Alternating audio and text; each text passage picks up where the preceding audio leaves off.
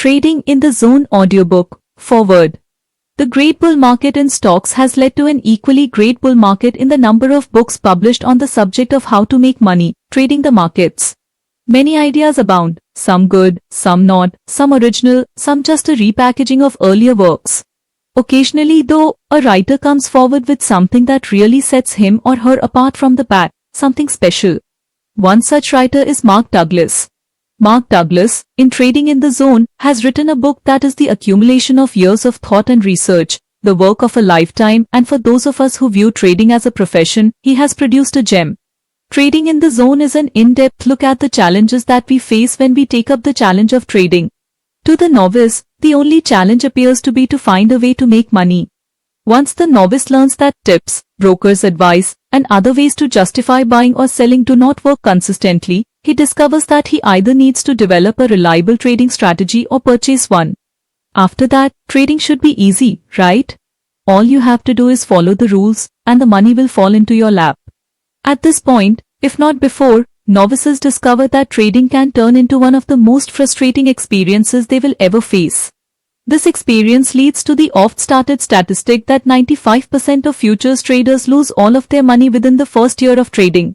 Stock traders generally experience the same results, which is why pundits always point to the fact that most stock traders fail to outperform a simple buy and hold investment scenario. So, why do people, the majority of whom are extremely successful in other occupations, fail so miserably as traders? Are successful traders born and not made? Mark Douglas says no. What's necessary, he says, is that the individual acquire the trader's mindset. It sounds easy, but the fact is, this mindset is very foreign when compared with the way our life experiences teach us to think about the world. That 95% failure rate makes sense when you consider how most of us experience life using skills learned as we grow. When it comes to trading, however, it turns out that the skills we learn to earn high marks in school, advance our careers, and create relationships with other people, the skills we are taught that should carry us through life, turn out to be inappropriate for trading. Traders, we find out, must learn to think in terms of probabilities and to surrender all of the skills we have acquired to achieve in virtually every other aspect of our lives. In Trading in the Zone, Mark Douglas teaches us how. He has put together a very valuable book. His sources are his own personal experiences as a trader, a trader's coach in Chicago, author, and lecturer in his field of trading psychology. My recommendation? Enjoy Douglas's Trading in the Zone, and, in doing so, develop a trader's mindset. Preface. The goal of any trader is to turn profits on a regular basis, yet so few people ever really make consistent money as traders. What accounts for the small percentage of traders who are consistently successful? To me, the determining factor is psychological. The consistent winners think differently from everyone else. I started trading in 1978. At the time, I was managing a commercial casualty insurance agency in the suburbs of Detroit, Michigan. I had a very successful career and thought I could easily transfer that success into trading. Unfortunately, I found that was not the case. By 1981, I was thoroughly disgusted with my inability to trade effectively while holding another job, so I moved to Chicago and got a job as a broker with Merrill Lynch at the Chicago Board of Trade. How did I do? Well, within 9 months of moving to Chicago, I had lost nearly everything I owned. My losses were the result of both my trading activities and my exorbitant lifestyle, which demanded that I make a lot of money as a trader. From these early experiences as a trader, I learned an enormous amount about myself and about the role of psychology in trading. As a result, in 1982, I started working on my first book, The Disciplined Trader, Developing Winning Attitudes. When I began this project, I had no concept of how difficult it was to write a book or explain something that I understood for myself in a manner and form that would be useful to other people. I thought it was going to take me between 6 and 9 months to get the job done. It took 7.5 years and was finally published by Prentice Hall in 1990. In 1983, I left Merrill Lynch to start a consulting firm, Trading Behavior Dynamics, where I presently develop and conduct seminars on trading psychology and act in the capacity of what is commonly referred to as a trading coach. I've done countless presentations for trading companies, clearing firms, brokerage houses, banks, and investment conferences all over the world. I've worked at a personal level, one-on-one, with virtually every type of trader in the business, including some of the biggest flow traders, hedgers, option specialists, and CTAs, as well as neophytes. As of this writing, I have spent the last 17 years dissecting the psychological dynamics behind trading so that I could develop effective methods for teaching the proper principles of success. What I've discovered is that, at the most fundamental level, there is a problem with the way we think. There is something inherent in the way our minds work that doesn't fit very well with the characteristics shown by the markets. Those traders who have confidence in their own trades, who trust themselves to do what needs to be done without hesitation, are the ones who become successful. They no longer fear the erratic behavior of the market. They learn to focus on the information that helps them spot opportunities to make a profit, rather than focusing on the information that reinforces their fears. While this may sound complicated, it all boils down to learning to believe that 1. You don't need to know what's going to happen next to make money. 2. Anything can happen. And 3. Every moment is unique, meaning every edge and outcome is truly a unique experience. The trade either works or it doesn't. In any case, you wait for the next edge to appear and go through the process again and again. With this approach, you will learn in a methodical, non-random fashion what works and what doesn't. And, just as important, you will build a sense of self-trust so that you won't damage yourself in an environment that has the unlimited qualities the markets have. Most traders don't believe that their trading problems are the result of the way they think about trading or, more specifically, how they are thinking while they are trading. In my first book, The Disciplined Trader, I identified the problems confronting the trader from a mental perspective and then built a philosophical framework for understanding the nature of these problems and why they exist. I had 5 major objectives in mind in writing Trading in the Zone: to prove to the trader that more or better market analysis is not the solution to his trading difficulties or lack of consistent results; to convince the trader that it's his attitude and state of mind that determine his results; to provide the trader with the specific beliefs and attitudes that are necessary to build a winner's mindset, which means learning how to think in probabilities; to address the many conflicts, contradictions, and paradoxes in thinking that cause the typical trader to assume that he already does think in probabilities when he really doesn't; to take the trader through a process that integrates this thinking strategy into his mental system at a functional level. Note: until recently, most traders were men, but I recognize that more and more women are joining the ranks. In an effort to avoid confusion and awkward phrasing, I have consistently used the pronoun he throughout this book in describing traders. This certainly does not reflect any bias on my part. Trading in the Zone presents a serious psychological approach to becoming a consistent winner in your trading. I do not offer a trading system. I am more interested in showing you how to think in the way necessary to become a profitable trader. I assume that you already have your own system, your own edge. You must learn to trust your edge. The edge means there is a higher probability of one outcome than another. The greater your confidence, the easier it will be to execute your trades. This book is designed to give you the insight and understanding you need about yourself and the nature of trading, so that actually doing it becomes as easy, simple, and stress-free as when you're just watching the market and thinking about doing it. In order to determine how well you think like a trader, take the following attitude survey. There are no right or wrong answers. Your answers are an indication of how consistent your current mental framework is with the way you need to think in order to get the most out of your trading. Attitude survey. 1. To make money as a trader, you have to know what the market is going to do next. Agree or disagree? 2. Sometimes I find myself thinking that there must be a way to trade without having to take a loss. Agree or disagree? 3. Making money as a trader is primarily a function of analysis. Agree or disagree? 4. Losses are an unavoidable component of trading. Agree or disagree? 5. My risk is always defined before I enter a trade. Agree or disagree? 6. In my mind, there is always a cost associated with finding out what the market may do next. Agree or disagree? 7. I wouldn't even bother putting on the next trade if I wasn't sure that it was going to be a winner. Agree or disagree? 8. The more a trader learns about the markets and how they behave, the easier it will be for him to execute his trades. Agree or disagree? 9. My methodology tells me exactly under what market conditions to either enter or exit a trade. Agree or disagree? 10.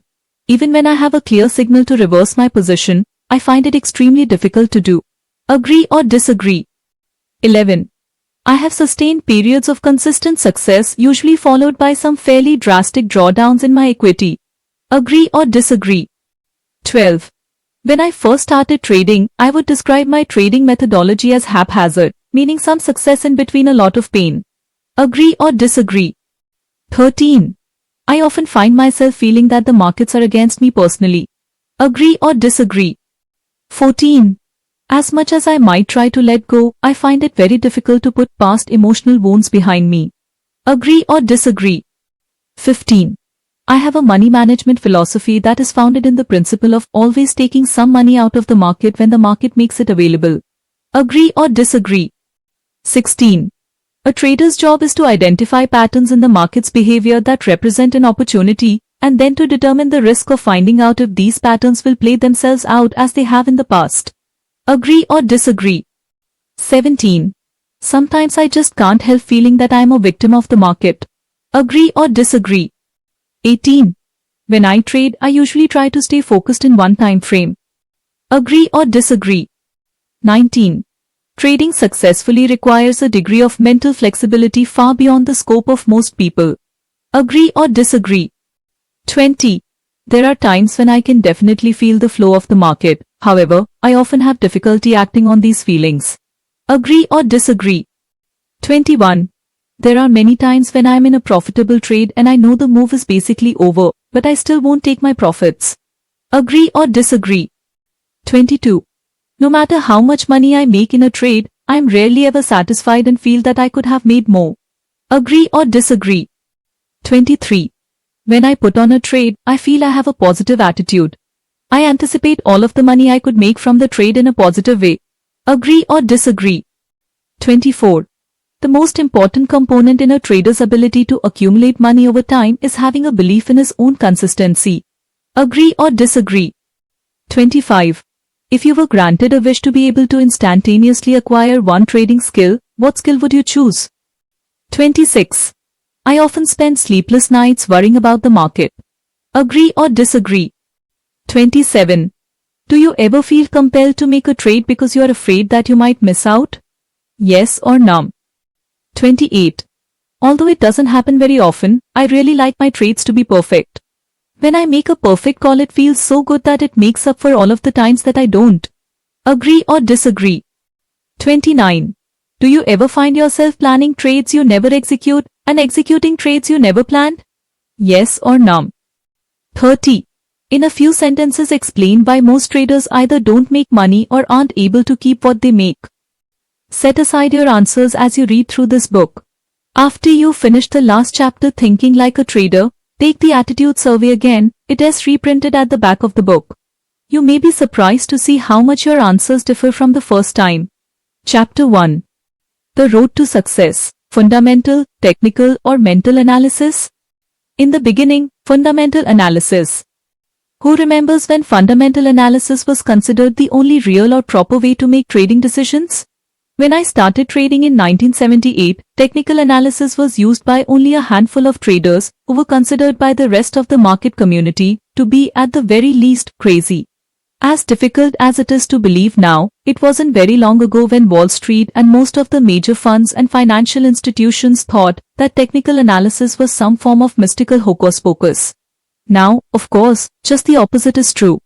Almost all experienced traders use some form of technical analysis to help them formulate their trading strategies.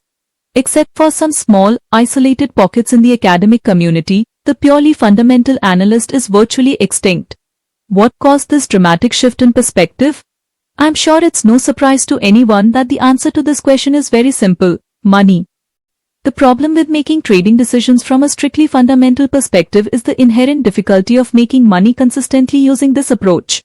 For those of you who may not be familiar with fundamental analysis, let me explain. Fundamental analysis attempts to take into consideration all the variables that could affect the relative balance or imbalance between the supply of and the possible demand for any particular stock, commodity or financial instrument. Using primarily mathematical models that weigh the significance of a variety of factors, interest rates, balance sheets, weather patterns, and numerous others, the analyst projects what the price should be at some point in the future.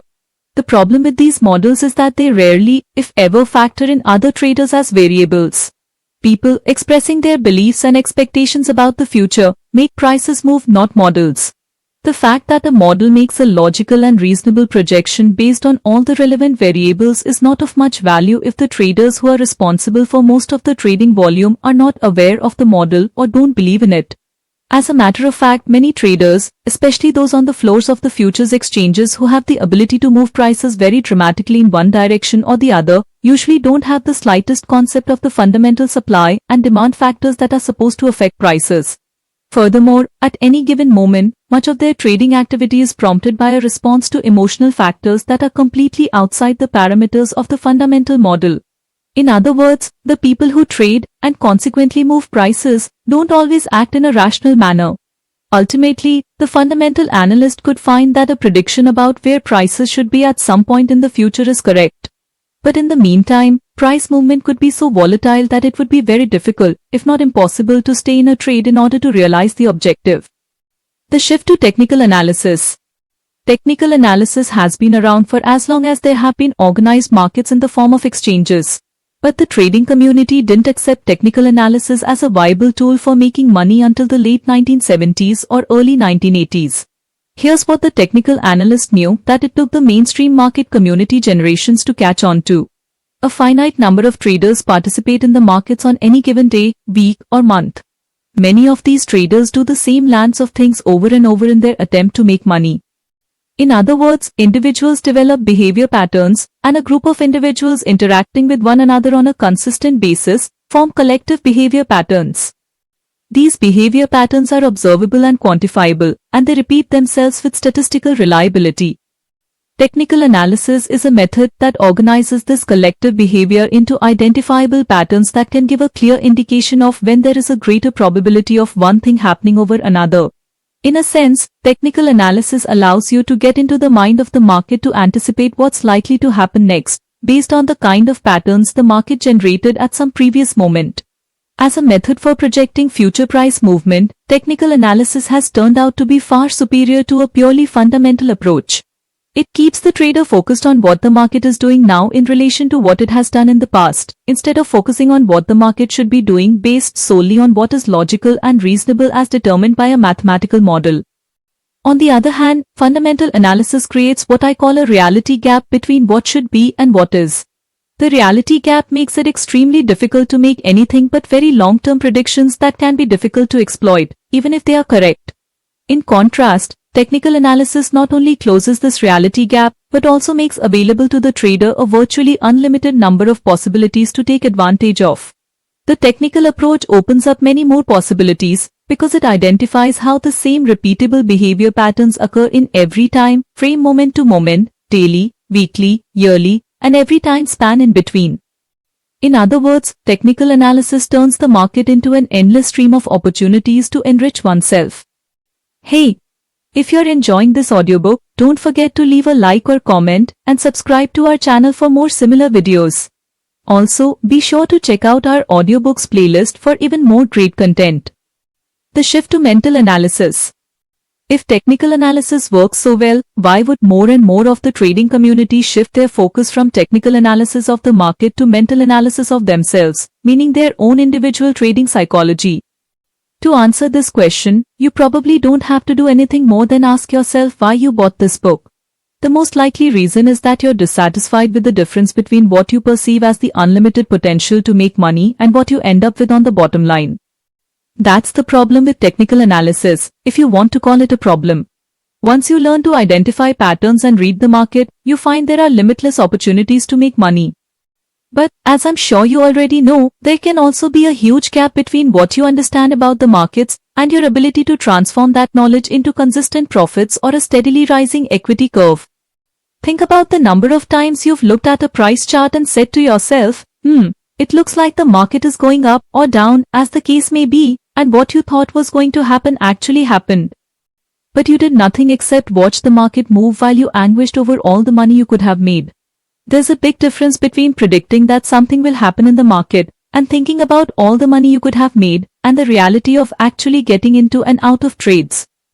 I call this difference, and others like it, a psychological gap that can make trading one of the most difficult endeavors you could choose to undertake and certainly one of the most mysterious to master. The big question is, can trading be mastered? Is it possible to experience trading with the same ease and simplicity implied when you are only watching the market and thinking about success, as opposed to actually having to put on and take off trades? Not only is the answer an unequivocal yes, but that's also exactly what this book is designed to give you, the insight and understanding you need about yourself and about the nature of trading. So the result is that actually doing it becomes as easy, simple, and stress-free as when you are just watching the market and thinking about doing it. This may seem like a tall order, and to some of you it may even seem impossible. But it's not. There are people who have mastered the art of trading, who have closed the gap between the possibilities available and their bottom-line performance. But as you might expect, these winners are relatively few in number compared with the number of traders who experience varying degrees of frustration, all the way to extreme exasperation, wondering why they can't create the consistent success they so desperately desire. In fact, the differences between these two groups of traders, the consistent winners and everyone else, are analogous to the differences between the Earth and the Moon. The Earth and Moon are both celestial bodies that exist in the same solar system, so they do have something in common. But they are as different in nature and characteristics as night and day. By the same token, anyone who puts on a trade can claim to be a trader, but when you compare the characteristics of the handful of consistent winners with the characteristics of most other traders, you'll find they're also as different as night and day. If going to the moon represents consistent success as a trader, we can say that getting to the moon is possible. The journey is extremely difficult, and only a handful of people have made it. From our perspective here on Earth, the moon is usually visible every night and it seems so close that we could just reach out and touch it. Trading successfully feels the same way. On any given day, week, or month, the markets make available vast amounts of money to anyone who has the capacity to put on a trade. Since the markets are in constant motion, this money is also constantly flowing, which makes the possibilities for success greatly magnified and seemingly within your grasp. I use the word seemingly to make an important distinction between the two groups of traders. For those who have learned how to be consistent, or have broken through what I call the threshold of consistency, the money is not only within their grasp, they can virtually take it at will. I'm sure that some will find this statement shocking or difficult to believe, but it is true. There are some limitations, but for the most part, money flows into the accounts of these traders with such ease and effortlessness that it literally boggles most people's minds. However, for the traders who have not evolved into this select group, the word seemingly means exactly what it implies. It seems as if the consistency or ultimate success they desire is at hand, or within their grasp, just before it slips away or evaporates before their eyes, time and time again. The only thing about trading that is consistent with this group is emotional pain. Yes, they certainly have moments of elation, but it is not an exaggeration to say that most of the time they are in a state of fear, anger, frustration, anxiety, disappointment, betrayal, and regret. So what separates these two groups of traders? Is it intelligence? Are the consistent winners just plain smarter than everyone else? Do they work harder? Are they better analysts, or do they have access to better trading systems? Do they possess inherent personality characteristics that make it easier for them to deal with the intense pressures of trading? All of these possibilities sound quite plausible, except when you consider that most of the trading industry's failures are also some of society's brightest and most accomplished people. The largest group of consistent losers is composed primarily of doctors, lawyers, engineers, scientists, CEOs, wealthy retirees, and entrepreneurs. Furthermore, most of the industry's best market analysts are the worst traders imaginable. Intelligence and good market analysis can the road to success certainly contribute to success, but they are not the defining factors that separate the consistent winners from everyone else. Well, if it isn't intelligence or better analysis, then what could it be? Having worked with some of the best and some of the worst traders in the business, and having helped some of the worst become some of the best, I can state without a doubt that there are specific reasons why the best traders consistently outperform everyone else. If I had to distill all of the reasons down to one, I would simply say that the best traders think differently from the rest. I know that doesn't sound very profound, but it does have profound implications if you consider what it means to think differently. To one degree or another, all of us think differently from everyone else. We may not always be mindful of this fact, it seems natural to assume that other people share our perceptions and interpretations of events. In fact, this assumption continues to seem valid until we find ourselves in a basic, fundamental disagreement with someone about something we both experienced. Other than our physical features, the way we think is what makes us unique, probably even more unique than our physical features do. Let's get back to traders. What is different about the way the best traders think as opposed to how those who are still struggling think? While the markets can be described as an arena of endless opportunities, they simultaneously confront the individual with some of the most sustained, adverse psychological conditions you can expose yourself to. At some point, everyone who trades learns something about the markets that will indicate when opportunities exist. But learning how to identify an opportunity to buy or sell does not mean that you have learned to think like a trader. The defining characteristic that separates the consistent winners from everyone else is this. The winners have attained a mindset, a unique set of attitudes that allows them to remain disciplined, focused, and above all, confident in spite of the adverse conditions.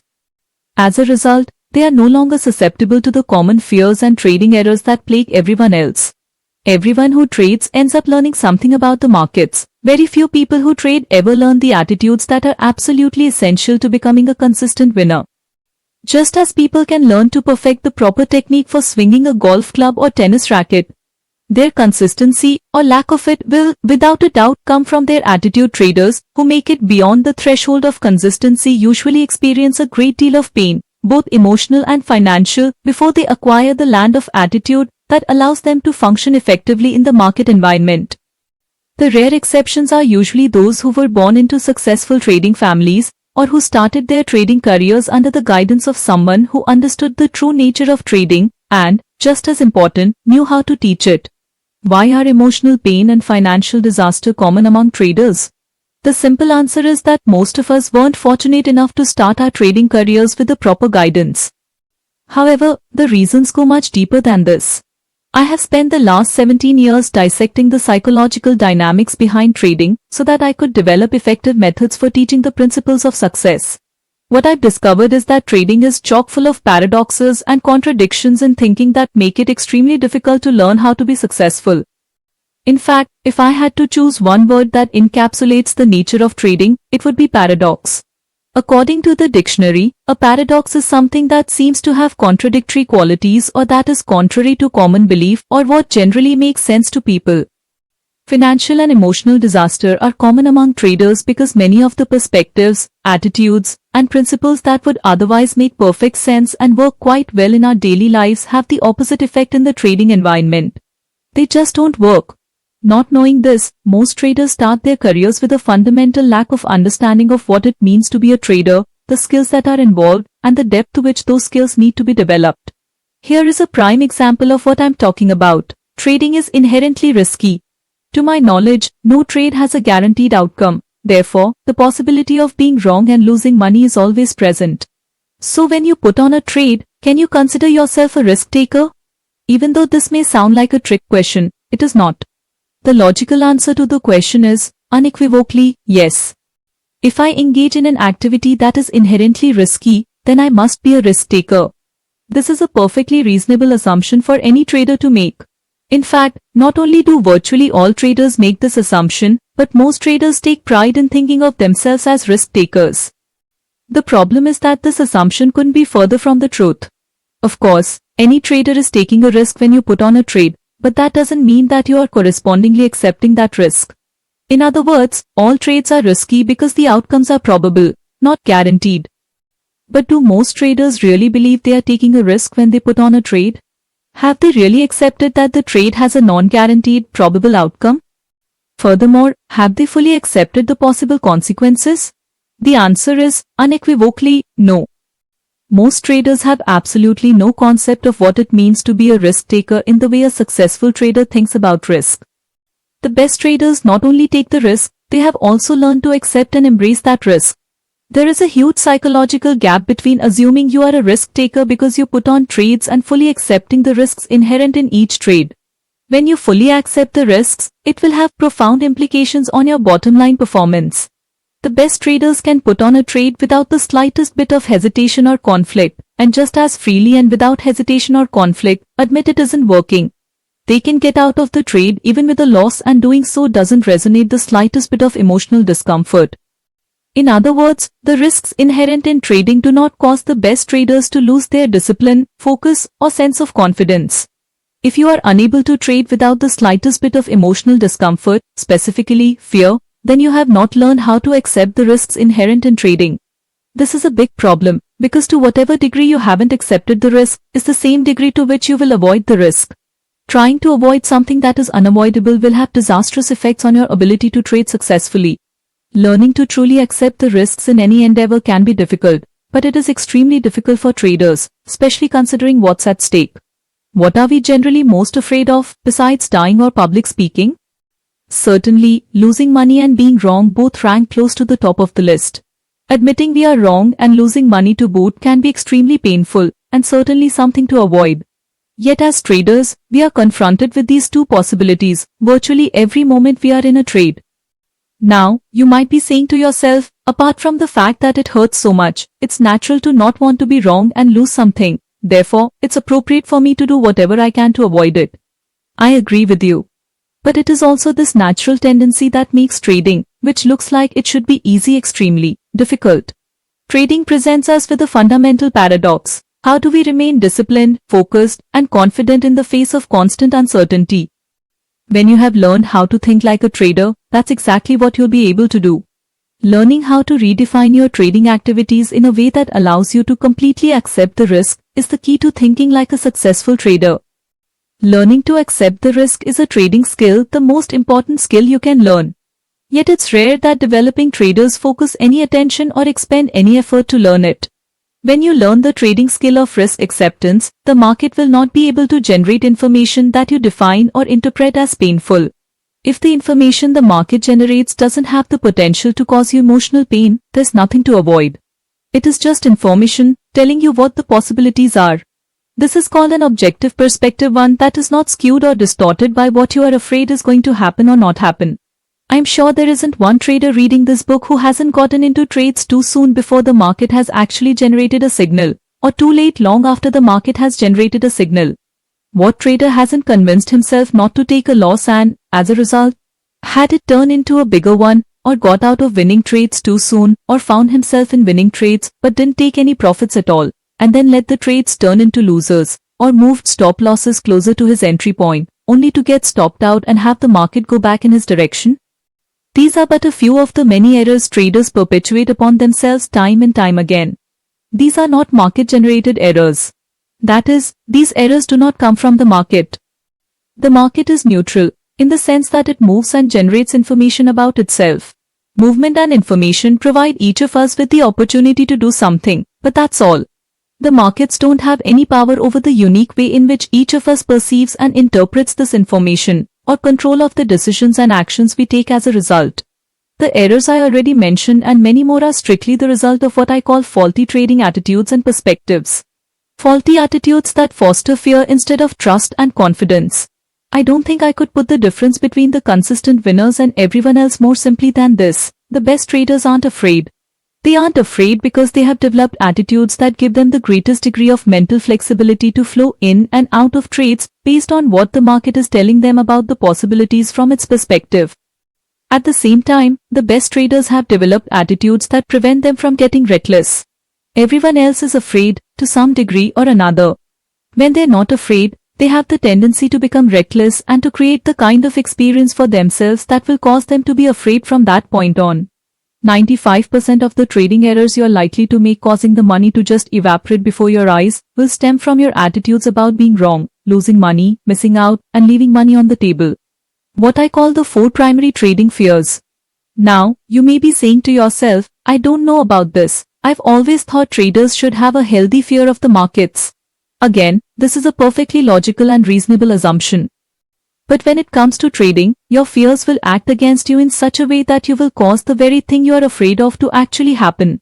If you're afraid of being wrong, your fear will act upon your perception of market information in a way that will cause you to do something that ends up making you wrong. When you are fearful, no other possibilities exist. You can't perceive other possibilities or act on them properly, even if you did manage to perceive them, because fear is immobilizing. Physically, it causes us to freeze or run. Mentally, it causes us to narrow our focus of attention to the object of our fear. This means that thoughts about other possibilities, as well as other available information from the market, get blocked. You won't think about all the rational things you've learned about the market until you are no longer afraid and the event is over. Then you will think to yourself, I knew that. Why didn't I think of it then? Or, why couldn't I act on it then? It's extremely difficult to perceive that the source of these problems is our own inappropriate attitudes. That's what makes fear so insidious. Many of the thinking patterns that adversely affect our trading are a function of the natural ways in which we were brought up to think and see the world. These thinking patterns are so deeply ingrained that it rarely occurs to us that the source of our trading difficulties is internal, derived from our state of mind. Indeed, it seems much more natural to see the source of a problem as external, in the market, because it feels like the market is causing our pain, frustration, and dissatisfaction. Obviously, these are abstract concepts and certainly not something most traders are going to concern themselves with. Yet understanding the relationship between beliefs, attitudes, and perception is as fundamental to trading as learning how to serve is to tennis, or as learning how to swing a club is to golf. Put another way, understanding and controlling your perception of market information is important only to the extent that you want to achieve consistent results. I say this because there is something else about trading that is as true as the statement I just made. You don't have to know anything about yourself or the markets to put on a winning trade, just as you don't have to know the proper way to swing a tennis racket or golf club in order to hit a good shot from time to time. The first time I played golf, I hit several good shots throughout the game even though I hadn't learned any particular technique, but my score was still over 120 for 18 holes. Obviously, to improve my overall score, I needed to learn technique. Of course, the same is true for trading. We need technique to achieve consistency. But what technique? This is truly one of the most perplexing aspects of learning how to trade effectively. If we aren't aware of or don't understand how our beliefs and attitudes affect our perception of market information, it will seem as if it is the market's behavior that is causing the lack of consistency. As a result, it would stand to reason that the best way to avoid losses and become consistent would be to learn more about the markets. This bit of logic is a trap that almost all traders fall into at some point, and it seems to make perfect sense. But this approach doesn't work. The market simply offers too many often conflicting variables to consider. Furthermore, there are no limits to the market's behavior. It can do anything at any moment. As a matter of fact, because every person who trades is a market variable, it can be said that any single trader can cause virtually anything to happen. This means that no matter how much you learn about the market's behavior, no matter how brilliant an analyst you become, you will never learn enough to anticipate every possible way that the market can make you wrong or cause you to lose money. So if you're afraid of being wrong or losing money, it means you will never learn enough to compensate for the negative effects these fears will have on your ability to be objective and your ability to act without hesitation. In other words, you won't be confident in the face of constant uncertainty. The hard, cold reality of trading is that every trade has an uncertain outcome. Unless you learn to completely accept the possibility of an uncertain outcome, you will try either consciously or unconsciously to avoid any possibility you define as painful. In the process, you will subject yourself to any number of self-generated, costly errors. Now, I am not suggesting that we don't need some form of market analysis or methodology to define opportunities and allow us to recognize them. We certainly do.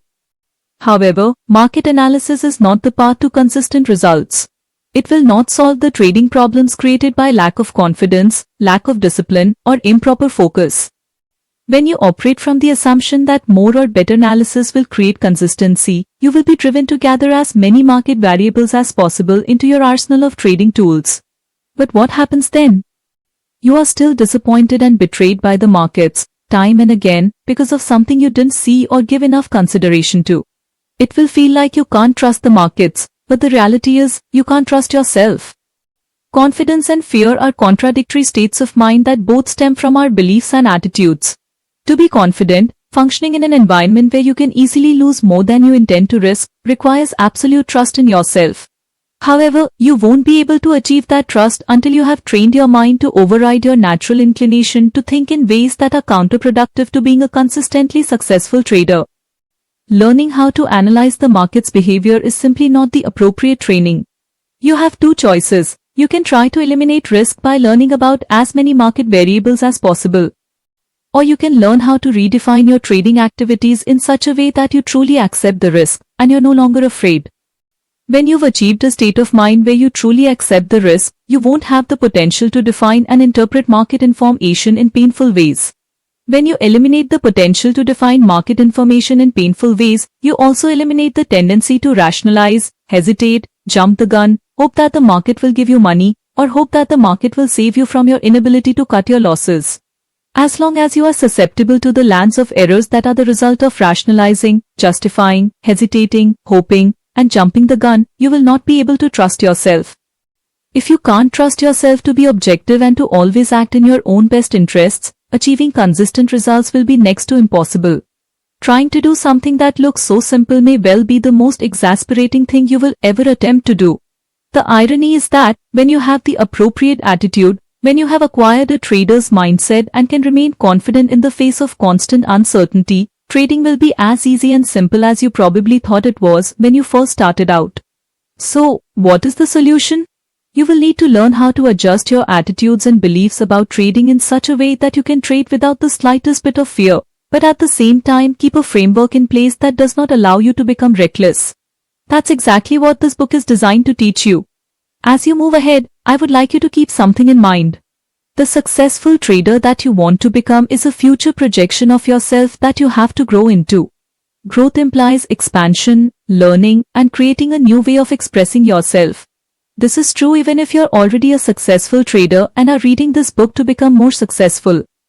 Many of the new ways in which you will learn to express yourself will be in direct conflict with ideas and beliefs you presently hold about the nature of trading. You may or may not already be aware of some of these beliefs. In any case, what you currently hold to be true about the nature of trading will argue to keep things just the way they are, in spite of your frustrations and unsatisfying results. These internal arguments are natural. My challenge in this book is to help you resolve these arguments as efficiently as possible. Your willingness to consider that other possibilities exist, possibilities that you may not be aware of or may not have given enough consideration to, will obviously make the learning process faster and easier. Hey! If you're enjoying this audiobook, don't forget to leave a like or comment and subscribe to our channel for more similar videos. Also, be sure to check out our audiobooks playlist for even more great content. Chapter 2. The Lure and the Dangers of Trading. In January 1994, I was asked to speak at a trading conference in Chicago, sponsored by Futures magazine. At one of the luncheons, I happened to be sitting next to an editor for one of the major publishers of books about trading. We were having a lively conversation about why so few people become successful at trading, even people who are otherwise very accomplished. At one point, the editor asked me if a possible explanation for this phenomenon might be that people were getting into trading for the wrong reasons. The attraction. I had to pause for a moment to think about this. I agree that many of the typical reasons people are motivated to trade. The action, euphoria, desire to be a hero, the attention one can draw to himself by winning, or the self-pity that comes from losing, create problems that will ultimately detract from a trader's performance and overall success. But the true underlying attraction to trading is far more fundamental and universal. Trading is an activity that offers the individual unlimited freedom of creative expression, a freedom of expression that has been denied most of us for most of our lives. Of course, the editor asked me what I meant by this. I explained that in the trading environment, we make almost all of the rules. This means there are very few restrictions or boundaries on how we can choose to express ourselves. Of course, there are some formalities, such as having to become a member of an exchange to be a floor trader, or meeting the minimum financial requirements to open a brokerage account if you're an off-the-floor trader. But otherwise, once you are in a position to start trading, the possibilities that exist for how you go about doing it are virtually limitless. I went on to give him an example from a seminar I attended several years ago. Someone had calculated that, if you combine bond futures, bond options, and the cash bond markets, there would be over 8 billion possible spread combinations. Now add the timing considerations based on how you read the revealing market conditions, and the various ways to trade become virtually limitless. The editor paused for a moment and asked, but why would having access to such an unrestricted environment result in fairly consistent failure? I answered, Because unlimited possibilities coupled with the unlimited freedom to take advantage of those possibilities present the individual with unique and specialized psychological challenges. Challenges that very few people are properly equipped to deal with or have any awareness of for that matter, and people can't exactly work on overcoming something if they don't even know it's a problem. The freedom is great. All of us seem to naturally want it, strive for it, even crave it. But that doesn't mean that we have the appropriate psychological resources to operate effectively in an environment that has few, if any, boundaries, and where the potential to do enormous damage to ourselves exists.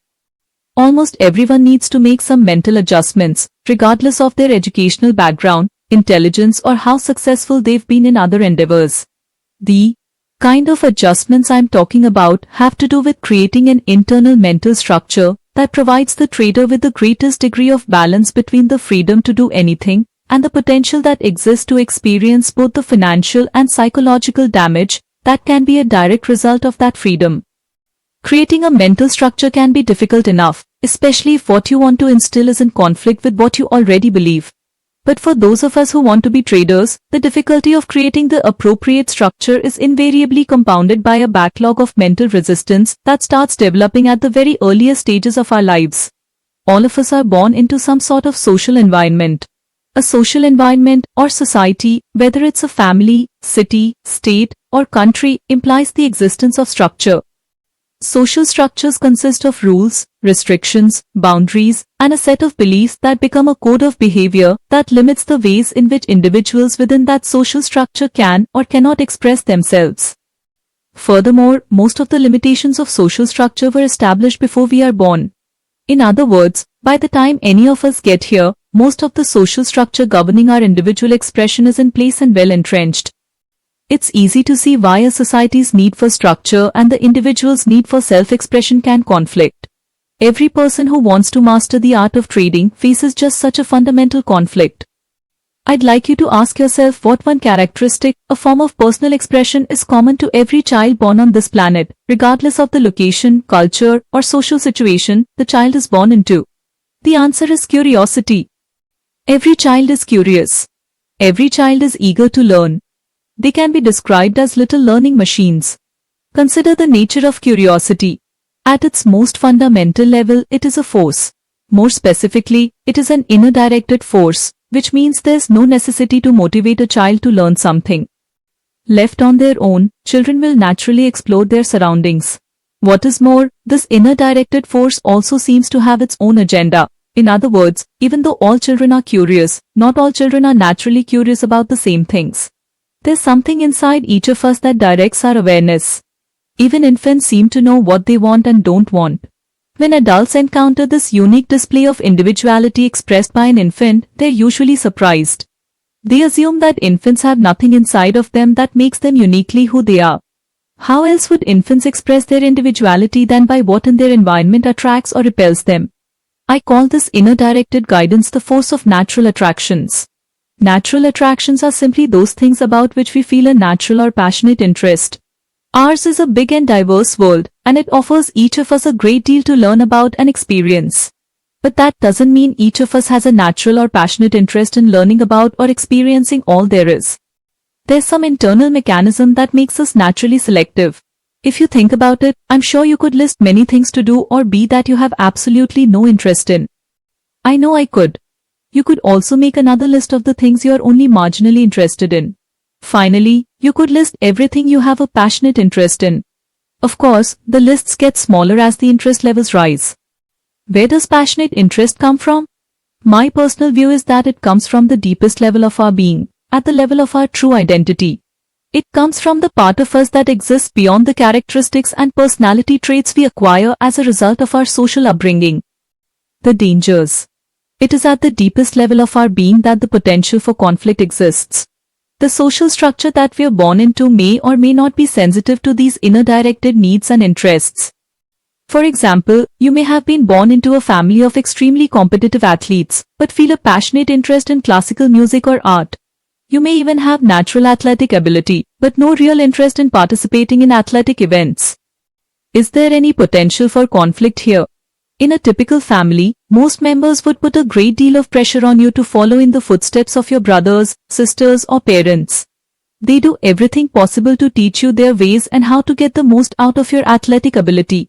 They discourage you from seriously pursuing any other interests. You go along with what they want because you don't want to be ostracized, but at the same time, doing what they want you to do just doesn't feel right, although everything you've learned and been taught argues in favor of becoming an athlete. The problem is, it doesn't feel like who you are. The conflicts that result from what we are taught about who we are supposed to be and the feeling that resonates at the deepest levels of our being is not at all uncommon. I would say that many, if not most people, grow up in a family and cultural environment that gives little, if any objective, non-judgmental support to the unique ways in which we feel compelled to express ourselves. This lack of support is not simply an absence of encouragement.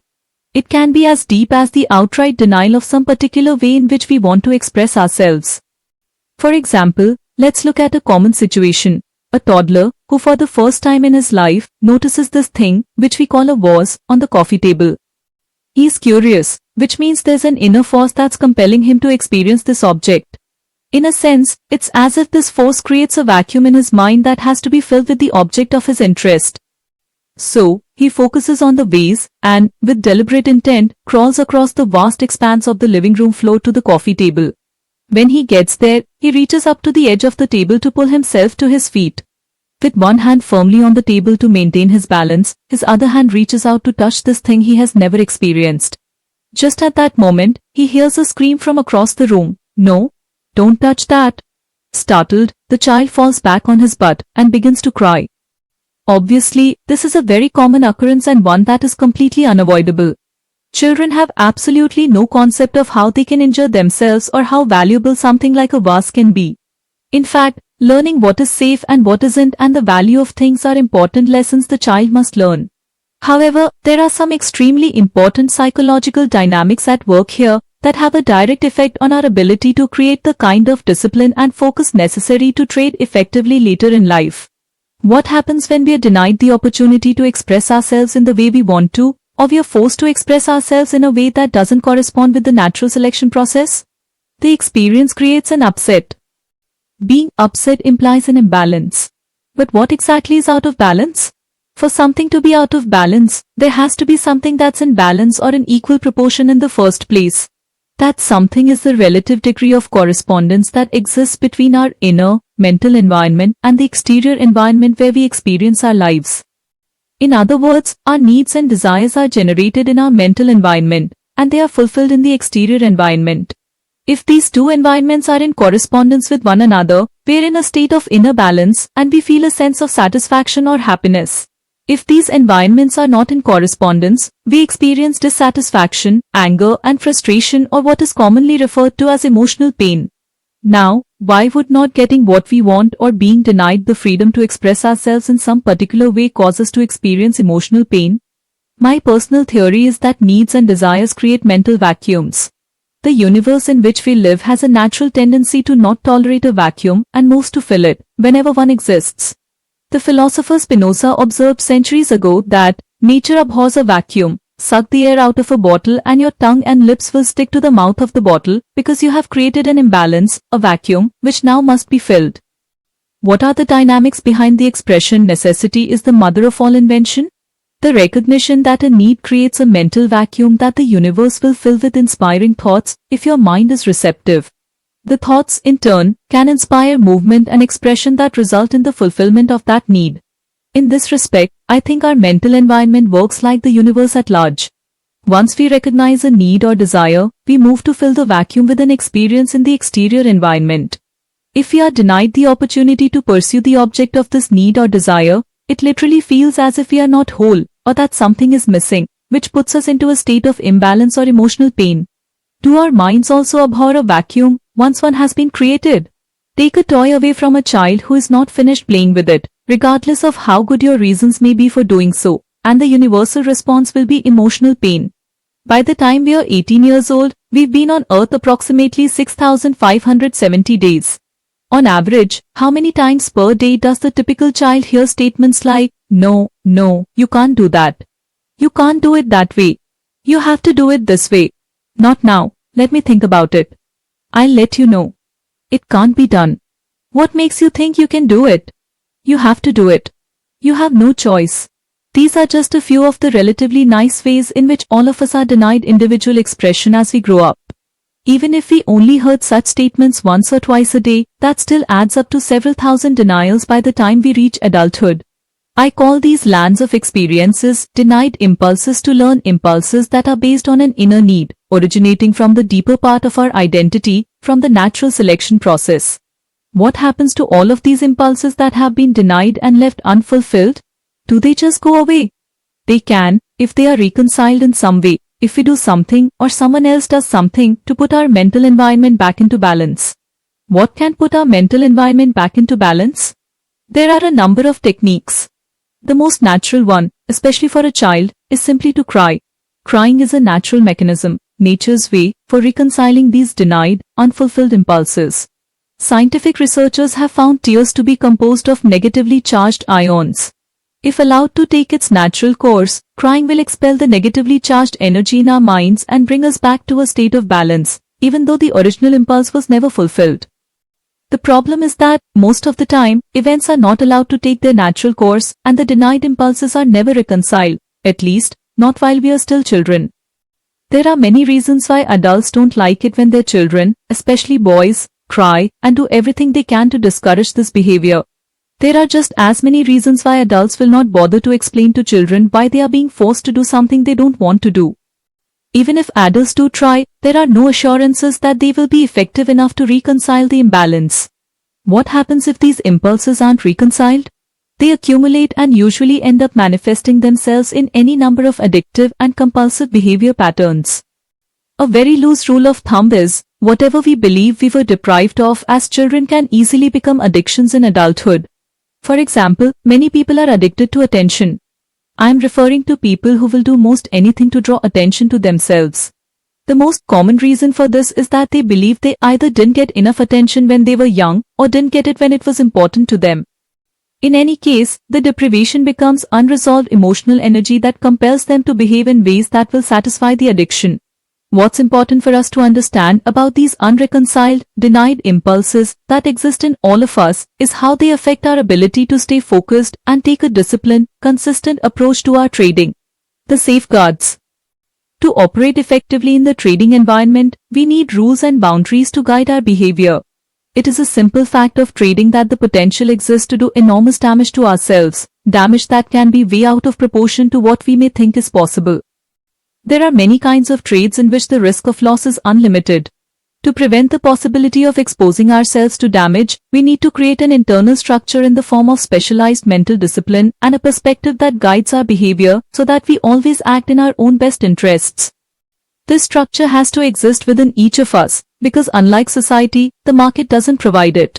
The markets provide structure in the form of behavior patterns that indicate when an opportunity to buy or sell exists. But that's where the structure ends with a simple indication. Otherwise, from each individual's perspective, there are no formalized rules to guide your behavior. There aren't even any beginnings, middles, or endings as there are in virtually every other activity we participate in. This is an extremely important distinction with profound psychological implications. The market is like a stream that is in constant motion. It doesn't start, stop, or wait. Even when the markets are closed, prices are still in motion.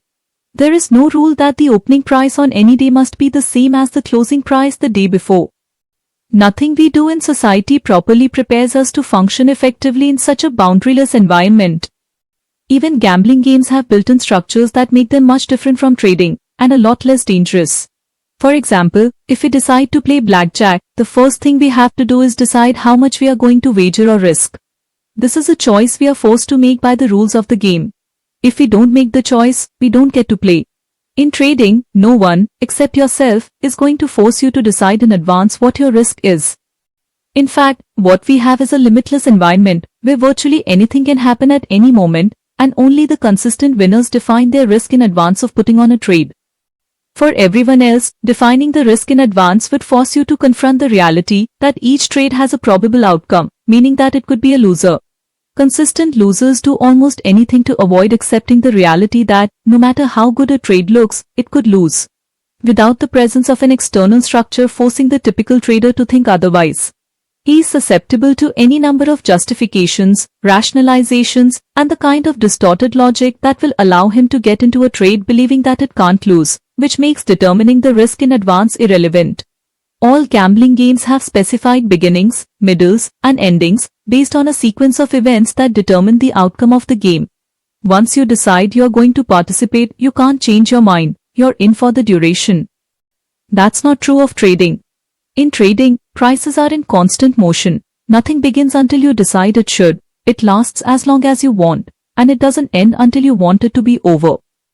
Regardless of what you may have planned or wanted to do, any number of psychological factors can come into play, causing you to become distracted, change your mind, become scared or overconfident. In other words, causing you to behave in ways that are erratic and unintended.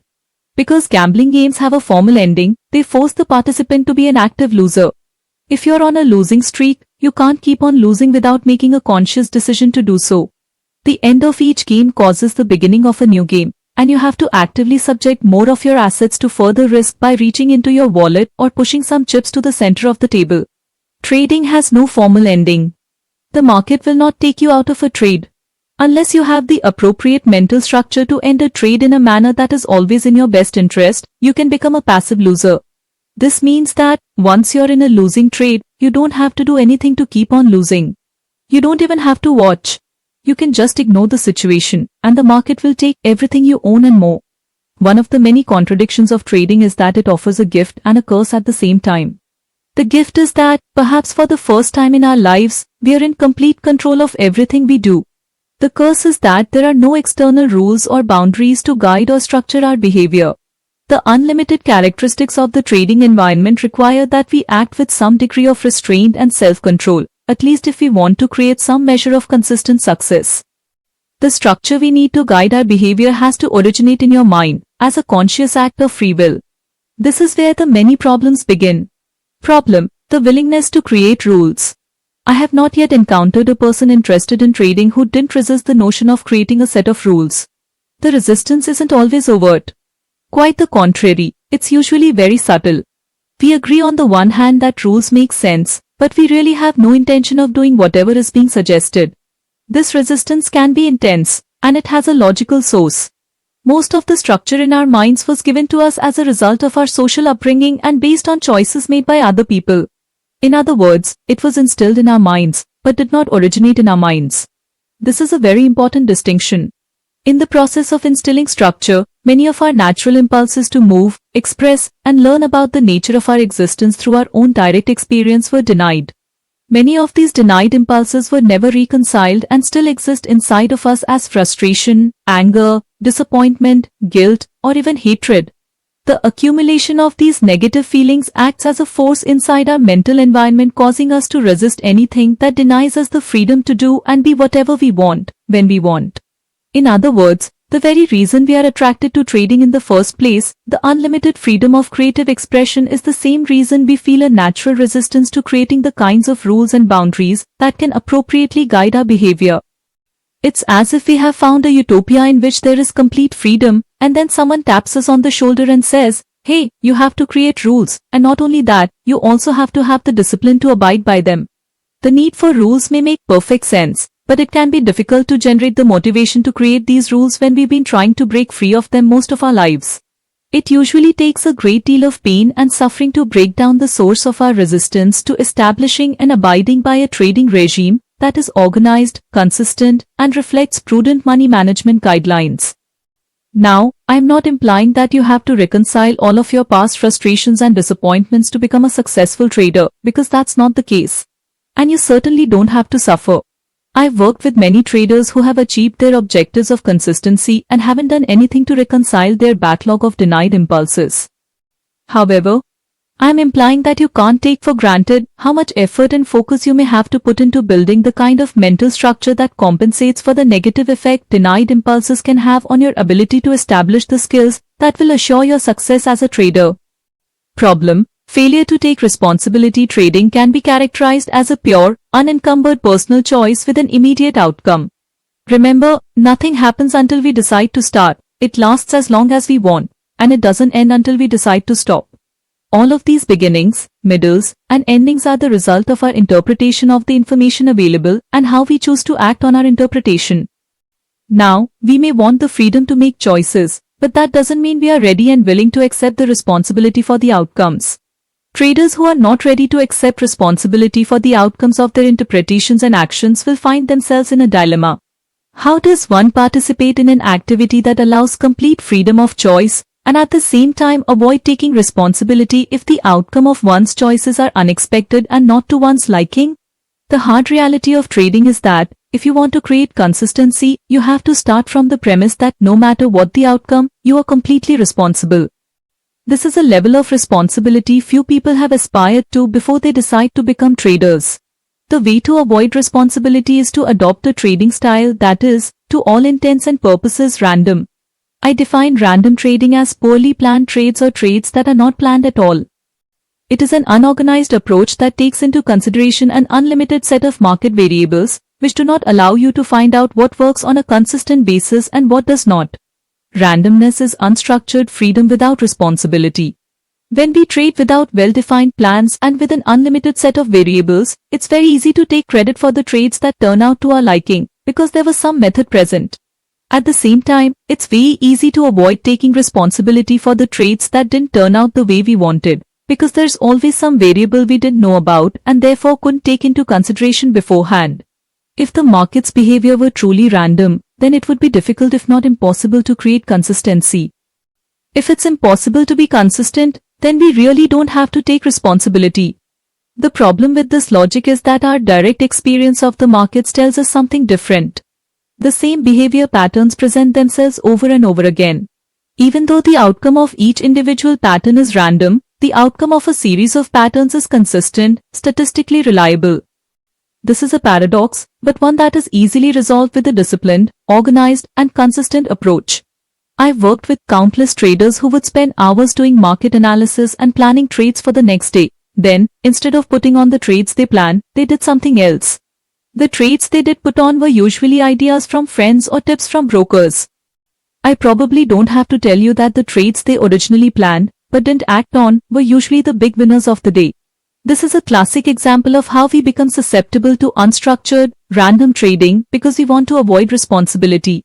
When we act on our own ideas, we put our creative abilities on the line and we get instant feedback on how well our ideas worked.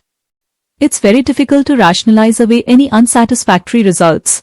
On the other hand, when we enter an unplanned, random trade, it's much easier to shift the responsibility by blaming the friend or the broker for their bad ideas. There's something else about the nature of trading that makes it easy to escape the responsibility that comes with creating structure in favor of trading randomly. It is the fact that any trade has the potential to be a winner, even a big winner. That big winning trade can come your way whether you are a great analyst or a lousy one, whether you do or don't take responsibility. It takes effort to create the kind of disciplined approach that is necessary to become a consistent winner. But, as you can see, it's very easy to avoid this kind of mental work in favor of trading with an undisciplined, random approach. Problem: addiction to random rewards. Several studies have been done on the psychological effects of random rewards on monkeys. For example, if you teach a monkey to do a task and consistently reward it every time the task is done, the monkey quickly learns to associate a specific outcome with the efforts. If you stop rewarding it for doing the task, within a very short period of time the monkey will simply stop doing the task. It won't waste its energy doing something that it has now learned it won't be rewarded for. However, the monkey's response to being cut off from the reward is very different if you start out on a purely random schedule instead of a consistent one. When you stop offering the reward, there's no way the monkey can know that it will never be rewarded again for doing that task. Every time it was rewarded in the past, the reward came as a surprise. As a result, from the monkey's perspective, there's no reason to quit doing the task. The monkey keeps on doing the task, even without being rewarded for doing it. Some will continue indefinitely. I'm not sure why we are susceptible to becoming addicted to random rewards. If I had to guess, I would say that it probably has something to do with the euphoria, inducing chemicals that are released in our brains when we experience an unexpected, pleasant surprise. If a reward is random, we never know for sure if and when we might receive it, so expending energy and resources in the hope of experiencing that wonderful feeling of surprise again isn't difficult. In fact, for many people it can be very addicting. On the other hand, when we expect a particular outcome and it doesn't come about, we are disappointed and feel bad. If we do it again and get the same disappointing outcome, it isn't likely that we will keep doing something we know will cause us emotional pain. The problem with any addiction is that it leaves us in a state of choicelessness. To whatever degree the addiction dominates our state of mind, to that same degree our focus and efforts will be geared towards fulfilling the object of that addiction. Other possibilities that exist in any given moment to fulfill other needs, like the need to trust ourselves and not to subject too many of our assets to risk, are either ignored or dismissed. We feel powerless to act in any other way than to satisfy the addiction. An addiction to random rewards is particularly troublesome for traders, because it is another source of resistance to creating the kind of mental structure that produces consistency. Problem: external versus internal control. Our upbringing has programmed us to function in a social environment, which means we've acquired certain thinking strategies for fulfilling our needs, wants, and desires that are geared towards social interaction. Not only have we learned to depend on each other to fulfill the needs, wants and desires we cannot fulfill completely on our own, but in the process we've acquired many socially based controlling and manipulating techniques for assuring that other people behave in a manner that is consistent with what we want. The markets may seem like a social endeavor because there are so many people involved, but they're not. If, in today's modern society, we have learned to depend on each other to fulfill basic needs, then the market environment, even though it exists in the midst of modern society, can be characterized as a psychological wilderness, where it's truly every man or woman for himself or herself. Not only can we not depend on the market to do anything for us, but it is extremely difficult, if not impossible, to manipulate or control anything that the market does. Now, if we've become effective at fulfilling our needs, wants, and desires by learning how to control and manipulate our environment, but suddenly find ourselves, as traders, in an environment that does not know, care, or respond to anything that is important to us, where does that leave us? You're right if you said up the proverbial creek without a paddle. One of the principal reasons so many successful people have failed miserably at trading is that their success is partly attributable to their superior ability to manipulate and control the social environment, to respond to what they want. To some degree, all of us have learned or developed techniques to make the external environment conform to our mental, interior environment. The problem is that none of these techniques work with the market. The market doesn't respond to control and manipulation, unless you're a very large trader. However, we can control our perception and interpretation of market information, as well as our own behavior. Instead of controlling our surroundings so they conform to our idea of the way things should be, we can learn to control ourselves. Then we can perceive information from the most objective perspective possible, and structure our mental environment so that we always behave in a manner that is in our own best interest. Hey! If you're enjoying this audiobook, don't forget to leave a like or comment, and subscribe to our channel for more similar videos. Also, be sure to check out our audiobooks playlist for even more great content. Chapter 3: Taking Responsibility. Although the words taking responsibility sound simple, the concept is neither easy to grasp nor easy to put into practice in your trading. We have all heard the words and been confronted with the need to take responsibility so many times in our lives that it is easy to take for granted that we know exactly what the phrase means. Taking responsibility in your trading and learning the appropriate principles of success are inextricably connected. You have to understand, with every fiber of your being, the ways in which you are and are not responsible for your success as a trader. Only then can you take on the characteristics that will allow you to join the select group of traders who are consistently successful in the markets. At the end of Chapter 1, I introduced the idea of stepping into a future projection of yourself. In other words, the consistently successful trader that you want to become doesn't exist yet. You must create a new version of yourself, just as a sculptor creates a likeness of a model. Shaping your mental environment. The tools you will use to create this new version of yourself are your willingness and desire to learn, fueled by your passion to be successful. If the willingness and desire to learn are your primary tools, then what is your medium? An artist creating a sculpture can choose to work in a number of mediums, clay, marble, or metal for example, but if you want to create a new version of your personality that expresses itself as a consistently successful trader, you have only your beliefs and attitudes. The medium for your artistic endeavor will be your mental environment, where with your desire to learn, you can restructure and install the beliefs and attitudes that are necessary to achieve your ultimate goal.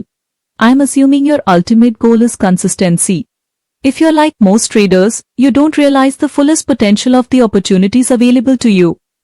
To realize more and more of that potential, to make it more and more of a reality in your life, your primary goal has to be to learn how to think like a consistently successful trader. Remember, the best traders think in a number of unique ways.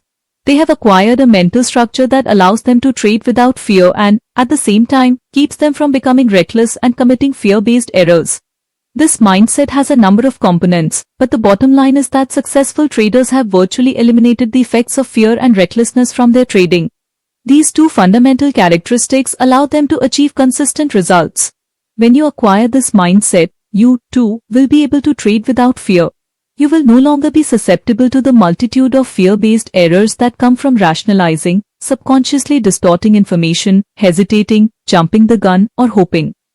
Once the fear is gone, there just won't be a reason to make these errors and, as a result, they will virtually disappear from your trading. However, eliminating fear is only half the equation. The other half is the need to develop restraint. Excellent traders have learned that it is essential to have internal discipline or a mental mechanism to counteract the negative effects of euphoria or the overconfidence that comes from a string of winning trades.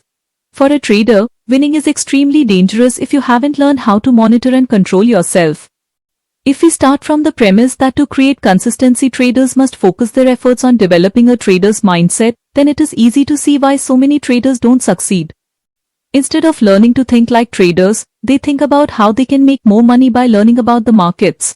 It's almost impossible not to fall into this trap. There are a number of psychological factors that make it very easy to assume that it's what you don't know about the markets that causes your losses and lack of consistent results. However, that's just not the case. The consistency you seek is in your mind, not in the markets. It's attitudes and beliefs about being wrong, losing money, and the tendency to become reckless when you're feeling good that cause most losses, not technique or market knowledge. For example, if you could choose one of the following two traders to manage your money, which one would you pick? The first trader uses a simple, possibly even mediocre trading technique, but possesses a mindset that is not susceptible to subconsciously distorting market information, hesitating, rationalizing, hoping, or jumping the gun. The second trader is a phenomenal analyst, but is still operating out of the typical fears that make him susceptible to all of the psychological maladies that the other trader is free of. The right choice should be obvious. The first trader is going to achieve far better results with your money. Attitude produces better overall results than analysis or technique. Of course, the ideal situation is to have both, but you really don't need both, because if you have the right attitude, the right mindset, then everything else about trading will be relatively easy, even simple, and certainly a lot more fun. I know for some of you this may be difficult to believe, or even distressing, especially if you've been struggling for years to learn everything you can about the market. Interestingly, most traders are closer to the way they need to think when they first begin trading than at any other time in their careers. Many people begin trading with a very unrealistic concept of the inherent dangers involved. This is particularly true if their first trade is a winner. Then they go into the second trade with little or no fear. If that trade is a winner, they go into the next trade with even less concern for what would otherwise be the unacceptable possibility of a loss. Each subsequent win convinces them that there is nothing to fear and that trading is the easiest possible way to make money. This lack of fear translates into a carefree state of mind, similar to the state of mind many great athletes describe as a zone. If you've ever had the occasion to experience the zone in some sport, then you know it is a state of mind in which there is absolutely no fear and you act and react instinctively. You don't weigh alternatives or consider consequences or second-guess yourself. You are in the moment and just doing it. Whatever you do turns out to be exactly what needed to be done. Most athletes never reach this level of play because they never get past the fear of making a mistake. Athletes who reach the point where there is absolutely no fear of the consequences of screwing up will usually and quite spontaneously enter into the zone.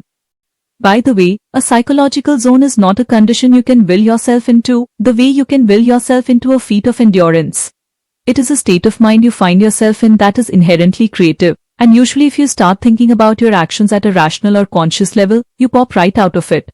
Even though you cannot force or will yourself into a zone, you can set up the kind of mental conditions that are most conducive to experiencing the zone by developing a positive winning attitude. I define a positive winning attitude as expecting a positive result from your efforts, with an acceptance that whatever results you get are a perfect reflection of your level of development and what you need to learn to do better. That's what the great athletes have, a winning attitude that allows them to easily move beyond their mistakes and keep going. Others get bogged down in negative self-criticism, regret, and self-pity. Not many people ever develop a positive winning attitude. The curious anomaly of trading is that, if you start with a winning trade, you will automatically experience the kind of carefree mindset that is a byproduct of a winning attitude, without having developed the attitude itself. I know this may sound a bit confusing, but it has some profound implications. If a few winning traits can cause you to enter into the kind of carefree state of mind that is an essential component to your success, but is not founded on the appropriate attitudes, then what you have is a prescription for extreme misunderstanding about the nature of trading that inevitably results in both emotional and financial disaster. Putting on a few, or more, winning traits does not mean you have become a trader, but that's the way it feels, because it taps us into a state of mind that only the most accomplished people experience on a consistent basis.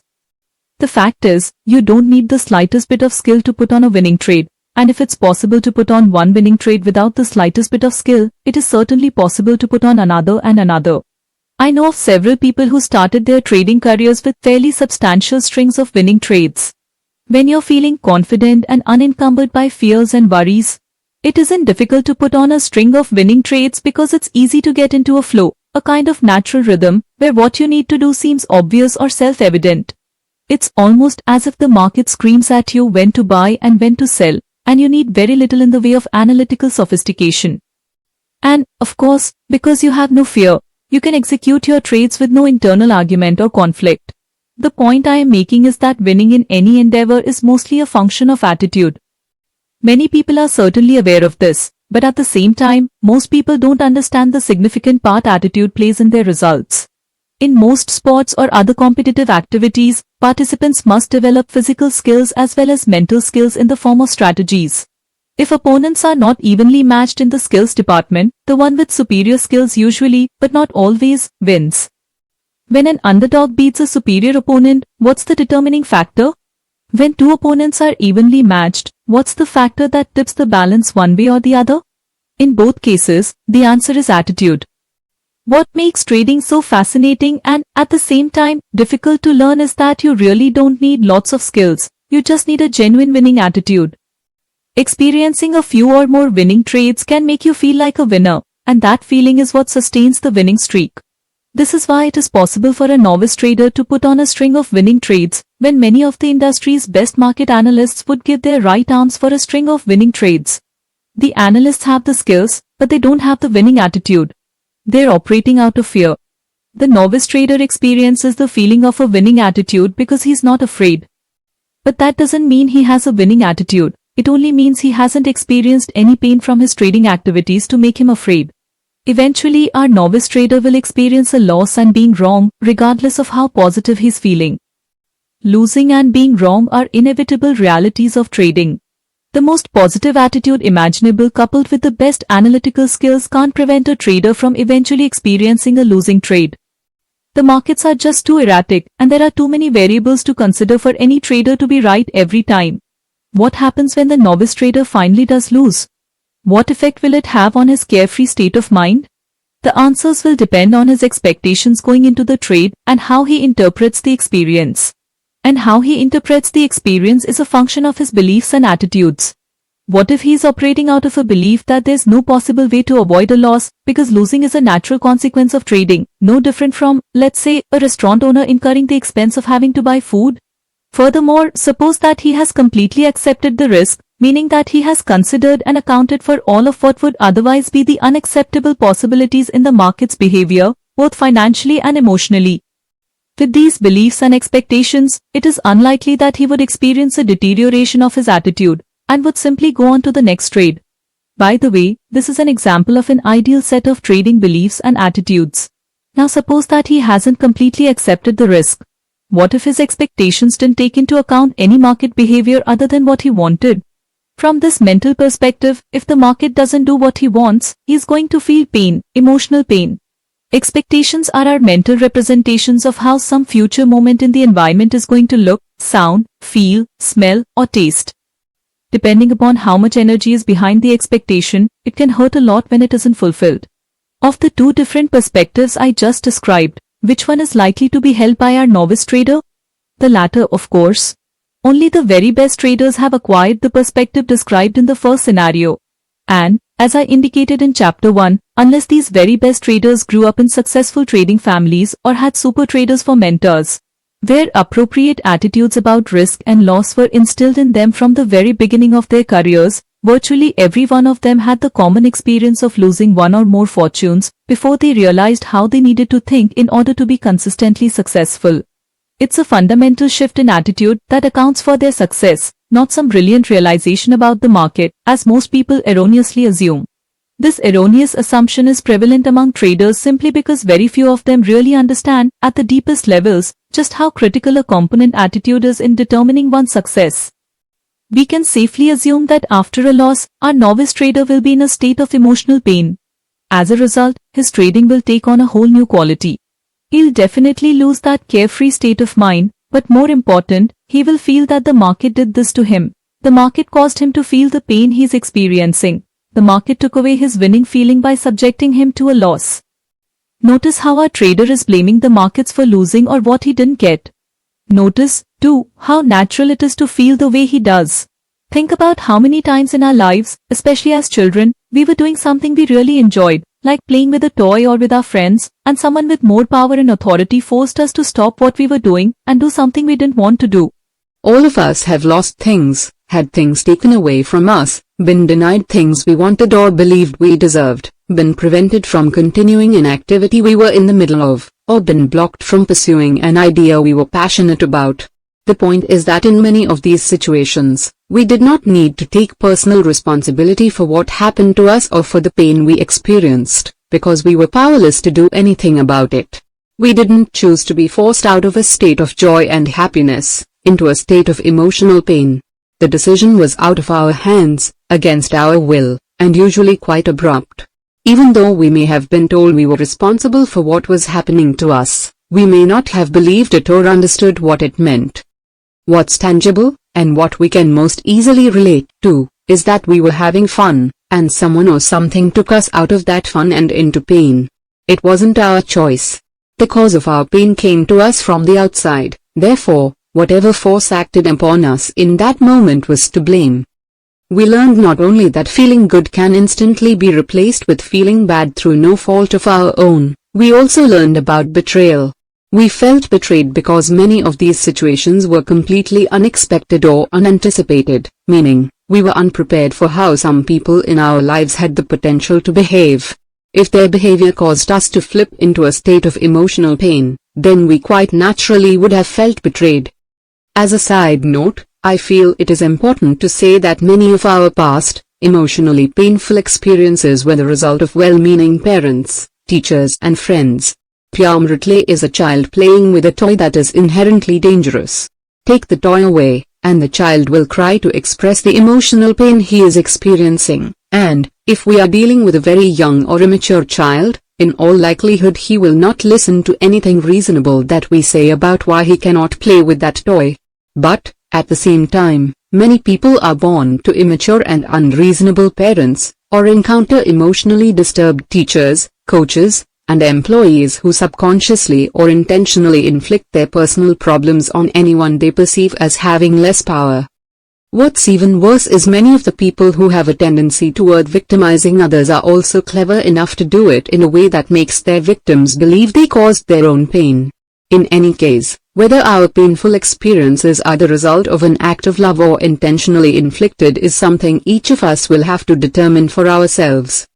The bottom line is that, as adults, when we get into a trading mode, we don't realize how natural it is to associate the instantaneous shift from joy to pain that we experienced so often as children with the same instantaneous shift from joy to pain that occurs when we trade. The implications are that if we haven't learned to accept the inherent risks of trading and don't know how to guard against making these natural connections between our past and the present, we will end up blaming the market for our results instead of taking responsibility for them. Even though most people who trade consider themselves responsible adults, only the very best traders have reached a point where they can and do accept complete responsibility for the outcome of any particular trade.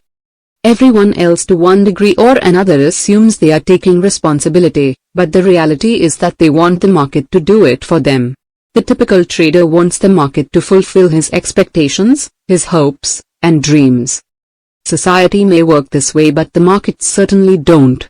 In society, we can expect other people to behave in reasonable and responsible ways. When they don't, and if we suffer as a result, society makes remedies available to rectify the imbalance and make us whole again. The market, on the other hand, has no responsibility to give us anything or do anything that would benefit us. This may not be the way markets are advertised and certainly not the impression they want to project, but the reality is, every trader who participates in the markets does so for his own benefit. The only way one trader can benefit is if some other trader loses, whether the loss is in actual dollars as in a futures trade, or lost opportunity as in a stock trade. When you put on a trade, it is in anticipation of making money. Every other trader in the world who puts on a trade does so for the same reason. When you look at your relationship with the market from this perspective, you could say that your purpose is to extract money from the markets, but, by the same token, the market's sole purpose is to extract money or opportunity from you.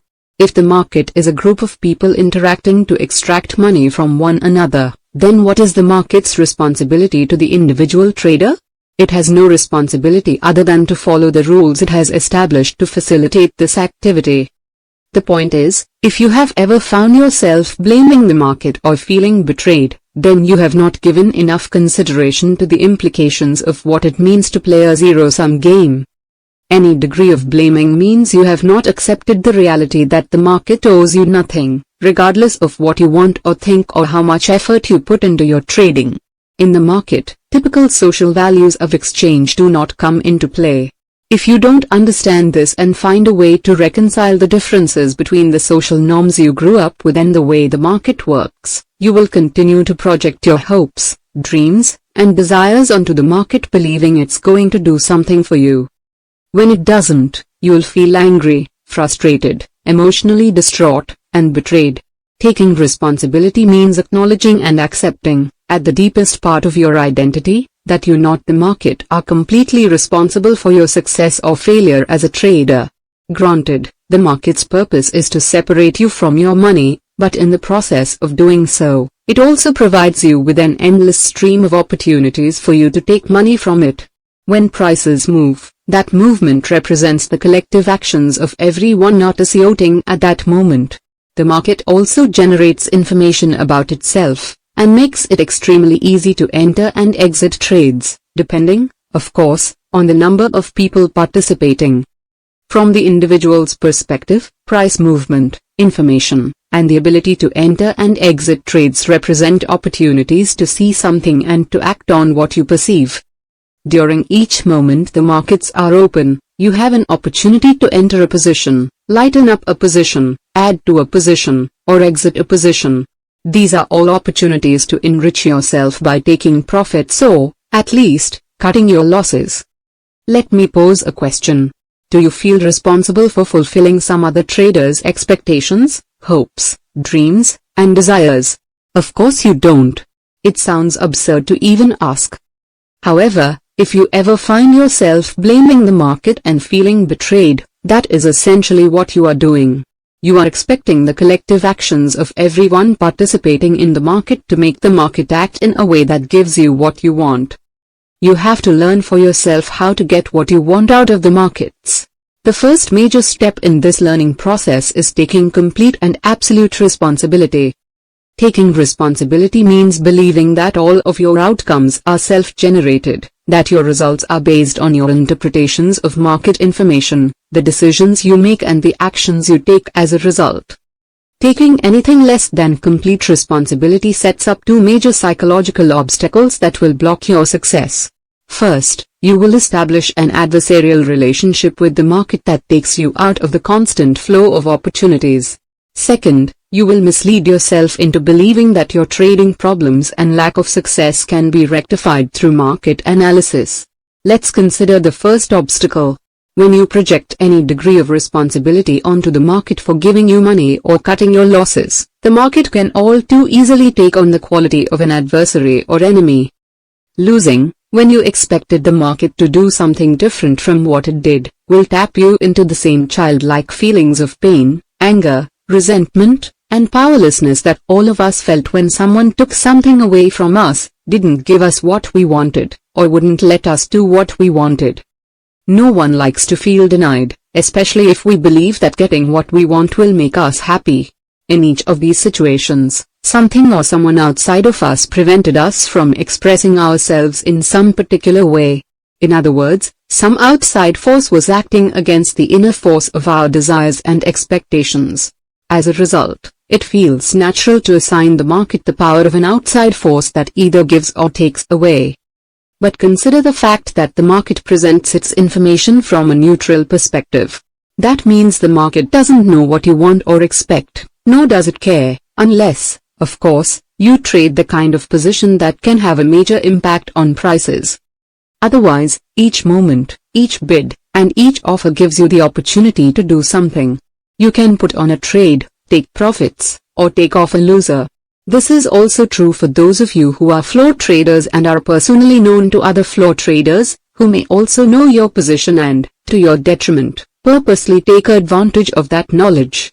It just means that you have to be faster and more focused, or take whatever limitations you have in these areas into consideration and trade accordingly.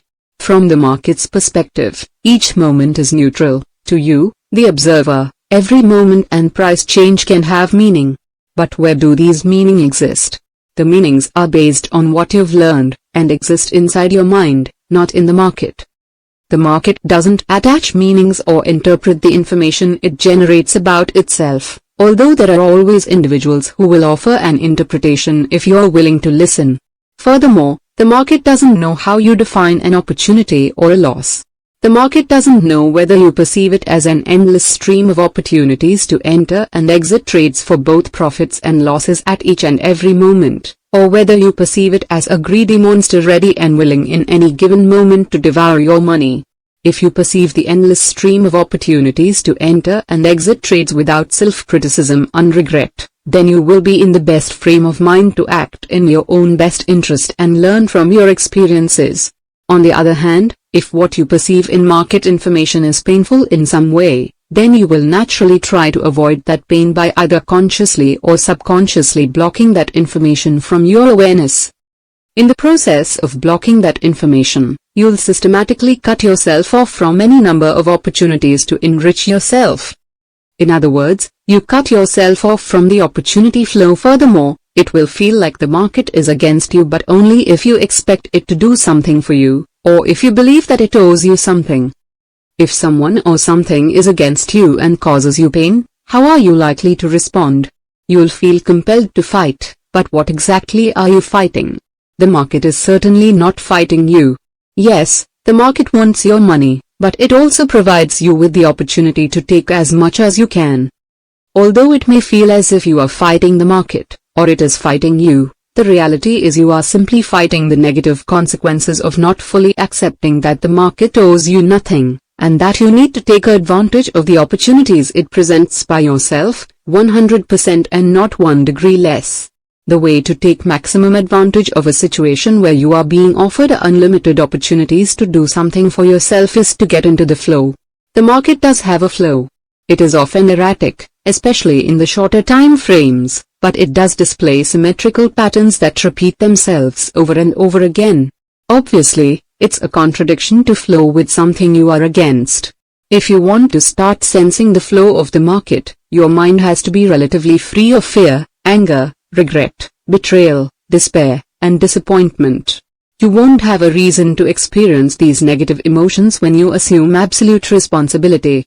Earlier, I said that when you don't take responsibility, one of the major psychological obstacles that can block your success is that you will mislead yourself into believing that your trading problems and lack of consistency can be rectified through market analysis.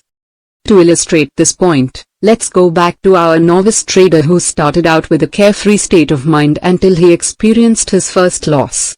After winning with such ease and effortlessness, the abrupt shift to emotional pain can be quite shocking. Not shocking enough, however, to quit trading. Besides, in his mind the situation wasn't his fault anyway, the market did it to him. Instead of quitting, the great feeling that he experienced when he was winning will be fresh in his mind, and will inspire him with a sense of determination to continue trading. Only now he's going to be smarter about it. He's going to put some effort into it and learn everything he can about the markets. It's perfectly logical to think that if he can win not knowing anything, he'll be able to clean up when he does know something. But there's a big problem here that very few, if any, traders will have any awareness of until long after the damage is done. Learning about the markets is fine and doesn't cause a problem in itself. It's the underlying reason for learning about the market that will ultimately prove to be his undoing. As I said a moment ago, the sudden shift from joy to pain usually creates quite a psychological shock. Very few people ever learn how to reconcile these kinds of experiences in a healthy way. Techniques are available, but they aren't widely known. The typical response in most people, especially in the type of person attracted to trading, is revenge. For traders, the only way to extract that revenge is to conquer the market, and the only way to conquer the market is through market knowledge, or so they think. In other words, the underlying reason for why the novice trader is learning about the market is to overcome the market, to prove something to it and himself, and most important, to prevent the market from hurting him again. He is not learning the market simply as a means to give himself a systematic way of winning, but rather as a way to either avoid pain or prove something that has absolutely nothing to do with looking at the market from an objective perspective. He doesn't realize it, but as soon as he made the assumption that knowing something about the market can prevent him from experiencing pain or can help satisfy his desire for revenge or to prove something, he sealed his fate to become a loser. In effect, what he has done is set up an irreconcilable dilemma. He is learning how to recognize and understand the market's collective behavior patterns, and that's good. It even feels good. He's inspired because he assumes he's learning about the market in order to become a winner. As a result, he will typically go on a knowledge quest, learning about trend lines, chart patterns, support and resistance, candlesticks, market profiles, point and line charts, Elliott waves, Fibonacci retracements, oscillators, relative strength, stochastics, and many more technical tools too numerous to mention. Curiously, even though his knowledge has increased, he now finds that he's developed problems executing his trades. He hesitates, second-guesses himself, or doesn't put on a trade at all, in spite of any number of clear signals to do so. It's all frustrating, even maddening, because what's happened doesn't make sense. He did what he was supposed to do. He learned only to find that the more he learned, the less he took advantage of. He would never believe that he did anything wrong by devoting himself to learning. He simply did it for the wrong reasons. He won't be able to trade effectively if he is trying to prove something or anything for that matter. If you have to win, if you have to be right, if you can't lose or can't be wrong, you will cause yourself to define and perceive categories of market information as painful. In other words, you will view as painful any information the market generates that is in opposition to what will make you happy. The dilemma is that our minds are wired to avoid both physical and emotional pain, and learning about the markets will not compensate for the negative effects our pain avoidance mechanisms have on our trading.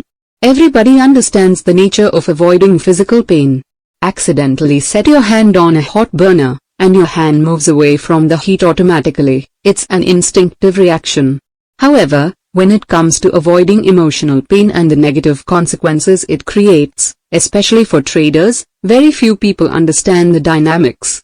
It's absolutely essential to your development that you understand these negative effects and learn how to take conscious control in a way that helps you fulfill your goals. Our minds have a number of ways to shield us from information that we have learned to perceive as painful. For example, at a conscious level, we can rationalize, justify, or make a case for staying in a losing trade. Some of the more typical ways we do this are to call our trading buddies, talk to our broker, or look at indicators we never use, all for the express purpose of gathering non-painful information in order to deny the validity of the painful information. At a subconscious level, our minds will automatically alter, distort, or specifically exclude information from our conscious awareness. In other words, we don't know at a conscious level that our pain avoidance mechanisms are either excluding or altering the information being offered by the market. Consider the experience of being in a losing trade when the market is making consistently higher highs and higher lows or lower highs and lower lows against your position, while you refuse to acknowledge you are in a losing trade because you have focused all your attention on the ticks that go in your favor. On the average, you are only getting 1 out of 4 or 5 ticks in your direction, but it doesn't matter because every time you get one, you are convinced the market has reversed and is coming back. Instead, the market keeps going against you. At some point, the dollar value of the loss becomes so great that it cannot be denied and you finally exit the trade. The first reaction that traders universally have when looking back at such a trade is, why didn't I just take my loss and reverse? The opportunity to put on the trade in the opposite direction was easily recognized once there was nothing at stake. But we were blinded to this opportunity while we were in the trade, because at that time the information indicating it was an opportunity was defined as painful, so we blocked it from our awareness. When our hypothetical trader first started trading, he was having fun, he was in a carefree state of mind, he had no personal agendas and nothing to prove. As long as he was winning, he put his trades on from a let's see what will happen perspective. The more he won, the less he considered the possibility of ever losing. When he finally did lose, he was probably in a state of mind where he least expected it. Instead of assuming that the cause of his pain was his erroneous expectation about what the market was supposed to do or not do, he blamed the market, and resolved that by gaining market knowledge, he could prevent such experiences from recurring. In other words, he made a dramatic shift in his perspective from carefree to preventing pain by avoiding losses. The problem is that preventing pain by avoiding losses can't be done. The market generates behavior patterns and the patterns repeat themselves, but not every time. So again, there is no possible way to avoid losing or being wrong. Our trader won't sense these trading realities, because he is being driven forward by two compelling forces. 1. He desperately wants that winning feeling back, and 2. He is extremely enthusiastic about all of the market knowledge he is acquiring. What he doesn't realize is that, in spite of his enthusiasm, when he went from a carefree state of mind to a prevent and avoid mode of thinking, he shifted from a positive to a negative attitude. He's no longer focused on just winning, but rather on how he can avoid pain by preventing the market from hurting him again. This kind of negative perspective isn't any different from the tennis player or golfer who is focused on trying not to make a mistake. The more he tries not to make a mistake, the more mistakes he makes. However, this mode of thinking is much easier to recognize in sports because there's a more discernible connection between one's focus and one's results. With trading, the connection can be obscured and more difficult to recognize as a result of the positive feelings being generated from discovering new relationships in market data and behavior. Since he is feeling good, there's no reason to suspect that anything is wrong, except that the degree to which his focus is weighted toward pain avoidance is the same degree by which he will create the very experiences he is trying to avoid. In other words, the more he has to win and not lose, the less tolerance he will have for any information that might indicate he is not getting what he wants. The more information that he has the potential to block, the less he will be able to perceive an opportunity to act in his own best interests. Learning more and more about the markets only to avoid pain will compound his problems because the more he learns, the more he will naturally expect from the markets, making it all the more painful when the markets don't do their part. He has unwittingly created a vicious cycle where the more he learns, the more debilitated he becomes, the more debilitated he becomes, the more he feels compelled to learn. The cycle will continue until he either quits trading in disgust or recognizes that the root cause of his trading problems is his perspective, not his lack of market knowledge. Hey! If you're enjoying this audiobook, don't forget to leave a like or comment, and subscribe to our channel for more similar videos. Also, be sure to check out our audiobooks playlist for even more great content. Winners, losers, boomers, and busters. It takes some time before most traders either throw in the towel or find out the true source of their success. In the meantime, Some traders manage to get enough right about trading to enter into what is commonly referred to as the boom and bust cycle. Contrary to what some of you may have inferred from the example of the novice trader, not everyone has an inherently negative attitude and is therefore doomed to lose consistently. Yes, it is true that some traders do consistently lose, often until they lose everything or quit trading because they can't tolerate any more emotional pain. However, there are also many traders who are tenacious students of the market and have a sufficiently winning attitude going into trading so that, in spite of the many difficulties, they eventually learn how to make money. But, and I want to emphasize this, they learn how to make money only on a limited basis. They haven't yet learned how to counteract the negative effects of euphoria or how to compensate for the potential for self-sabotage. Euphoria and self-sabotage are two powerful psychological forces that will have an extremely negative effect on your bottom line. But, they are not forces you have to concern yourself with until you start winning, or start winning on a consistent basis, and that's a big problem. When you're winning, you are least likely to concern yourself with anything that might be a potential problem, especially something that feels as good as euphoria. One of the primary characteristics of euphoria is that it creates a sense of supreme confidence where the possibility of anything going wrong is virtually inconceivable.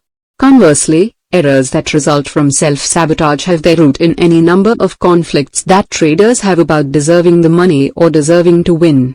It's when you're winning that you are most susceptible to making a mistake, overtrading, putting on too large a position, violating your rules, or generally operating as if no prudent boundaries on your behavior are necessary. You may even go to the extreme of thinking you are the market. However, the market rarely agrees, and when it disagrees, you'll get hurt. The loss and the emotional pain are usually significant. You will experience a boom, followed by the inevitable bust. If I were to classify traders based on the kind of results they achieve, I would put them into three broad categories. The smallest group, probably fewer than 10% of the active traders, are the consistent winners.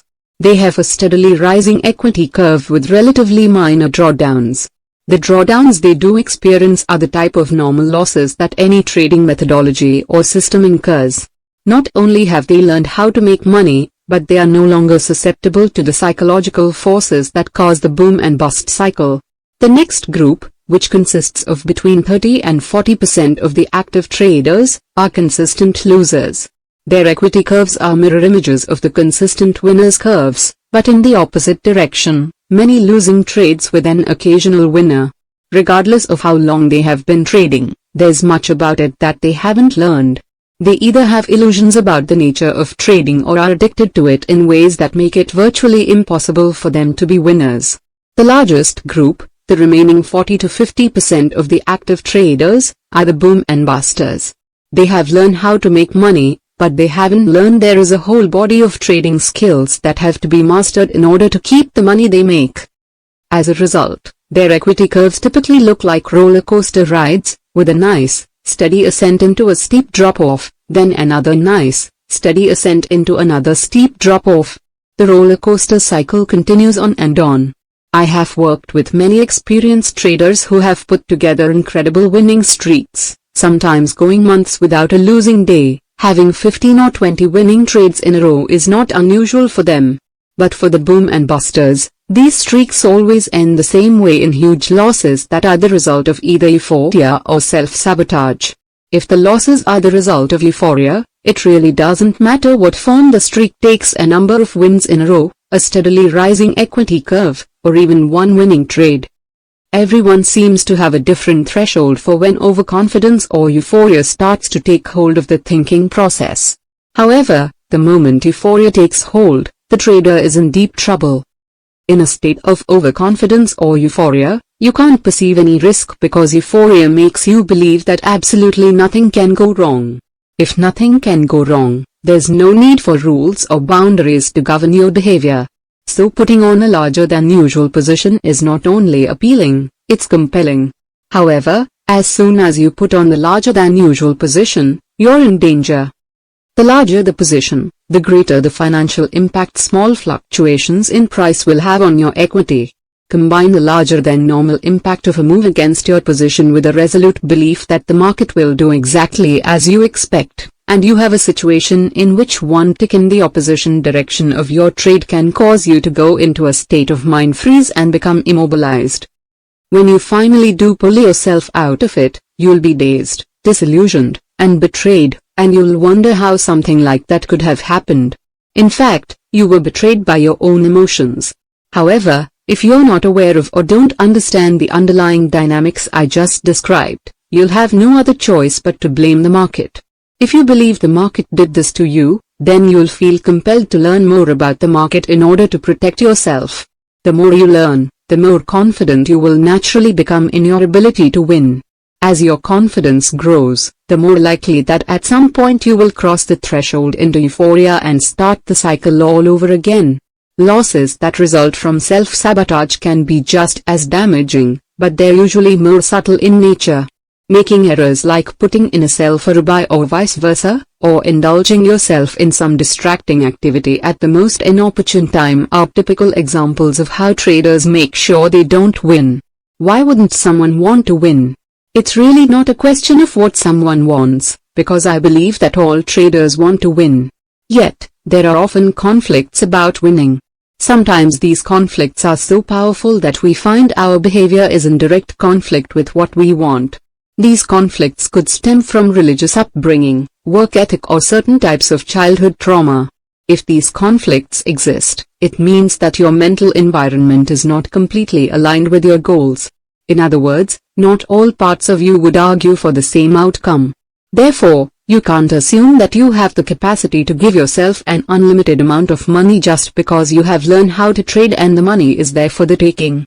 A futures broker at one of the major brokerage firms once commented that when it comes to his customers, he lives by the motto that all commodity traders are terminal, and it is his job to keep them happy until they're gone. He said this facetiously, but there is a lot of truth to his statement. Obviously, if you lose more money than you make, you can't survive.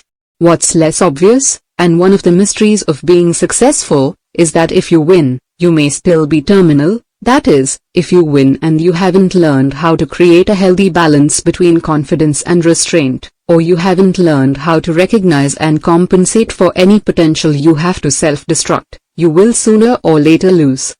If you are among those in the boom and bust cycle, consider this: if you could redo every losing trade that was the result of an error or recklessness, how much money would you have now?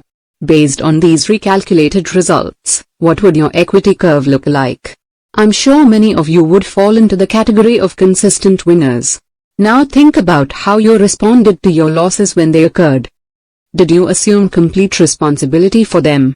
Did you try to identify how you might change your perspective, attitude, or behavior? Or did you look to the market and wonder what you might learn about it to prevent such a thing from happening again? Obviously, the market has nothing to do with your potential for recklessness, nor does it have anything to do with the errors you make as a result of some internal conflict about deserving the money. Probably one of the hardest concepts for traders to effectively assimilate is that the market doesn't create your attitude or state of mind, it simply acts as a mirror reflecting what's inside back to you. If you are confident, it's not because the market is making you feel that way. It is because your beliefs and attitudes are aligned in a way that allows you to step forward into an experience, take responsibility for the outcome, and extract the insight that's been made available. You maintain your confident state of mind simply because you are constantly learning. Conversely, if you're angry and afraid, it's because you believe to some degree that the market creates your outcomes, not the other way around. Ultimately, the worst consequence of not taking responsibility is that it keeps you in a cycle of pain and dissatisfaction. Think about it for a moment. If you're not responsible for your results, then you can assume there's nothing for you to learn, and you can stay exactly as you are. You won't grow and you won't change. As a result, you will perceive events in exactly the same way, and therefore respond to them in the same way, and get the same dissatisfying results. Or, you might also assume the solution to your problems is to gain more market knowledge. It is always virtuous to learn, But in this case, if you don't take responsibility for your attitudes and perspective, then that will cause you to use what you've learned in inappropriate ways. Without realizing it, you'll be using your knowledge to avoid the responsibility of taking risks. In the process, you end up creating the way things you are trying to avoid, keeping you in a cycle of pain and dissatisfaction. However, there is one tangible benefit to be gained from blaming the market for what you wanted and didn't get. You can temporarily shield yourself from your own harsh self-criticism. I say temporarily because, when you shift responsibility, you cut yourself off from whatever you needed to learn from the experience. Remember our definition of a winning attitude: a positive expectation of your efforts with an acceptance that whatever results you get are a perfect reflection of your level of development and what you need to learn to do better. If you shift the blame in order to block the painful feelings that result from beating yourself up, all you've done is put an infected band-aid on the wound. You may think you have solved the problem, but the problem is only going to resurface later, worse than before. It has to, simply because you haven't learned anything that would cause you to make the land of interpretations that would result in a more satisfying experience. Did you ever wonder why leaving money on the table is often more painful than taking a loss? When we lose, there are any number of ways in which we can shift the blame to the market and not accept responsibility. But when we leave money on the table, we can't blame the market. The market didn't do anything but give us exactly what we wanted, but for whatever reason, we weren't capable of acting on the opportunity appropriately. In other words, there's no way to rationalize the pain away. You are not responsible for what the market does or doesn't do, but you are responsible for everything else that results from your trading activities. You are responsible for what you have learned, as well as for everything you haven't learned yet that's waiting to be discovered by you. The most efficient path to discovering what you need to be successful is to develop a winning attitude, because it's an inherently creative so active. Not only does a winning attitude open you up to what you need to learn, it also produces the land of mindset that is most conducive to discovering something no one else has experienced. Developing a winning attitude is the key to your success. The problem for many traders is that either they think they already have won, when they don't, or they expect the market to develop the attitude for them by giving them winning trades. You are responsible for developing your own winning attitude. The market is not going to do it for you, and, I want to be as emphatic as I can, no amount of market analysis will compensate for developing a winning attitude if you lack one. Understanding the markets will give you the edge you need to create some winning trades, but your edge won't make you a consistent winner if you don't have a winning attitude. Certainly one could argue that some traders lose because they don't understand enough about the markets and therefore they usually pick the wrong trades. As reasonable as this may sound, it has been my experience that traders with losing attitudes pick the wrong trades regardless of how much they know about the markets. In any case, the result is the same: they lose.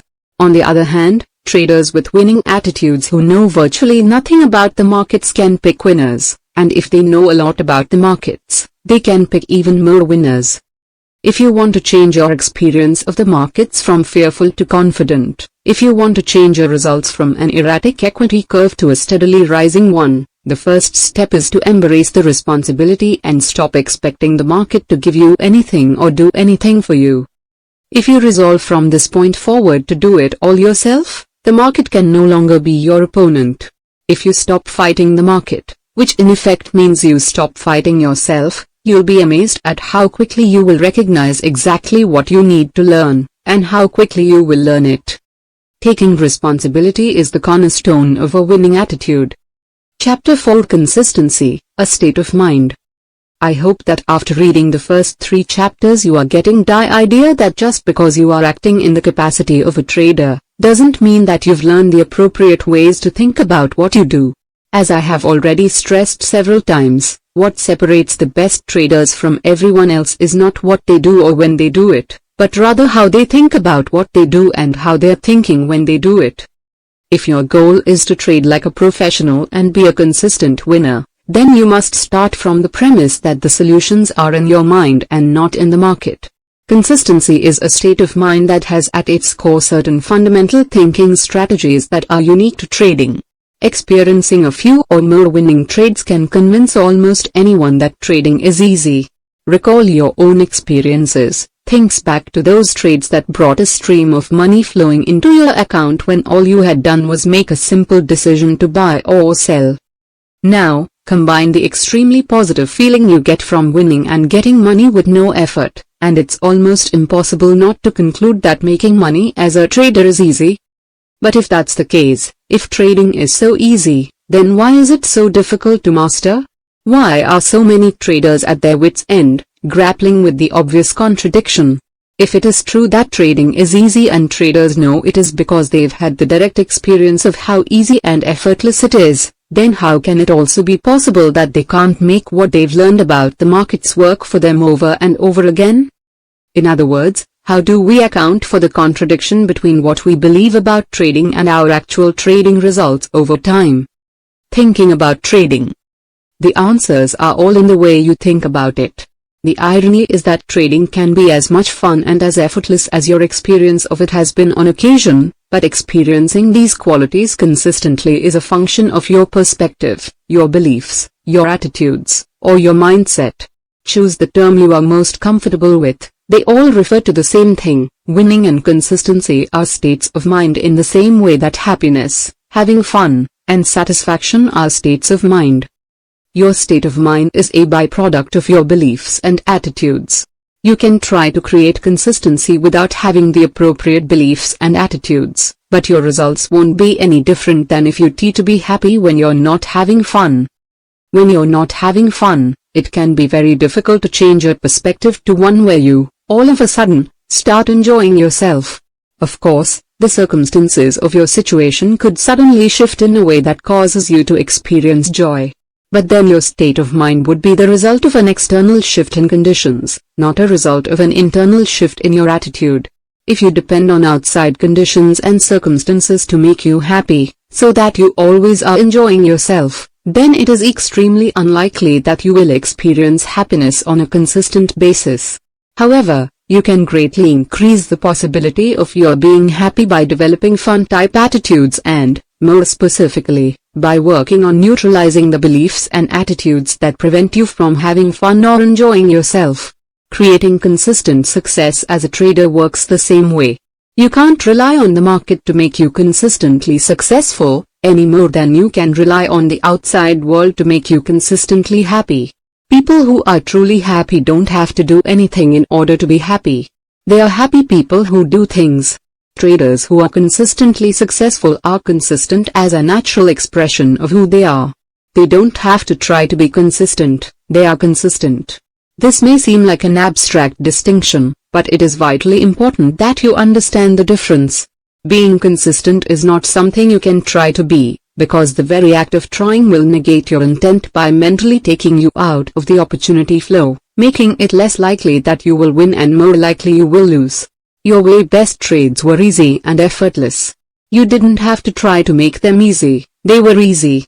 There was no struggle. You saw exactly what you needed to see, and you acted on what you saw. You were in the moment, a part of the opportunity flow. When you're in the flow, you don't have to try, because everything you know about the market is available to you. Nothing is being blocked or hidden from your awareness, and your actions seem effortless because there's no struggle or resistance. On the other hand, having to try indicates that there is some degree of resistance or struggle. Otherwise, you would just be doing it and not have to try to be doing it. It also indicates that you're trying to get what you want from the market. While it seems natural to think this way, it's a perspective fraught with difficulties. The best traders stay in the flow because they don't try to get anything from the market. They simply make themselves available so they can take advantage of whatever the market is offering at any given moment. There's a huge difference between the two perspectives. In Chapter 3, I briefly illustrated how our minds are wired to avoid both physical and emotional pain. If you trade from the perspective of trying to get what you want or what you expect from the markets, what happens when the market doesn't behave in a way that will fulfill your expectations? Your mental defense mechanisms kick in to compensate for the difference between what you want and what you're not getting, so that you don't experience any emotional pain. Our minds are designed to automatically block threatening information or find a way to obscure that information, in order to shield us from the emotional discomfort we naturally feel when we don't get what we want. You won't realize it in the moment, but you will pick and choose information that is consistent with what you expect, so that you can maintain a pain-free state of mind. However, in the process of trying to maintain a pain-free state of mind, you also take yourself out of the opportunity flow and enter the realm of the could have, the should have, the would have, and the if only. Everything that you could have, should have, or would have recognized in the moment appeared invisible, then all becomes painfully evident after the fact, after the opportunity is long gone. To be consistent, you have to learn to think about trading in such a way that you're no longer susceptible to conscious or subconscious mental processes that cause you to obscure, block, or pick and choose information on the basis of what will make you happy, give you what you want, or avoid pain. The threat of pain generates fear, and fear is the source of 95% of the errors you are likely to make. Certainly, you can't be consistent or experience the flow if you are consistently making errors, and you will make errors, as long as you're afraid that what you want or what you expect won't happen. Furthermore, everything you attempt to do as a trader will be a struggle, and it will seem as if you are struggling against the market or that the market is against you personally. But, the reality is that it's all taking place inside your mind. The market doesn't perceive the information it makes available, you do. If there's a struggle, it is you who are struggling against your own mind. Now, you may be asking yourself, how can I think about trading in such a way that I'm no longer afraid and, therefore, no longer susceptible to the mental processes that cause me to block, obscure, or pick and choose information? The answer is, learn to accept the risk. Really understanding risk. Other than the many issues surrounding responsibility that we discussed in Chapter 3, there isn't anything about trading that is more central to your success and also more misunderstood than the concept of accepting the risk. As I mentioned in the first chapter, most traders erroneously assume that because they are engaged in the inherently risky activity of putting on and taking off trades, they are also accepting that risk. I will repeat that this assumption couldn't be further from the truth. Accepting the risk means accepting the consequences of your trades without emotional discomfort or fear. This means that you must learn how to think about trading and your relationship with the markets in such a way that the possibility of being wrong, losing, missing out, or leaving money on the table doesn't cause your mental defense mechanisms to kick in and take you out of the opportunity flow. It doesn't do you any good to take the risk of putting on a trade if you are afraid of the consequences, because your fears will act on your perception of information and your behavior in a way that will cause you to create the very experience you fear the most, the one you are trying to avoid. I am offering you a specific thinking strategy composed of a set of beliefs that will keep you focused, in the moment, and in the flow. With this perspective, you will not be trying to get anything from the market or to avoid anything. Rather, you will let the market unfold and you will make yourself available to take advantage of whatever situations you define as opportunities. When you make yourself available to take advantage of an opportunity, you don't impose any limitations or expectations on the market's behavior. You are satisfied to let the market do whatever it's going to do. However, in the process of doing something, the market will create certain conditions you define and perceive as opportunities. You act on those opportunities to the best of your ability, but your state of mind is not dependent upon or affected by the market's behavior. If you can learn to create a state of mind that is not affected by the market's behavior, the struggle will cease to exist. When the internal struggle ends, everything becomes easy. At that point, you can take full advantage of all your skills, analytical or otherwise, to eventually realize your potential as a trader. Here's the challenge. How do you accept the risks of trading without emotional discomfort and fear, when at the moment you perceive the risk, you simultaneously feel discomfort and fear? In other words, how do you remain confident and pain-free when you are absolutely certain you can be proved wrong, lose money, miss out, or leave money on the table? As you can see, your fear and feeling of discomfort are completely justified and rational. Each of those possibilities becomes real the moment you contemplate interacting with the market. However, as true as all of these possibilities are for every trader, What isn't true or the same for every trader is what it means to be wrong, lose, miss out, or leave money on the table. Not everyone shares the same beliefs and attitudes about these possibilities and, therefore, we don't share the same emotional sensitivities. In other words, not everyone is afraid of the same things. This may seem obvious, but I assure you it is not. When we're afraid, the emotional discomfort we feel in the moment is so real that it's beyond question, and it's natural to assume that everyone shares our reality. I will give you a perfect example of what I am talking about. I recently worked with a trader who was deathly afraid of snakes. As far as he was concerned, he had always been afraid of snakes because he couldn't recall a time when he wasn't. Now he is married and has a 3-year-old daughter. One evening, while his wife was out of town, his daughter and he were invited to a friend's house for dinner. Unbeknownst to my client, his friend's child had a pet snake. When the friend's child brought out the snake for everyone to see, my client freaked and practically leapt to the other side of the room to get as far away from the snake as possible. His daughter, on the other hand, was completely enthralled with the snake, and wouldn't leave it alone. When he related this story to me, he said that he was not only shocked by the unexpected confrontation with the snake, but that he was just as shocked by his daughter's reaction. She wasn't afraid and he assumed that she would be. I explained to him that his fear was so intense and his attachment to his daughter was so great that it was inconceivable to him that his daughter would not automatically share his reality about snakes. But then I pointed out, there really wasn't any way she could have shared his experience, unless he specifically taught her to be afraid of snakes or she had had her own painful frightening experience. Otherwise, without anything to the contrary in her mental system, the most likely reaction to her first encounter with a living snake would be pure, unadulterated fascination. Just as my client assumed that his daughter would be afraid of snakes, most traders assume the best traders, like themselves, are also afraid of being wrong, losing, missing out, and leaving money on the table. They assume that the best traders somehow neutralize their fears with an inordinate amount of courage, nerves of steel, and self-control. Like many other things about trading, what seems to make sense, just isn't the case. Certainly, any one or all of these characteristics may be present in any top trader. But what is not true is that these characteristics play any role in their superior performance. Needing courage, nerves of steel, or self-control would imply an internal conflict where one force is being used to counteract the effects of another. Any degree of struggle, trying, or fear associated with trading will take you out of the moment and flow and, therefore, diminish your results. This is where professional traders really separate themselves from the crowd. When you accept the risk the way the pros do, you won't perceive anything that the market can do as threatening. If nothing is threatening, there's nothing to fear.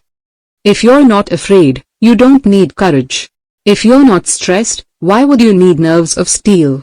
And if you are not afraid of your potential to get reckless, because you have the appropriate monitoring mechanisms in place, then you have no need for self-control. As you contemplate the implications of what I am saying, I want you to keep something in mind. Very few people who go into trading start out with the appropriate beliefs and attitudes about responsibility and risk. There are some who do, but it's rare. Everyone else goes through the same cycle I described in the example of the novice trader. We start out carefree, then become scared, and our fears continually diminish our potential. The traders who break through the cycle and ultimately make it are the ones who eventually learn to stop avoiding and start embracing the responsibility and the risk. Most of those who successfully break the cycle don't make the shift in thinking until they have experienced so much pain from large losses that it has the positive effect of stripping away their illusions about the nature of trading. With respect to your development, the how of their transformation is not that important, because in most cases it happened inadvertently. In other words, they weren't completely aware of the shifts that were taking place inside their mental environment until they experienced the positive effects their new perspective had on the ways in which they interacted with the market. This is why very few top traders can really explain what accounts for their success, except to speak in axioms like cut your losses and go with the flow. What is important is that you understand it is completely possible to think the way the professionals do and to trade without fear, even though your direct experience as a trader would argue otherwise. Aligning your mental environment. Now we're going to start zeroing in on exactly how you can align your mental environment in order to accept the risk and function like a professional trader.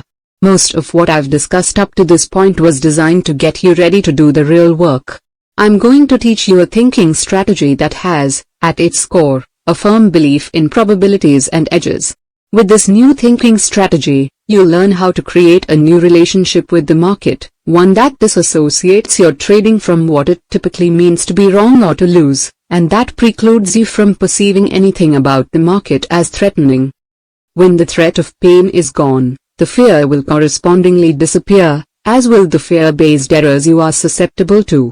You will be left with a mind that is free to see what is available and to act on what you see.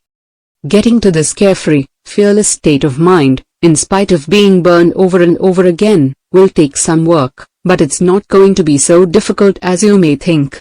In fact, by the time you've finished reading this book, most of you will be amazed at how simple the solutions to your problems really are. In many respects, a state of mind or perspective is like software code. You could have several thousand lines of perfectly written code, with only one flawed line, and in that one flawed line there might be only one character out of place. Depending on the purpose of the software and where that flaw is in relation to everything else, that one misplaced character could ruin the performance of an otherwise perfectly written system. You see, the solution was simple: fix the misplaced character, and everything runs smoothly. However, finding the error or even knowing it exists in the first place can take considerable expertise. When it comes to the ideal trading mentality, everybody is a certain psychological distance away. In other words, virtually everyone starts out with flawed software code. I use terms like clicks or degrees to indicate psychological distance, but these terms don't imply a specific distance. So, for example, many of you will find that you are only, let's say, one click away in perspective from the ideal mindset. That one click could represent one or two erroneous or misplaced assumptions you have about the nature of trading. As you reflect upon some of the ideas presented in this book, your perspective may shift. To use the analogy of software code, that shift would be equivalent to finding the flawed line in your mental system and replacing it with something that works properly. People normally describe this kind of internal mental shift as an aha experience, or the moment when the light goes on. Everyone has had these kinds of experiences, and there are some common qualities associated with them. First, we usually feel different. The world even seems different, as if it had suddenly changed. Typically, we might say at the moment of the breakthrough something like, "Why didn't you tell me this before?" Or, "It was right in front of me the whole time, but I just didn't see it," or, "It's so simple, why couldn't I see it?" Another interesting phenomenon of the aha experience is that sometimes within moments, although the amount of time can vary, we feel as if this new part of our identity has always been a part of who we are. It then becomes difficult to believe that we were ever the way we were before we had the experience. In short, you may already have some awareness of much of what you need to know to be a consistently successful trader. But being aware of something doesn't automatically make it a functional part of who you are. Awareness is not necessarily a belief. You can't assume that learning about something new and agreeing with it is the same as believing it at a level where you can act on it. Take the example of my client who is afraid of snakes. He is certainly aware that not all snakes are dangerous, and that learning how to make a distinction between the ones that are dangerous and the ones that aren't would not be difficult. Will learning how to make these distinctions suddenly cause him not to be afraid of non-dangerous snakes? Can we assume that his awareness will drop down to a level in his mental environment where he can now interact with snakes without fear or immobility? No, we cannot make this assumption. His awareness that some snakes aren't dangerous and his fear of snakes can exist side by side in his mental environment, as a contradiction to each other. You could confront him with a snake and he might readily acknowledge that he knows the snake is not dangerous and wouldn't hurt him, but, at the same time, he would still find it extremely difficult to touch the snake, even if he wanted to. Does this mean that he is doomed to be afraid of snakes for the rest of his life? Only if he wants to be. It's really a matter of willingness. It's certainly possible to neutralize his fear, but he will have to work at it, and working at anything requires sufficient motivation. Many of us have what we know to be irrational fears and simply choose to live with the contradiction because we don't want to go through the emotional work that is necessary to overcome the fear. In this example, the contradiction is obvious. However, in my many years of working with traders, I have uncovered several typical contradictions and conflicts surrounding the issues of risk and responsibility, where holding two or more conflicting beliefs can easily cancel out your positive intentions, no matter how motivated you are to be successful. The problem is that none of these contradictions are really obvious, at least not at first glance. Contradictory beliefs, however, aren't the only problems. What about assertions like "I'm a risk taker," that traders typically assume have dropped down to the functional level of a belief when, in fact, the underlying dynamics of the way they perceive the market indicates they are doing everything possible to avoid risk.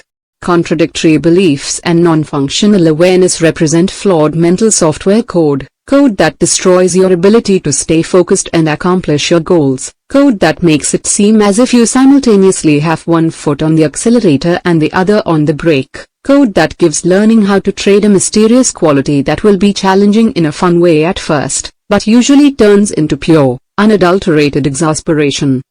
When I was in college in the late 1960s, one of my favorite movies was Cool Hand Luke, starring Paul Newman. It was a very popular movie back then, so I'm sure some of you have seen it on late-night TV. Luke was in a Georgia chain gang. After he escaped and was caught for the second time, the warden and guards were determined not to let Luke make fools of them a third time. So while forcing him to do an inordinate amount of work with no rest and giving him intermittent beatings, they kept asking, "Have you got your mind right yet, Luke?" Eventually, after considerable suffering, Luke finally told the prison bosses that he had his mind right. They said that if he didn't, and tried to escape again, they'd kill him for sure. Of course, Luke attempted another escape, and true to their word, the guards killed him. Like Luke, many traders, whether they realize it or not, are trying to have it their way by beating the market. As a result, they get financially and emotionally killed. There are easier, infinitely more satisfying ways of getting what you want from the market, but first you have to be willing to get your mind right. Hey! If you're enjoying this audiobook, don't forget to leave a like or comment, and subscribe to our channel for more similar videos. Also, be sure to check out our audiobooks playlist for even more great content. Chapter 5: The Dynamics of Perception. One of the primary objectives of this book is to teach you how to take the threat of pain out of market information. The market doesn't generate happy or painful information. From the market's perspective, it's all simply information. It may seem as if the market is causing you to feel the way you do at any given moment, but that's not the case. It's your own mental framework that determines how you perceive the information, how you feel, and, as a result, whether or not you are in the most conducive state of mind to spontaneously enter the flow and take advantage of whatever the market is offering. Professionals don't perceive anything about the markets as painful, therefore, no threat exists for them. If there's no threat, there's nothing to defend against.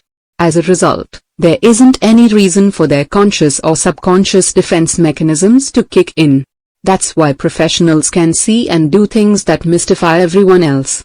They're in the flow, because they're perceiving an endless stream of opportunities, and when they're not in the flow, the very best of the best can recognize that fact and then compensate by either scaling back or not trading at all.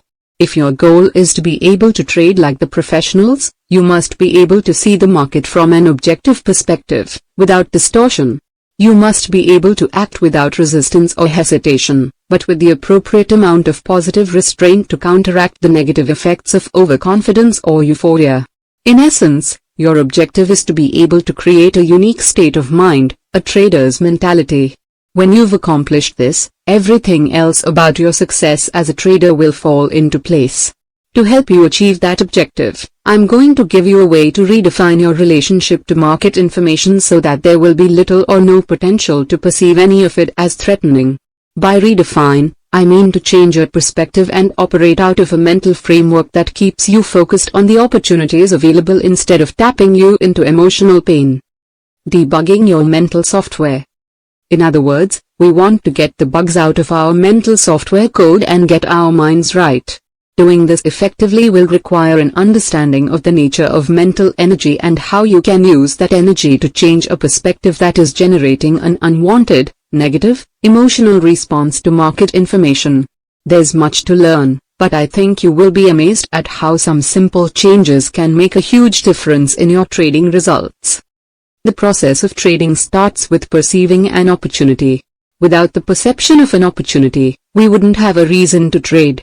So I think it is only fitting that we start our examination of mental energy by breaking down the process of perception. What are the underlying dynamics of perception? What factors determine how we perceive information or what we perceive in relationship to what is available? How is perception connected with what we experience at any given moment? Probably the easiest way to understand the dynamics of perception and answer these questions is to think of everything, and I do on of forces that generate information about the properties, characteristics, and traits that make them uniquely what they are. Everything that exists outside of our bodies, all plants and all categories of life, all planetary phenomena in the form of weather conditions, earthquakes, and volcanic eruptions, all active and inert physical matter, and all non-corporeal phenomena such as light, sound waves, microwaves, and radiation, generates information about the nature of its existence. That information has the potential to act as a force on one of our 5 physical senses. Before we go any further, notice that I use the verb generate in an all-inclusive way, implying that everything is in an active state of expression, including inanimate objects. To illustrate why I do that, let's look at something as simple as a rock. It's an inanimate object, composed of unique atoms and molecules expressing themselves as a rock. I can use the active verb expressing because the atoms and molecules that make up the rock are in constant motion. So, even though the rock doesn't appear active except in the most abstract sense, it has characteristics and properties that will act as forces on our senses, causing us to experience and make distinctions about the nature of its existence. For example, a rock has texture, and that texture acts as a force on our sense of touch if we run our fingers across the rock's surface. A rock has shape and color, which act as a force on our vision. The rock takes up space that no other object can occupy, so that we see it instead of an empty space or some other object. A rock can also have an odor that acts as a force on our sense of smell, or taste like something, although I haven't licked any rocks lately to find out. When we encounter anything in the environment that expresses its properties and characteristics, an exchange of energy takes place. Energy from the outside, in the form of whatever is expressing itself, gets transformed by our nervous system into electrical impulses and then gets stored in our inner, mental environment. To be more specific, whatever we are seeing, hearing, tasting, smelling, or feeling through our senses gets transformed into electrical impulses of energy and stored in our mental environment as a memory and orders. I think all of this is fairly self-evident to most people, but there are some profound implications here that aren't self-evident, and we typically take them completely for granted. First of all, there's a cause and effect relationship that exists between ourselves and everything else that exists in the external environment. As a result, our encounters with external forces create what I am going to call energy structures inside our minds. The memories, distinctions, and, ultimately, the beliefs we acquire throughout our lives exist in our mental environment in the form of structured energy. Structured energy is an abstract concept. You might be asking yourself, how does energy take shape or form? Before I answer this question, an even more fundamental question needs to be addressed. How do we know that memories, distinctions, and beliefs exist in the form of energy in the first place? I don't know if it's been scientifically proven or completely accepted by the scientific community, but ask yourself, in what other form could these mental components exist? Here's what we know for sure: anything composed of atoms and molecules takes up space and, therefore, can be observed. If memories, distinctions, and beliefs existed in some physical form, then we should be able to observe them. To my knowledge, no such observations have been made. The scientific community has dissected brain tissue, both living and dead, examined it at the level of the individual atom, mapped various regions of the brain in terms of their functions, but nobody, as yet, has observed a memory, distinction, or belief in its natural form. By in its natural form I mean that although a scientist can observe the individual brain cells that contain certain memories, he can't experience those memories firsthand. He can only experience them if the person to whom the memories belong is alive and chooses to express them in some way. If memories, distinctions, and beliefs don't exist as physical matter, then there really isn't any alternative way for them to exist except as some form of energy. If this is in fact the case, can this energy take on a specific shape? Can it be structured in a way that reflects the external forces that caused it to come into existence? Most definitely. Is there anything in the environment that is analogous to energy having shape? Thoughts are energy. Because you think in a language, your thoughts are structured by the limitations and rules that govern the particular language in which you think. When you express those thoughts aloud, you create sound waves, which are a form of energy. The sound waves created by the interaction of your vocal cords and tongue are structured by the content of your message. Microwaves are energy. Many phone calls are relayed by microwaves, which means that the microwave energy has to be structured in a way that reflects the message it is carrying. Laser light is energy, and if you've ever witnessed a demonstration of a laser light show, or laser art, what you've seen is pure energy taking a shape that reflects the creative desires of the artists. All of these are good examples of how energy can take shape, form, and structure. Of course, there are many more, but there is one more example that illustrates the point in the most graphic way. At the most fundamental level, what are dreams? I'm not asking you what dreams mean or what you think their purpose is, but rather, what are they? What are their properties? If we assume that dreams take place within the confines of our skulls, then they can't be composed of atoms and molecules, because there wouldn't be enough space for all of the things that exist and take place in our dreams. Dream experiences seem to have the same proportions and dimensions as the things we perceive when we are awake and experiencing life through our five senses. The only way this could be possible is if dreams were a form of structured energy, because energy can take on any size or dimension, but, in doing so, doesn't actually take up any space. Now, if it hasn't already occurred to you, there's something here that's really profound. If the memories, distinctions, and beliefs we've acquired as a result of our encounters with the external environment represent what we've learned about that environment and how it works, and if these memories, distinctions, and beliefs exist in our mental environment as energy, and if energy doesn't take up any space, then it also could be said that we have an unlimited capacity for learning. Well, not only do I think it could be said, I'm saying it. Consider the development of human consciousness and what to know to function effectively compared to just 100 years ago. There is absolutely nothing to indicate that we don't have an unlimited capacity to learn. The difference between what we are aware of now and what we can do as a result of this expanded awareness would boggle the mind of anyone living 100 years ago. Perception and learning. However, we must be careful not to equate storage capacity with learning capacity. Learning, and becoming aware of what is available to be learned, is not just a function of storage capacity. If it were, then what would stop us from knowing everything? And if we knew everything, then what would stop us from perceiving every possible characteristic, property, or trait of everything that is expressing itself in any given moment? What stops us now? These questions get to the very heart of why you have to understand that mental components like memories, distinctions, and beliefs exist as energy. Anything that is energy has the potential to act as a force expressing its form, and that is exactly what our memories, distinctions and beliefs do.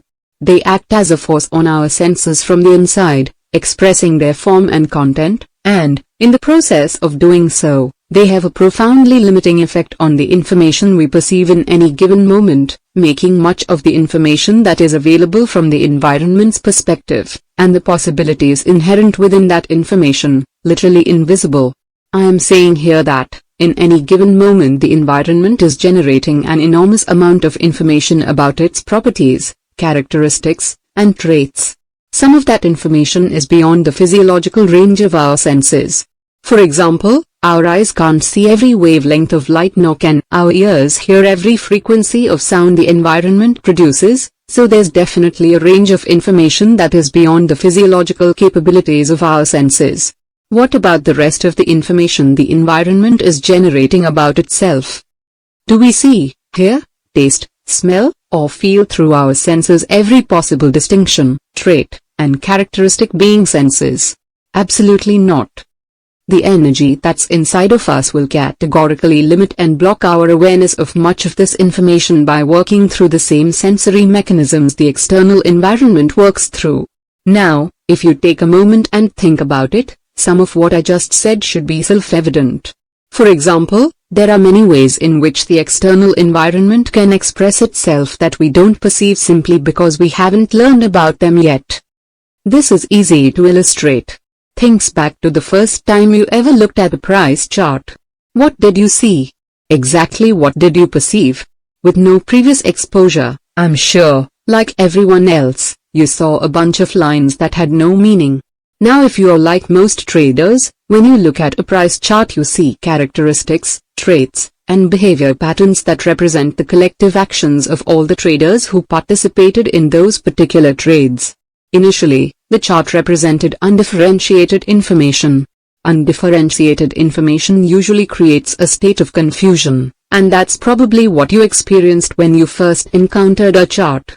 Gradually, however, you learned to make distinctions about that information, such as trends and trend lines, consolidations, support and resistance, retracements or significant relationships between volume and open interest and price action, just to name a few. You learned that each of these distinctions in the market's behavior represented an opportunity to fulfill some personal need, goal, or desire. Each distinction now had a meaning and some relative degree of significance or importance attached to it. Now, I want you to use your imagination and pretend that I just set before you the very first price chart you ever saw. Would there be a difference between what you see now and what you saw then? Absolutely. Instead of a bunch of undifferentiated lines, you would see everything you've learned about those lines between then and now. In other words, you would see all the distinctions you've learned to make, as well as all the opportunities those distinctions represent. Yet, everything you can see as you look at that chart now existed then, and, furthermore, was available to be perceived. What's the difference? The structured energy that's inside of you now, the knowledge you have gained, acts as a force on your eyes, causing you to recognize the various distinctions that you've learned about. Since that energy wasn't there the first time you looked at the chart, all the opportunities that you now see were there, but at the same time invisible to you. Furthermore, unless you've learned to make every possible distinction based on every possible relationship between the variables in that chart, what you haven't learned yet is still invisible. Most of us have no concept of the extent to which we are continually surrounded by the invisible opportunities inherent in the information we are exposed to. More often than not, we never learn about these opportunities and, as a result, they remain invisible. The problem, of course, is that unless we're in a completely new or unique situation or we're operating out of an attitude of genuine openness, we won't perceive something that we haven't learned about yet. To learn about something, we have to be able to experience it in some way. So what we have here is a closed loop that prevents us from learning. Perceptual closed loops exist in all of us, because they are natural functions of the way mental energy expresses itself on our senses. Everyone has heard the expression, people see what they want to see. I would put it a little differently, people see what they've learned to see, and everything else is invisible until they learn how to counteract the energy that blocks their awareness of whatever is unlearned and waiting to be discovered. To illustrate this concept and make it even clearer, I am going to give you another example, one that demonstrates how mental energy can affect how we perceive and experience the environment in a way that it actually reverses the cause and effect relationship. Let's look at a very young child's first encounter with a dog. Because it's a first-time experience, the child's mental environment is a clean slate, so to speak, with respect to dogs. He won't have any memories and certainly no distinctions about a dog's nature. Therefore, up to the moment of his first encounter, From the child's perspective, dogs don't exist. Of course, from the environment's perspective, dogs do exist and they have the potential to act as a force on the child's senses to create an experience. In other words, dogs expressing their nature can act as a cause to produce an effect inside the child's mental environment. What kind of effect are dogs capable of producing? Well, dogs have a range of expression. By range of expression I mean dogs can behave in a number of ways toward humans. They can be friendly, loving, protective, and fun to play with, or they can be hostile, mean, and dangerous, just to name a few of the many behaviors they're capable of. All of these traits can be observed, experienced, and learned about. When the child sees the dog for the first time, there is absolutely nothing in his mental environment to tell him what he is dealing with. Unfamiliar, unknown, and unclassified environmental information can generate a sense of curiosity. When we want to find out more about what we are experiencing, or it can generate a state of confusion, which can easily turn to fear if we can't place the information into an understandable or meaningful organizational framework or context. In our example, the child's sense of curiosity kicks in and he rushes to the dog to get more sensory experience. Notice how children are literally compelled to thrust themselves into a situation they know nothing about. However, in this example, the environmental forces at hand do not react favorably to the child's advances. The dog the child is interested in is either inherently mean or having a bad day. In any case, as soon as the child gets close enough, the dog bites him. The attack is so severe that the dog has to be pulled off the child. This kind of unfortunate experience is certainly not typical, but it's not that uncommon either. I chose it for two reasons. First, most people can relate to it in some way, either from their own direct experience or through the experience of someone they know. Second, as we analyze the underlying dynamics of this experience from an energy perspective, we're going to learn about 1. How our minds are designed to think. 2. Process information. 3. How these processes affect what we experience, and 4. Our ability to recognize new possibilities. I know this may seem like a lot of insight from just one example, but the principles involved apply to the dynamics beneath virtually all learning. As a result of being physically and emotionally traumatized, the little boy in our example now has a memory and one distinction about the way dogs can express themselves. If the boy's ability to remember his experiences is normal, he can store this incident in a way that represents all of the senses the experience had an impact on. For example, the attack can be stored as mental images based on what he saw, as well as mental sounds representing what he heard, and so on. Memories representing the other three senses will work the same way. However, the kind of sensory data in his memory is not as important as the kind of energy the sensory data represents.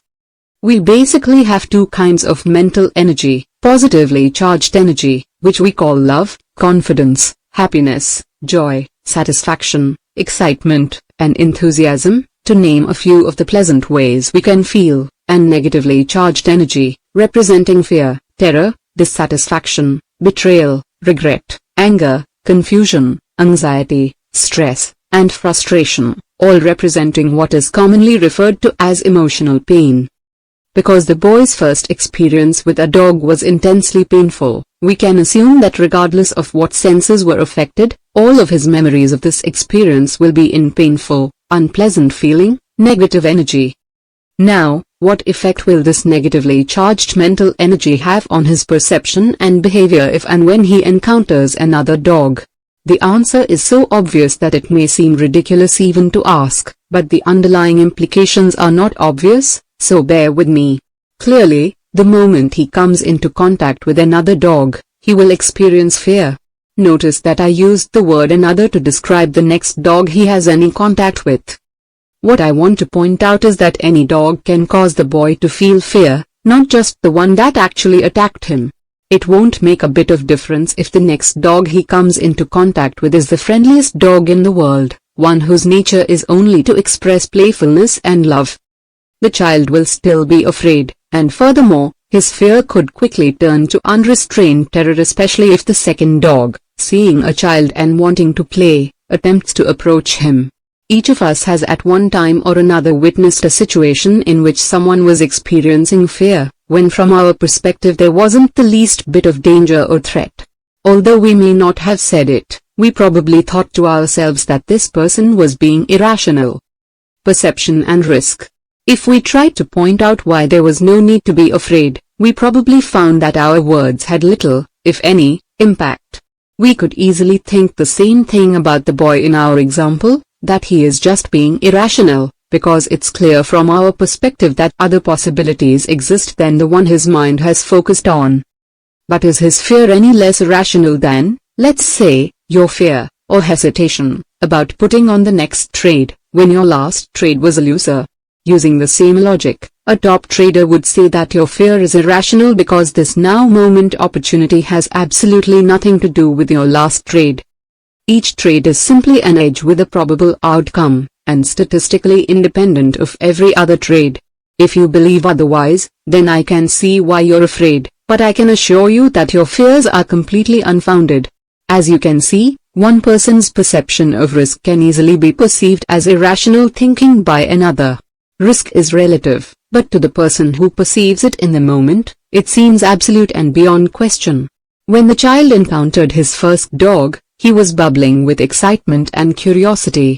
What is it about the way our minds think and process information that could automatically flip the boy into a state of fear the next time he encounters a dog, even if it's months or years later? If we look at fear as a natural mechanism warning us of threatening conditions, then what is it about the way our minds function that would automatically tell the boy that the next encounter with a dog is something to be afraid of? What happened to the boy's natural sense of curiosity? There is surely more to learn about the nature of dogs than this one experience has taught him, especially in light of the fact that our minds seem to have an unlimited capacity for learning. And why would it be virtually impossible to talk the boy out of his fear? The power of association. As complex as these questions may seem at first glance, most of them can be answered quite easily. I'm sure many of you already know the answer. Our minds have an inherent design characteristic that causes us to associate and link anything that exists in the external environment that is similar in quality, characteristics, properties, or traits to anything that already exists in our mental environment as a memory or distinction. In other words, in the example of the child being afraid of dogs, the second dog or any other dog he encounters thereafter, doesn't have to be the dog that attacked in order for him to experience emotional pain. There just has to be enough of a likeness or similarity for his mind to make a connection between the two. This natural tendency for our minds to associate is an unconscious mental function that occurs automatically. It's not something we have to think about or make a decision about. An unconscious mental function would be analogous to an involuntary physical function such as a heartbeat. Just as we don't have to consciously think about the process of making our hearts beat, we don't have to think about linking experiences and our feelings about them. It's simply a natural function of the way our minds process information, and, like a heartbeat, it's a function that has a profound effect on the way we experience our lives. I'd like you to try and visualize the two-way flow of energy that reverses the cause and effect relationship that will make it difficult, if not impossible, for the boy to perceive any other possibilities than the one that's in his mind. To help you, I'm going to break this process down into its smallest parts, and go through what happens step by step. All of this may seem a bit abstract, but understanding this process plays a big part in unlocking your potential to achieve consistent success as a big trader. First, let's get right down to the basics. There's structured energy on the outside of the boy and structured energy on the inside of the boy. The outside energy is positively charged in the form of a friendly dog that wants to express itself by playing. The inside energy is a negatively charged memory in the form of mental images and sounds that represent the boy's first experience with the dog. Both the inside and the outside energy have the potential to make themselves felt on the boy's senses and, as a result, create two different kinds of situations for him to experience. The outside energy has the potential to act as a force on the boy in a way that he could find very enjoyable. This particular dog expresses behavior characteristics like playfulness, friendliness, and even love. But keep in mind that these are characteristics that the child still has not experienced in a dog, so from his perspective they don't exist. Just as in the price chart example I presented earlier, the child won't be able to perceive what he hasn't yet learned about, unless he is in a state of mind that is conducive to learning. The inside energy also has potential and is just waiting, so to speak, to express itself. But it will act on the boy's eyes and ears in a way that causes him to feel threatened. This in turn will create an experience of emotional pain, fear, and possibly even terror. From the way I've set this up, it may seem as if the boy has a choice between experiencing fun or experiencing fear, but that's really not the case, at least not in the moment. Of the two possibilities that exist in this situation, he will undoubtedly experience the pain and fear, instead of the fun. This is true for several reasons. First, as I've already indicated, our minds are wired to automatically and instantaneously associate and link information that has similar characteristics, properties, and traits. What's outside of the child in the form of a dog, looks and sounds similar to the one that's in his mind. However, the degree of similarity that is necessary for his mind to link the two is an unknown variable, meaning I don't know the mental mechanism that determines how much or how little similarity is required for our minds to associate and link two or more sets of information. Since everyone's mind functions in a similar way, but, at the same time is unique, I would assume there is a range of tolerance for similarity or dissimilarity and each of us has a unique capacity somewhere within the range. Here's what we do know. As this next dog comes into contact with the boy's eyes or ears, if there is enough similarity between the way it looks or sounds and the dog that's embedded in his memory, then his mind will automatically connect the two. This connection, in turn, will cause the negatively charged energy in his memory to be released throughout his body, causing him to be overcome with a very uncomfortable sense of foreboding or terror. The degree of discomfort or emotional pain that he experiences will be equivalent to the degree of trauma that he suffered as a result of his first encounter with a dog. What happens next is what psychologists call a projection. I'm going to refer to it simply as another instantaneous association that makes the reality of the situation from the boy's perspective seem like the absolute, unquestionable truth. The boy's body is now filled with negatively charged energy. At the same time, he is in sensory contact with the dog. Next, his mind associates whatever sensory information his eyes or ears perceive with the painful energy he's experiencing inside himself, which makes it seem as if the source of his pain and fear is the dog he is seeing or hearing in that moment. Psychologists call the dynamics of what I just described a projection because, in a sense, the boy is projecting the pain he is experiencing in the moment onto the dog. That painful energy then gets reflected back to him, so that he perceives a dog that is threatening, painful, and dangerous.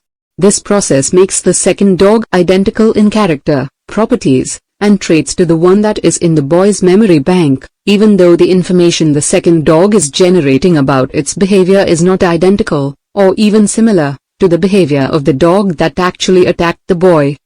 Since the two dogs, the one in the boy's mind and the one outside of the boy's mind, feel exactly the same, it's extremely unlikely the boy will be able to make any type of distinctions in the second dog's behavior that would suggest to him that it is any different than the one in his mind. So, instead of perceiving this next encounter with a dog as an opportunity to experience something new about the nature of dogs, he perceives a threatening and dangerous dog. Now, if you think about it for a moment, what is it about this process that would indicate to the boy that his experience of the situation was not the absolute, unquestionable truth? Certainly the pain and fear that he experienced in his body was the absolute truth. But what about the possibilities that he perceived? Were they true? From our perspective, they weren't. However, from the boy's perspective, how could they be anything but the true reality of the situation? What alternatives did he have? First, he can't perceive possibilities that he hasn't learned about yet. And it is extremely difficult to learn anything new if you're afraid, because, as you already well know, fear is a very debilitating form of energy. It causes us to withdraw, to get ready to protect ourselves, to run, and to narrow our focus of attention, all of which makes it very difficult, if not impossible, to open ourselves in a way that allows us to learn something new. Second, as I have already indicated, as far as Die Boy is concerned, the dog is the source of his pain, and in a sense this is true. The second dog did cause him to tap into the pain that was already in his mind, but it was not the true source of that pain. This was a positively charged dog that got connected to the boy's negatively charged energy by an automatic, involuntary mental process, functioning at speeds faster than it takes to blink an eye, a process that the boy has absolutely no awareness of. So as far as he's concerned, why would he be afraid if what he perceived about the dog wasn't the absolute truth? As you can see, it wouldn't make any difference how the dog was acting, or what someone might say to the contrary about why the boy shouldn't be afraid, because he will perceive whatever information the dog is generating about itself, regardless of how positive, from a negative perspective. He will not have the slightest notion that his experience of pain, fear, and terror was completely self-generated. Now, if it's possible for the boy to self-generate his own pain and terror and, at the same time, be firmly convinced that his negative experience was coming from the environment, is it also possible for traders to self-generate their own experiences of fear and emotional pain as they interact with market information and be thoroughly convinced that their pain and fear was completely justified by the circumstances? The underlying psychological dynamics work in exactly the same way. One of your basic objectives as a trader is to perceive the opportunities available, not the threat of pain. To learn how to stay focused on the opportunities, you need to know and understand in no uncertain terms the source of the threat.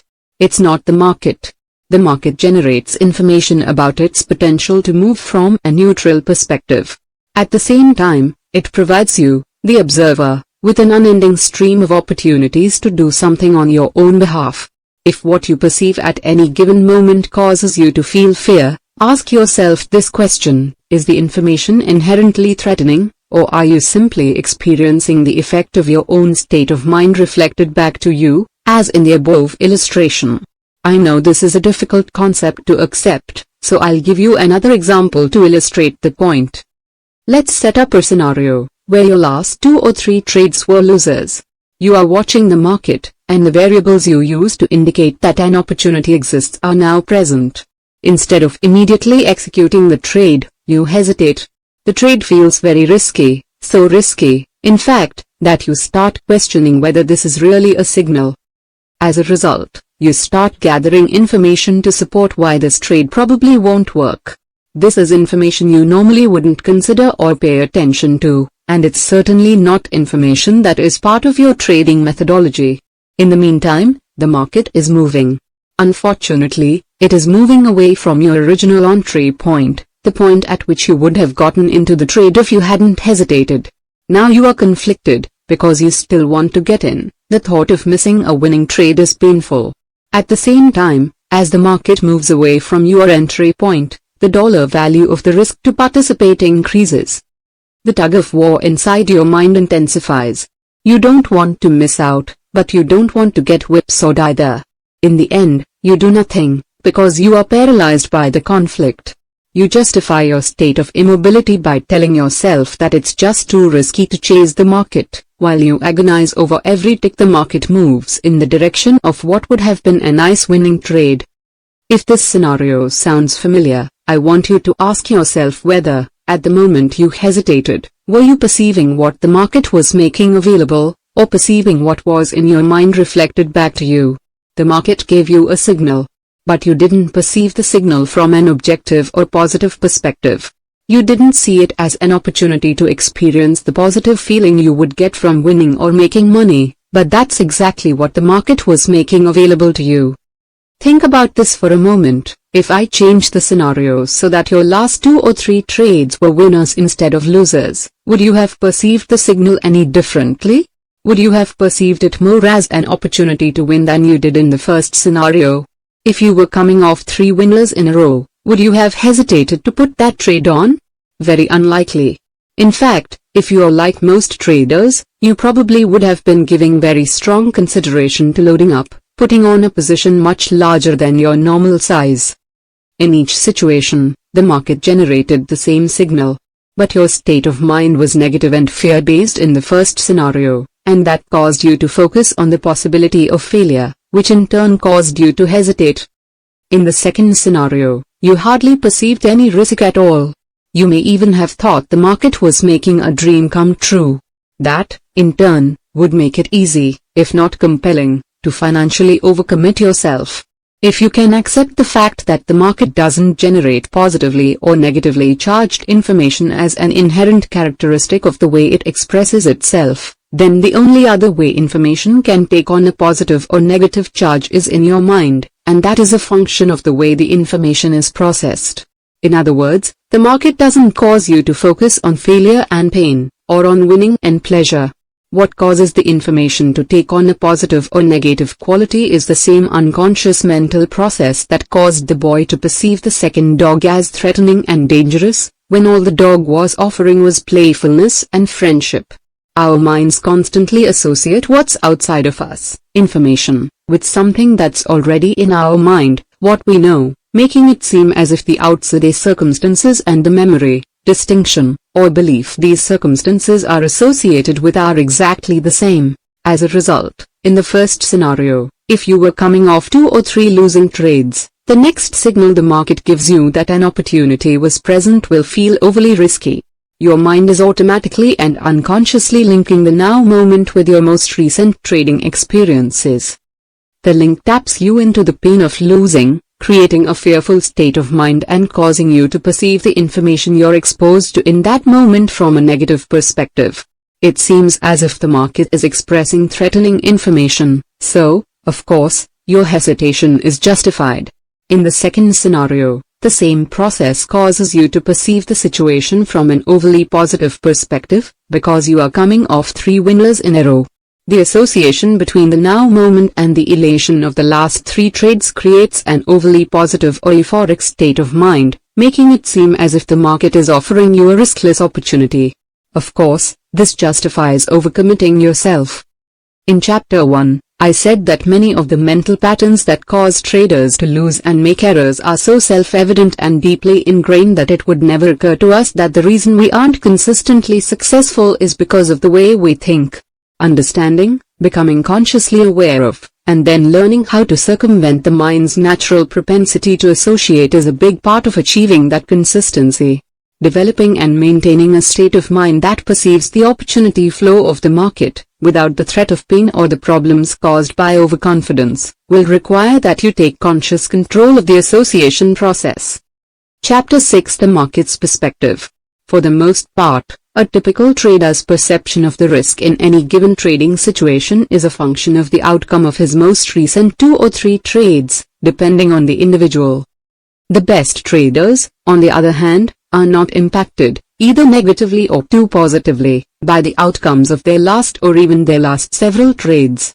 So their perception of the risk of any given trading situation is not affected by this personal, psychological variable. There's a huge psychological gap here that might lead you to believe that the best traders have inherent design qualities in their minds that account for this gap, but I can assure you this is not the case. Every trader I've worked with over the last 18 years has had to learn how to train his mind to stay properly focused in the now moment opportunity flow. This is a universal problem, and has to do both with the way our minds are wired and our common social upbringing, meaning, this particular trading problem is not person-specific. There are other factors relating to self-esteem that may also act as obstacles to your consistent success, but what we are going to discuss now is the most important and fundamental building block to your success as a trader: the uncertainty principle. If there is such a thing as a secret to the nature of trading, this is it, at the very core of one's ability. 1. To trade without fear or overconfidence. 2. Perceive what the market is offering from its perspective. 3. Stay completely focused in the now moment opportunity flow. And 4. Spontaneously enter the zone. It is a strong, virtually unshakable belief in an uncertain outcome with an edge in your favor. The best traders have evolved to the point where they believe, without a shred of doubt or internal conflict, that anything can happen. They don't just suspect that anything can happen or give lip service to the idea. Their belief in uncertainty is so powerful that it actually prevents their minds from associating the now-moment situation and circumstance with the outcomes of their most recent trades. By preventing this association, they are able to keep their minds free of unrealistic and rigid expectations about how the market will express itself. Instead of generating the kind of unrealistic expectations that more often than not result in both emotional and financial pain, they have learned to make themselves available to take advantage of whatever opportunities the market may offer in any given moment. Making yourself available is a perspective from which you understand that the framework from which you are perceiving information is limited relative to what's being offered. Our minds don't automatically perceive every opportunity that presents itself in any given moment. The boy and the dog illustration from Chapter 5 is a perfect example of how our own personal versions of the truth are reflected back to us. This same land of perceptual blindness happens all the time in trading. We can't perceive the potential for the market to continue to move in a direction that is already against our position if, for example, we are operating out of a fear of being wrong. The fear of admitting we are wrong causes us to place an inordinate amount of significance on the information that tells us that we're right. This happens even if there's ample information to indicate that the market has in fact established a trend in the opposite direction of our position. A trending market is a distinction about the market's behavior we can ordinarily perceive, but this distinction can easily become invisible if we are operating out of fear. The trend and the opportunity to trade in the direction of that trend don't become visible until we are out of the trade. In addition, there are opportunities that are invisible to us because we haven't learned to make the distinctions that would allow us to perceive them. Recall our discussion in Chapter 5 of the first price chart you ever looked at. What we haven't learned yet is invisible to us, and remains invisible until our minds are open to an exchange of energy. A perspective from which you make yourself available takes into consideration both the known and the unknown. For example, you've built a mental framework that allows you to recognize a set of variables in the market's behavior that indicates when an opportunity to buy or sell is present. This is your edge and something you know. However, what you don't know is exactly how the pattern your variables identify will unfold. With the perspective of making yourself available, you know that your edge places the odds of success in your favor, but, at the same time, you completely accept the fact that you don't know the outcome of any particular trade. By making yourself available, you consciously open yourself up to find out what will happen next, instead of giving way to an automatic mental process that causes you to think you already know. Adopting this perspective leaves your mind free of internal resistance that can prevent you from perceiving whatever opportunity the market is making available from its perspective, its truth. Your mind is open for an exchange of energy. Not only can you learn something about the market that you previously didn't know, but you also set up the mental condition most conducive to entering the zone. The essence of what it means to be in the zone is that your mind and the market are in sync. As a result, you sense what the market is about to do as if there is no separation between yourself and the collective consciousness of everyone else participating in the market. The zone is a mental space where you are doing more than just reading the collective mind, you are also in complete harmony with it. If this sounds a bit strange to you, ask yourself how it is that a flock of birds or a school of fish can change direction simultaneously. There must be a way in which they are linked to one another. If it is possible for people to become linked in the same way, then there will be times when information from those with whom we are linked can and will bleed through to our consciousness. Traders who have experienced being tapped into the collective consciousness of the market can anticipate a change in direction just as a bird in the middle of a flock or a fish in the middle of a school will turn at the precise moment that all of the others turn. However, setting up the kind of mental conditions most conducive to experiencing this seemingly magical synchronicity between you and the market is no easy task. There are two mental hurdles to overcome. The first is the focus of this chapter, learning how to keep your mind focused in the now moment opportunity flow. In order to experience synchronicity, your mind has to be open to the market's truth, from its perspective. The second hurdle has to do with the division of labor between the two halves of our brain. The left side of our brain specializes in rational thought, based on what we already know. The right side specializes in creative thought. It is capable of tapping into an inspiration, an intuition, a hunch, or a sense of knowing that usually can't be explained at a rational level. It can't be explained because if the information is really creative in nature, then it is something that we wouldn't know at a rational level. By definition, true creativity brings forth something that didn't previously exist. There's an inherent conflict between these two modes of thought, that the rational, logical part will almost always win, unless we take specific steps to train our minds to accept and trust creative information. Without that training, we will usually find it very difficult to act on our hunches, intuitive impulses, inspirations, or sense of knowing. Acting appropriately on anything requires belief and clarity of intent, which keeps our minds and senses focused on the purpose at hand. If the source of our actions is creative in nature, and our rational mind hasn't been properly trained to trust this source, then at some point in the process of acting on this information, our rational brain will flood our consciousness with conflicting and competing thoughts.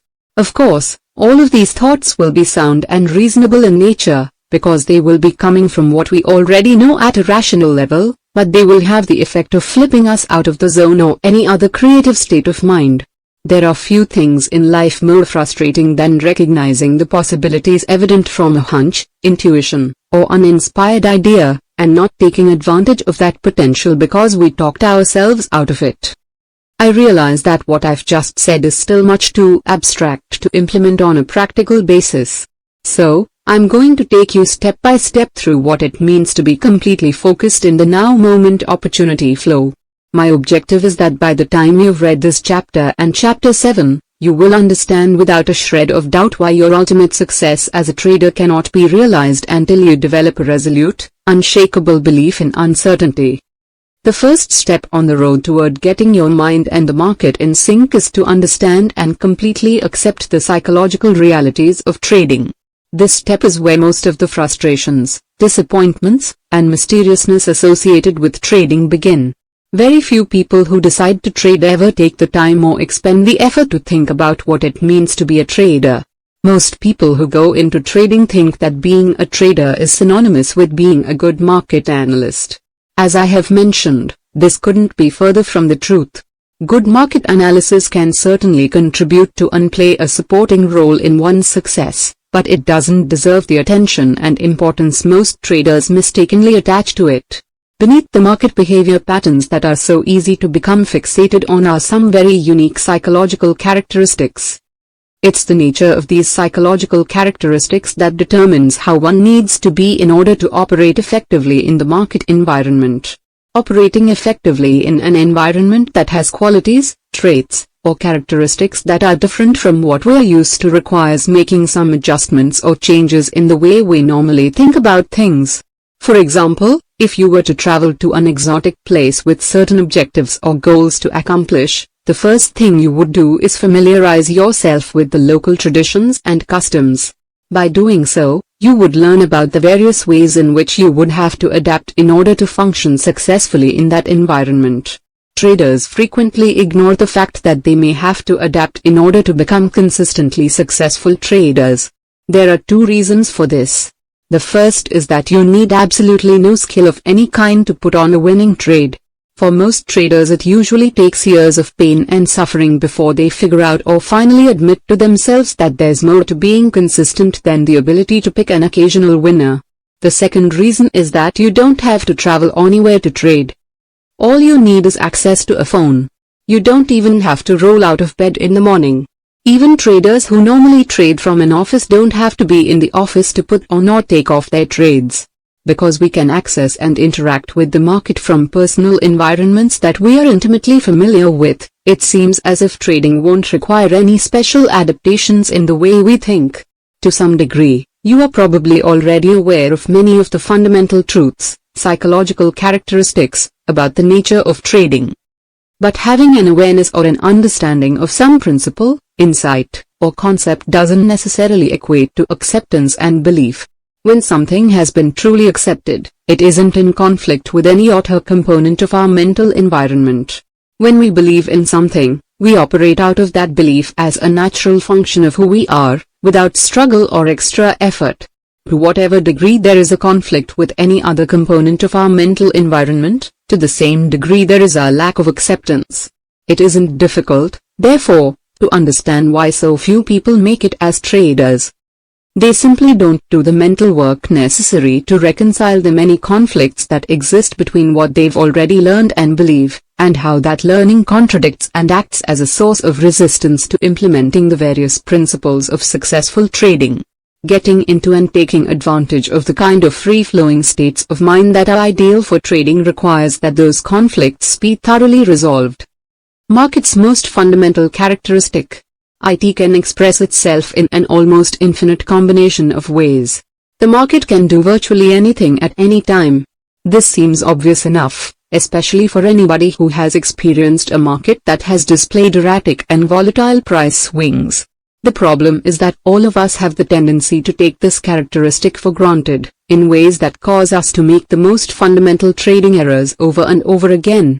The fact is that if traders really believed that anything could happen at any time, there would be considerably fewer losers and more consistent winners. How do we know that virtually anything can happen? This fact is easy to establish. All we have to do is dissect the market into its component parts and look at how the parts operate. The most fundamental component of any market is its traders. Individual traders act as a force on prices, making them move by either bidding a price up or offering it lower. Why do traders bid a price up or offer it lower? To answer this question we have to establish the reasons why people trade. There are many reasons and purposes behind a person's motivation to trade in any given market. However, for the purposes of this illustration, we don't have to know all the underlying reasons that compel any individual trader to act because ultimately they all boil down to one reason and one purpose: to make money. We know this because there are only two things a trader can do: buy and sell, and there are only two possible outcomes for every trade: profit or loss. Therefore, I think we can safely assume that regardless of one's reasons for trading, the bottom line is that everyone is looking for the same outcome: profits. And there are only two ways to create those profits: either buy low and sell high, or sell high and buy low. If we assume that everyone wants to make money, then there's only one reason why any trader would bid a price up to the next highest level: because he believes he can sell whatever he's buying at a higher price at some point in the future. The same is true for the trader who's willing to sell something at a price that is less than the last posted price, offer a market lower. He does it because he believes he can buy back whatever he's selling at a lower price at some point in the future.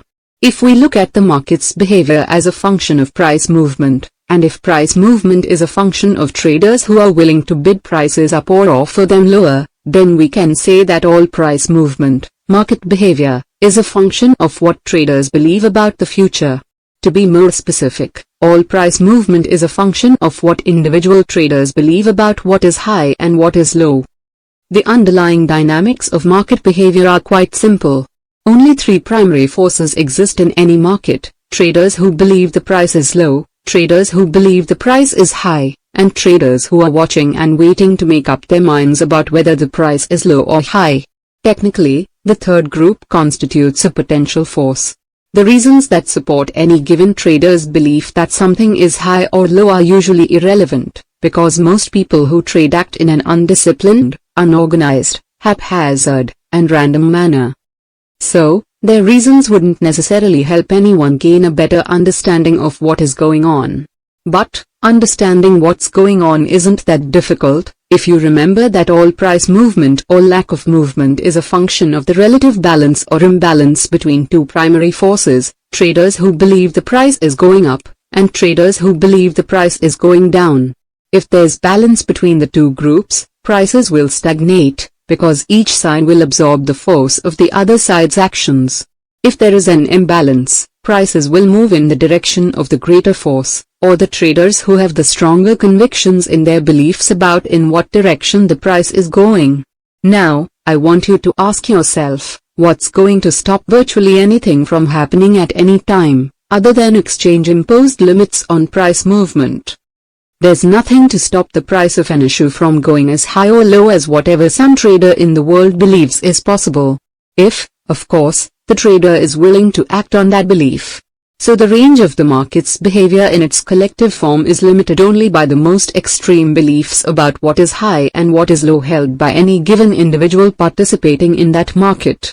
I think the implications are self-evident. There can be an extreme diversity of beliefs present in any given market in any given moment, making virtually anything possible. When we look at the market from this perspective, it's easy to see that every potential trader who is willing to express his belief about the future becomes a market variable. On a more personal level, this means that it only takes one other trader, anywhere in the world, to negate the positive potential of your trade. Put another way, it takes only one other trader to negate what you believe about what is high or what is low. That's all, only one. Here's an example to illustrate this point. Several years ago, a trader came to me for help. He was an excellent market analyst. In fact, he was one of the best I've ever met. But after years of frustration during which he lost all his money and a lot of other people's money, he was finally ready to admit that, as a trader, he left a lot to be desired. After talking to him for a while, I determined that a number of serious psychological obstacles were preventing him from being successful. One of the most troublesome obstacles was that he was a know-it-all and extremely arrogant, making it impossible for him to achieve the degree of mental flexibility required to trade effectively. It didn't matter how good an analyst he was. When he came to me, he was so desperate for money and help that he was willing to consider anything.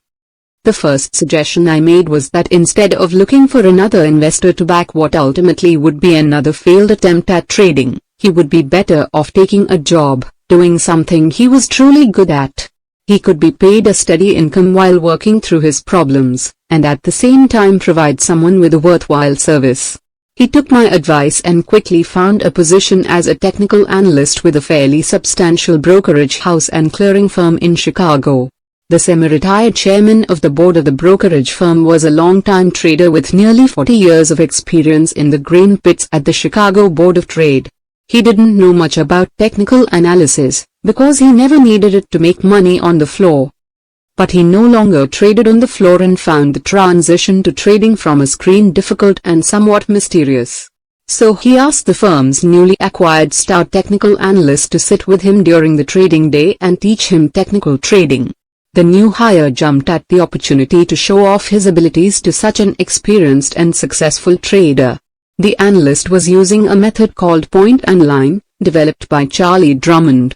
Among other things, point and line can accurately define support and resistance. One day, as the two of them were watching the soybean market together, the analyst had projected major support and resistance points and the market happened to be trading between these 2 points. As the technical analyst was explaining to the chairman the significance of these 2 points, he stated in very emphatic, almost absolute terms that if the market goes up to resistance, it will stop and reverse, and if the market goes down to support, it will also stop and reverse. Then he explained that if the market went down to the price level he calculated as support, his calculations indicated that would also be the low of the day. As they sat there, the bean market was slowly trending down to the price the analyst said would be the support, or low, of the day. When it finally got there, the chairman looked over to the analyst and said, "This is where the market is supposed to stop and go higher, right?" The analyst responded, "Absolutely. This is the low of the day." "That's bullshit," the chairman retorted. "Watch this." He picked up the phone, called one of the clerks handling orders for the soybean pit, and said, "Sell 2 million beans, bushels, at the market." Within 30 seconds after he placed the order, the soybean market dropped 10 cents a bushel. The chairman turned to look at the horrified expression on the analyst's face. Calmly, he asked, "Now, where did you say the market was going to stop?" "If I can do that, anyone can." The point is that from our own individual perspective as observers of the market, anything can happen, and it takes only one trader to do it. This is the hard, cold reality of trading that only the very best traders have embraced and accepted with no internal conflict. How do I know this? Because only the best traders consistently predefine their risks before entering a trade. Only the best traders cut their losses without reservation or hesitation when the market tells them the trade isn't working. And only the best traders have an organized, systematic, money management regimen for taking profits when the market goes in the direction of their trade. Not predefining your risk, not cutting your losses, or not systematically taking profits are three of the most common and usually the most costly trading errors you can make. Only the best traders have eliminated these errors from their trading. At some point in their careers, they learn to believe without a shred of doubt that anything can happen, and to always account for what they don't know, for the unexpected. Remember that there are only two forces that cause prices to move: traders who believe the markets are going up, and traders who believe the markets are going down. At any given moment, we can see who has the stronger conviction by observing where the market is now relative to where it was at some previous moment. If a recognizable pattern is present, that pattern may repeat itself, giving us an indication of where the market is headed. This is our edge, something we know. But there's also much that we don't know, and will never know unless we learn how to read minds. For instance, do we know how many traders may be sitting on the sidelines and about to enter the market? Do we know how many of them want to buy and how many want to sell, or how many shares they are willing to buy or sell? What about the traders whose participation is already reflected in the current price? At any given moment, how many of them are about to change their minds and exit their positions? If they do, how long will they stay out of the market? And if and when they do come back into the market, in what direction will they cast their votes? These are the constant, never-ending, unknown, hidden variables that are always operating in every market always. The best traders don't try to hide from these unknown variables by pretending they don't exist, nor do they try to intellectualize or rationalize them away through market analysis. Quite the contrary, the best traders take these variables into account, factoring them into every component of their trading regimes. For the typical trader, just the opposite is true. He trades from the perspective that what he can't see, hear, or feel must not exist. What other explanation could account for his behavior? If he really believed in the existence of all the hidden variables that have the potential to act on prices in any given moment, then he would also have to believe that every trade has an uncertain outcome.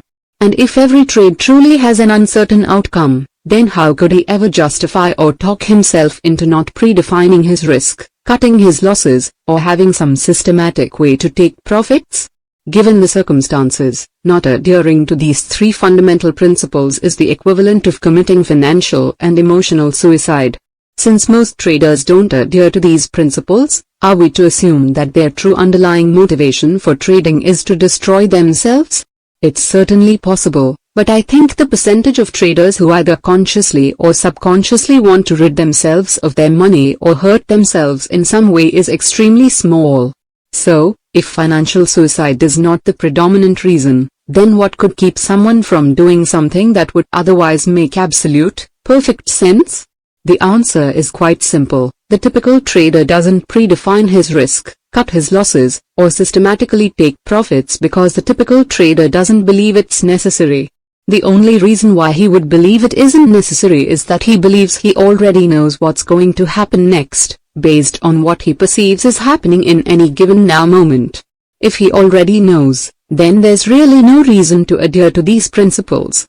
Believing, assuming, or thinking that he knows will be the cause of virtually every trading error he has the potential to make, with the exception of those errors that are the result of not believing that he deserves the money.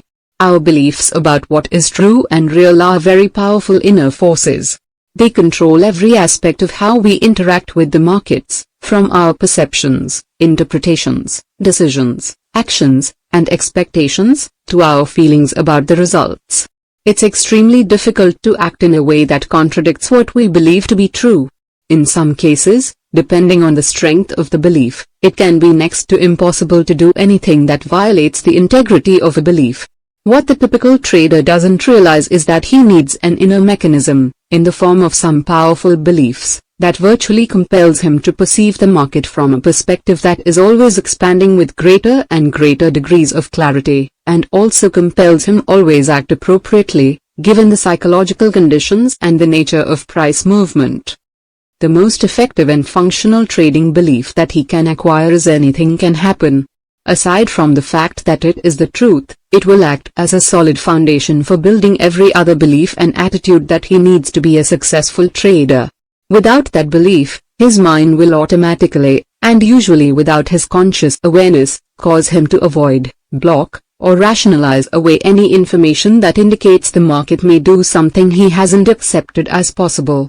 If he believes that anything is possible, then there's nothing for his mind to avoid. Because anything includes everything, this belief will act as an expansive force on his perception of the market that will allow him to perceive information that might otherwise have been invisible to him. In essence, he will be making himself available, opening his mind, to perceive more of the possibilities that exist from the market's perspective. Most important, by establishing a belief that anything can happen, he will be training his mind to think in probabilities. This is by far the most essential as well as the most difficult principle for people to grasp and to effectively integrate into their mental systems. Hey! If you're enjoying this audiobook, don't forget to leave a like or comment, and subscribe to our channel for more similar videos. Also, be sure to check out our audiobooks playlist for even more great content. Chapter 7: The Trader's Edge, Thinking in Probabilities. Exactly what does it mean to think in probabilities, and why is it so essential to one's consistent success as a trader? If you take a moment and analyze the last sentence, you will notice that I made consistency a function of probabilities. It sounds like a contradiction. How can someone produce consistent results from an event that has an uncertain probabilistic outcome? To answer this question, all we have to do is look to the gambling industry. Corporations spend vast amounts of money, in the hundreds of millions, if not billions, of dollars, on elaborate hotels to attract people to their casinos. If you've been to Las Vegas, you know exactly what I am talking about. Gaming corporations are just like other corporations, in that they have to justify how they allocate their assets to a board of directors and ultimately to their stockholders. How do you suppose they justify spending vast sums of money on elaborate hotels and casinos, whose primary function is to generate revenue from an event that has a purely random outcome? Probabilities paradox, random outcome, consistent results. Here's an interesting paradox. Casinos make consistent profits day after day and year after year, facilitating an event that has a purely random outcome.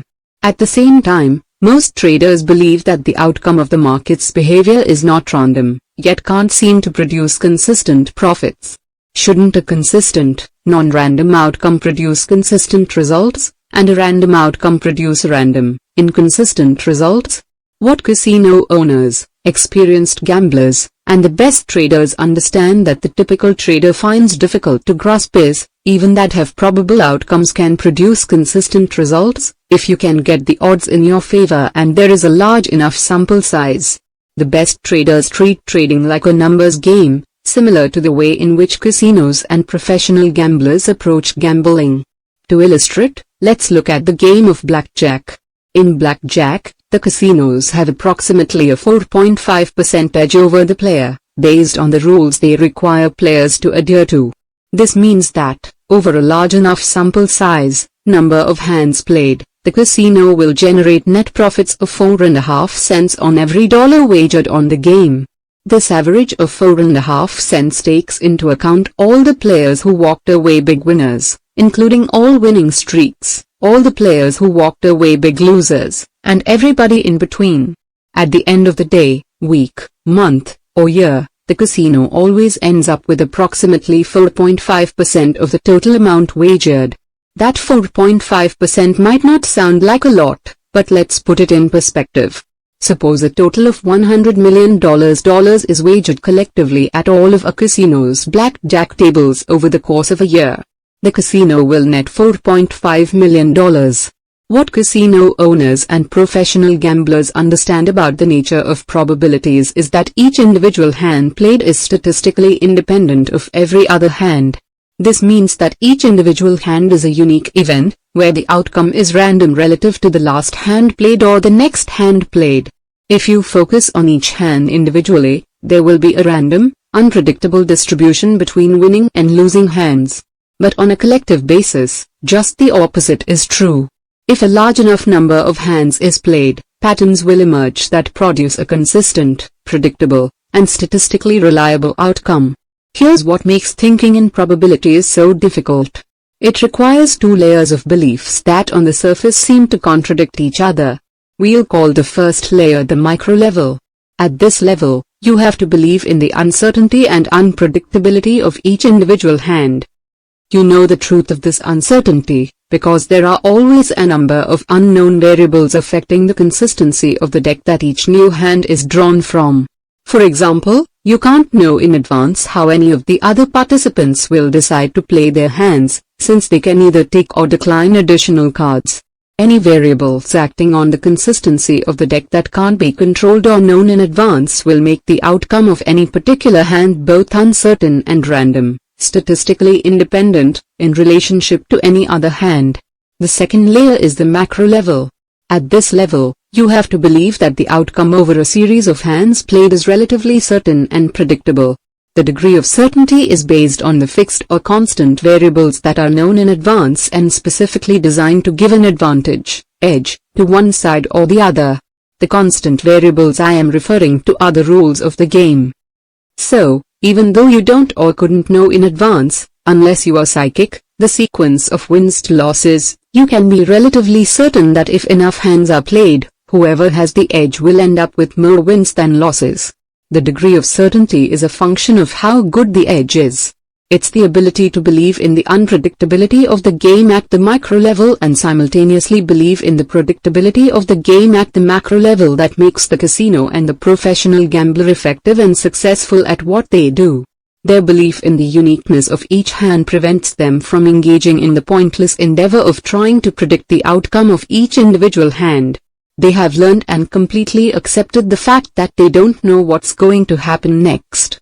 More important, they don't need to know in order to make money consistently. Because they don't have to know what's going to happen next, they don't place any special significance, emotional or otherwise, on each individual hand, spin of the wheel, or roll of the dice.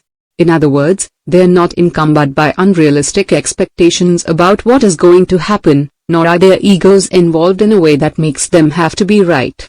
As a result, it's easier to stay focused on keeping the odds in their favor and executing flawlessly, which in turn makes them less susceptible to making costly mistakes. They stay relaxed because they are committed and willing to let the probabilities their edges play themselves out, all the while knowing that if their edges are good enough and the sample sizes are big enough, they will come out net winners. The best traders use the same thinking strategy as the casino and professional gambler. Not only does it work to their benefit, but the underlying dynamics supporting the need for such a strategy are exactly the same in trading as they are in gambling.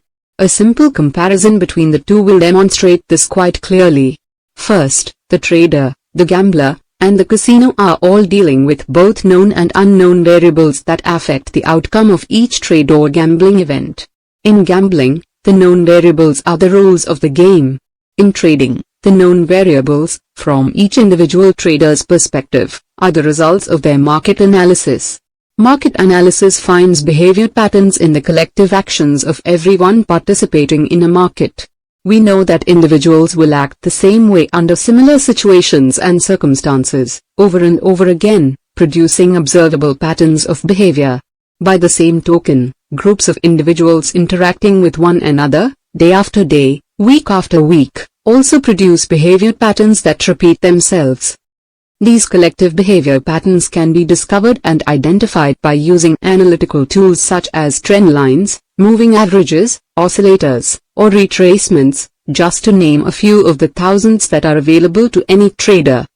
Each analytical tool uses a set of criteria to define the boundaries of each behavior pattern identified. The set of criteria and the boundaries identified are the trader's known market variables. They are to the individual trader what the rules of the game are to the casino and gambler. By this I mean, the trader's analytical tools are the known variables that put the odds of success, the edge, for any given trade in the trader's favor, in the same way that the rules of the game put the odds of success in favor of the casino.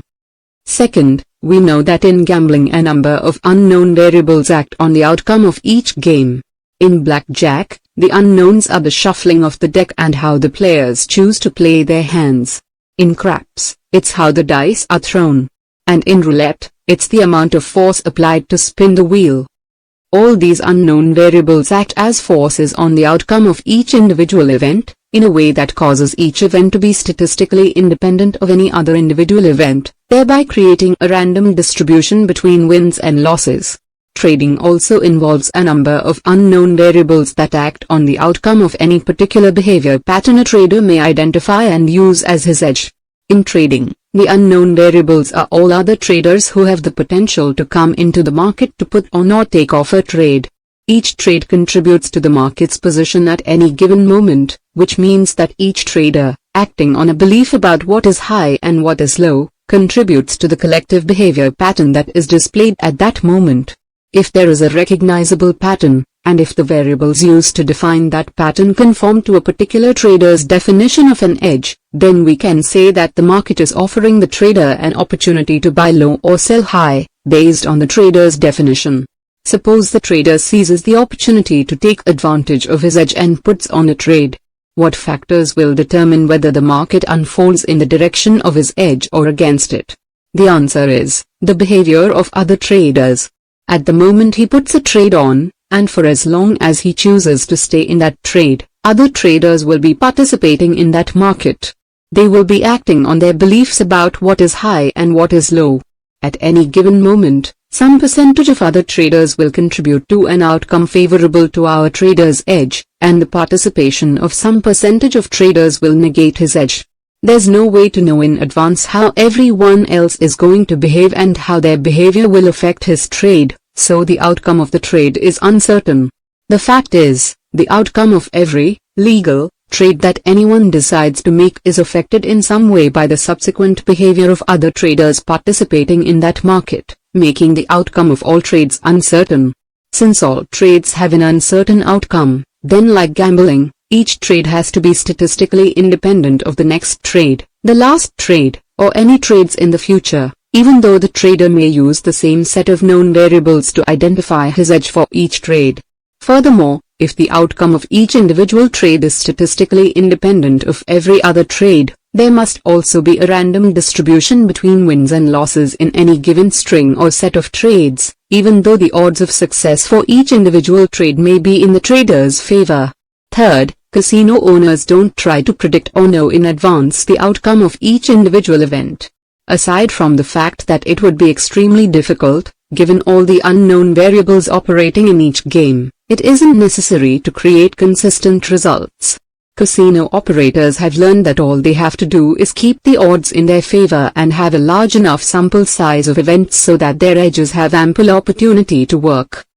Trading in the moment. Traders who have learned to think in probabilities approach the markets from virtually the same perspective. At the micro level, they believe that each trade or edge is unique. What they understand about the nature of trading is that at any given moment, the market may look exactly the same on a chart as it did at some previous moment, and the geometric measurements and mathematical calculations used to determine each edge can be exactly the same from one edge to the next, but the actual consistency of the market itself from one moment to the next is never the same. For any particular pattern to be exactly the same now as it was in some previous moment would require that every trader who participated in that previous moment be present. What's more, each of them would also have to interact with one another in exactly the same way over some period of time to produce the exact same outcome to whatever pattern was being observed. The odds of that happening are non-existent. It is extremely important that you understand this phenomenon because the psychological implications for your trading couldn't be more important. We can use all the various tools to analyze the market's behavior and find the patterns that represent the best edges, and from an analytical perspective, these patterns can appear to be precisely the same in every respect, both mathematically and visually. But, if the consistency of the group of traders who are creating the pattern now is different by even one person from the group that created the pattern in the past, then the outcome of the current pattern has the potential to be different from the past pattern.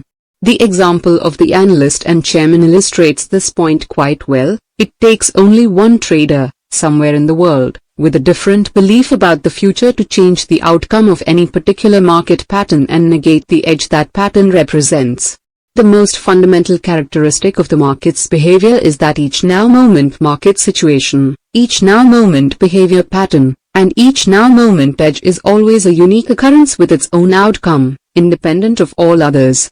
Uniqueness implies that anything can happen, either what we know, expect or anticipate, or what we don't know, or can't know, unless we had extraordinary perceptual abilities. A constant flow of both known and unknown variables creates a probabilistic environment where we don't know for certain what will happen next. This last statement may seem quite logical, even self-evident, but there's a huge problem here that is anything but logical or self-evident. Being aware of uncertainty and understanding the nature of probabilities does not equate with an ability to actually function effectively from a probabilistic perspective. Thinking in probabilities can be difficult to master, because our minds don't naturally process information in this manner.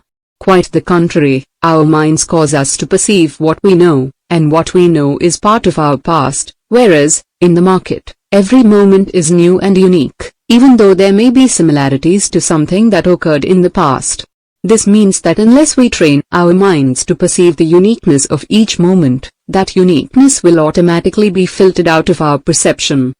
We will perceive only what we know, minus any information that is blocked by our fears. Everything else will remain invisible. The bottom line is that there is some degree of sophistication to thinking in probabilities, which can take some people a considerable amount of effort to integrate into their mental systems as a functional thinking strategy.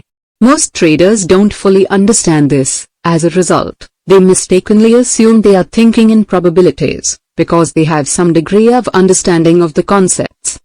I've worked with hundreds of traders who mistakenly assumed they thought in probabilities, but didn't.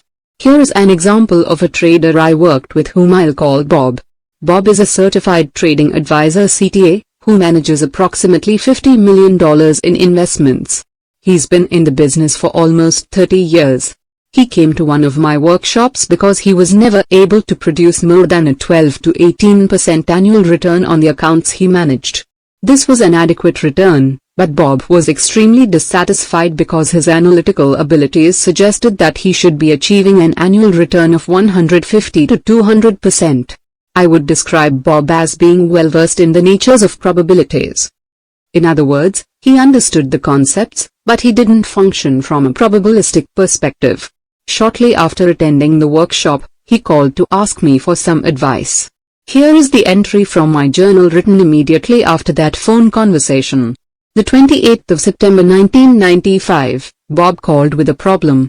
He put on a belly trade and put his stop in the market. The market traded about a third of the way to his stop and then went back to his entry point, where he decided to bail out of the trade. Almost immediately after he got out, the bellies went 500 points in the direction of this trade, but of course he was out of the market.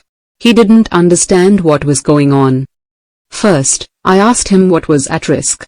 He didn't understand the question. He assumed that he had accepted the risk because he put in a stop. I responded that just because he put in a stop it didn't mean that he had truly accepted the risk of the trade. There are many things that can be at risk: losing money, being wrong, not being perfect, etc., depending on one's underlying motivation for trading. I pointed out that a person's beliefs are always revealed by their actions. We can assume that he was operating out of a belief that to be a disciplined trader one has to define the risk and put a stop in. And so he did. But a person can put in a stop and at the same time not believe that he is going to be stopped out or that the trade will ever work against him, for that matter. By the way he described the situation, it sounded to me as if this is exactly what happened to him. When he put on the trade, he didn't believe he would be stopped out. Nor did he believe the market would trade against him. In fact, he was so adamant about this, that when the market came back to his entry point, he got out of the trade to punish the market with an "I'll show you" attitude for even going against him by one tick. After I pointed this out to him, he said this was exactly the attitude he had when he took off the trade. He said that he had been waiting for this particular trade for weeks and when the market finally got to this point, he thought it would immediately reverse. I responded by reminding him to look at the experience as simply pointing the way to something that he needs to learn. A prerequisite for thinking in probabilities is that you accept the risk, because if you don't, You will not want to face the possibilities that you haven't accepted, if and when they do present themselves. When you've trained your mind to think in probabilities, it means you have fully accepted all the possibilities, with no internal resistance or conflict, and you always do something to take the unknown forces into account. Thinking this way is virtually impossible unless you've done the mental work necessary to let go of the need to know what is going to happen next or the need to be right on each trade. In fact, the degree by which you think you know, assume you know, or in any way need to know what is going to happen next, is equal to the degree to which you will fail as a trader.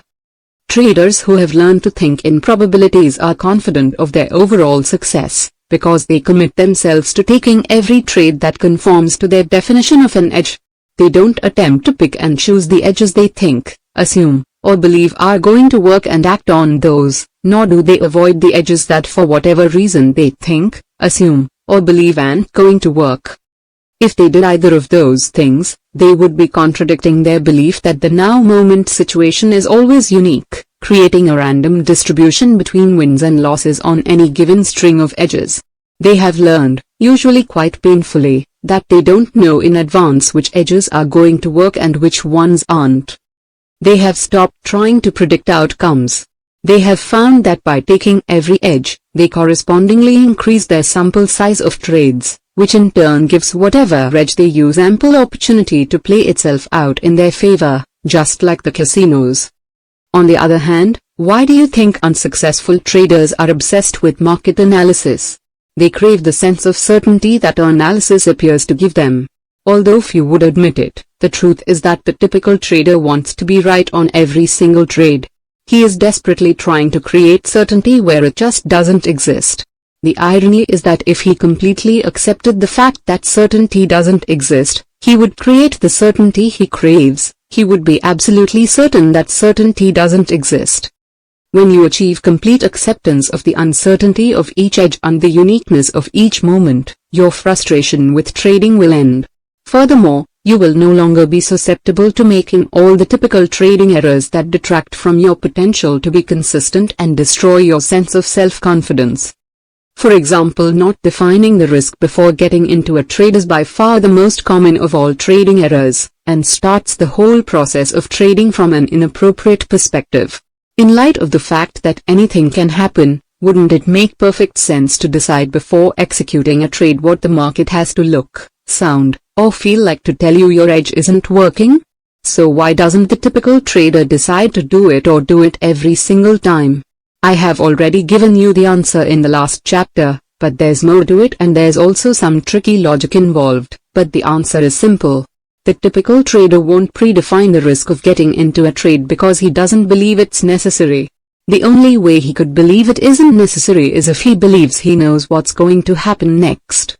The reason he believes he knows what's going to happen next is because he won't get into a trade until he is convinced that he's right. At the point where he's convinced the trade will be a winner, it's no longer necessary to define the risk, because if he's right, there is no risk. Typical traders go through the exercise of convincing themselves that they're right before they get into a trade, because the alternative, being wrong, is simply unacceptable. Remember that our minds are wired to associate. As a result, being wrong on any given trade has the potential to be associated with any, or every, other experience in a trader's life where he's been wrong. The implication is that any trade can easily tap him into the accumulated pain of every time he has been wrong in his life. Given the huge backlog of unresolved, negative energy surrounding what it means to be wrong that exists in most people, it's easy to see why each and every trade can literally take on the significance of a life or death situation. So, for the typical trader, determining what the market would have to look, sound, or feel like to tell him that a trade isn't working would create an irreconcilable dilemma. On one hand, he desperately wants to win and the only way he can do that is to participate, but the only way he will participate is if he's sure the trade will win. On the other hand, if he defines his risk, he is willfully gathering evidence that would negate something he has already convinced himself of. He will be contradicting the decision-making process he went through to convince himself that the trade will work. If he exposed himself to conflicting information, it would surely create some degree of doubt about the viability of the trade. If he allows himself to experience doubt, it's very unlikely he will participate.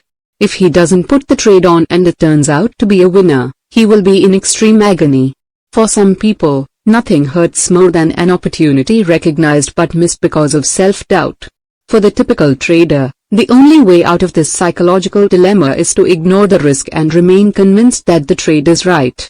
If any of this sounds familiar, consider this: when you're convincing yourself that you're right, what you're saying to yourself is, I know who's in this market and who's about to come into this market. I know what they believe about what is high or what is low. Furthermore, I know each individual's capacity to act on those beliefs, the degree of clarity or relative lack of inner conflict, and with this knowledge, I am able to determine how the actions of each of these individuals will affect price movement in its collective form a second, a minute, an hour, a day, or a week from now. Looking at the process of convincing yourself that you're right from this perspective, it seems a bit absurd, doesn't it? For the traders who have learned to think in probabilities, there is no dilemma. Predefining the risk doesn't pose a problem for these traders because they don't trade from a right or wrong perspective. They have learned that trading doesn't have anything to do with being right or wrong on any individual trade. As a result, they don't perceive the risks of trading in the same way the typical trader does. Any of the best traders, the probability thinkers, could have just as much negative energy surrounding what it means to be wrong as the typical trader. But as long as they legitimately define trading as a probability game, their emotional responses to the outcome of any particular trade are equivalent to how the typical trader would feel about flipping a coin, calling heads, and seeing the coin come up tails. A wrong call, but for most people being wrong about predicting the flip of a coin would not tap them into the accumulated pain of every other time in their lives they had been wrong. Why? Most people know that the outcome of a coin toss is random. If you believe the outcome is random, then you naturally expect a random outcome. Randomness implies at least some degree of uncertainty. So when we believe in a random outcome, there is an implied acceptance that we don't know what that outcome will be. When we accept in advance of an event that we don't know how it will turn out, that acceptance has the effect of keeping our expectations neutral and open-ended. Now we're getting down to the very core of what ails the typical trader.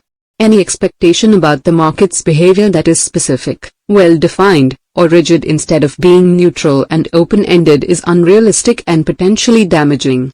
I define an unrealistic expectation as one that does not correspond with the possibilities available from the market's perspective. If each moment in the market is unique, and anything is possible, then any expectation that does not reflect these boundary-less characteristics is unrealistic. Managing expectations. The potential damage caused by holding unrealistic expectations comes from how it affects the way we perceive information. Expectations are mental representations of what some future moment will look, sound, taste, smell, or feel like. Expectations come from what we know. This makes sense, because we can't expect something that we have no knowledge or awareness of. What we know is synonymous with what we have learned to believe about the ways in which the external environment can express itself. What we believe is our own personal version of the truth. When we expect something, we are projecting out into the future what we believe to be true. We are expecting the outside environment a minute, an hour, a day, a week, or a month from now to be the way we have represented it in our minds. We have to be careful about what we project out into the future, because nothing else has the potential to create more unhappiness and emotional misery than an unfulfilled expectation. When things happen exactly as you expect them to, how do you feel? The response is generally wonderful, including feelings like happiness, joy, satisfaction, and a greater sense of well-being, unless, of course, you were expecting something dreadful and it manifested itself. Conversely, how do you feel when your expectations are not fulfilled? The universal response is emotional pain. Everyone experiences some degree of anger, resentment, despair, regret, disappointment, dissatisfaction, or betrayal when the environment doesn't turn out to be exactly as we expected it to be, unless, of course, we are completely surprised by something much better than we imagined. Here's where we run into problems. Because our expectations come from what we know, when we decide or believe that we know something, we naturally expect to be right. At that point, we're no longer in a neutral or open state of mind, and it's not difficult to understand why. If we're going to feel great if the market does what we expect it to do, or feel horrible if it doesn't, then we're not exactly neutral or open-minded.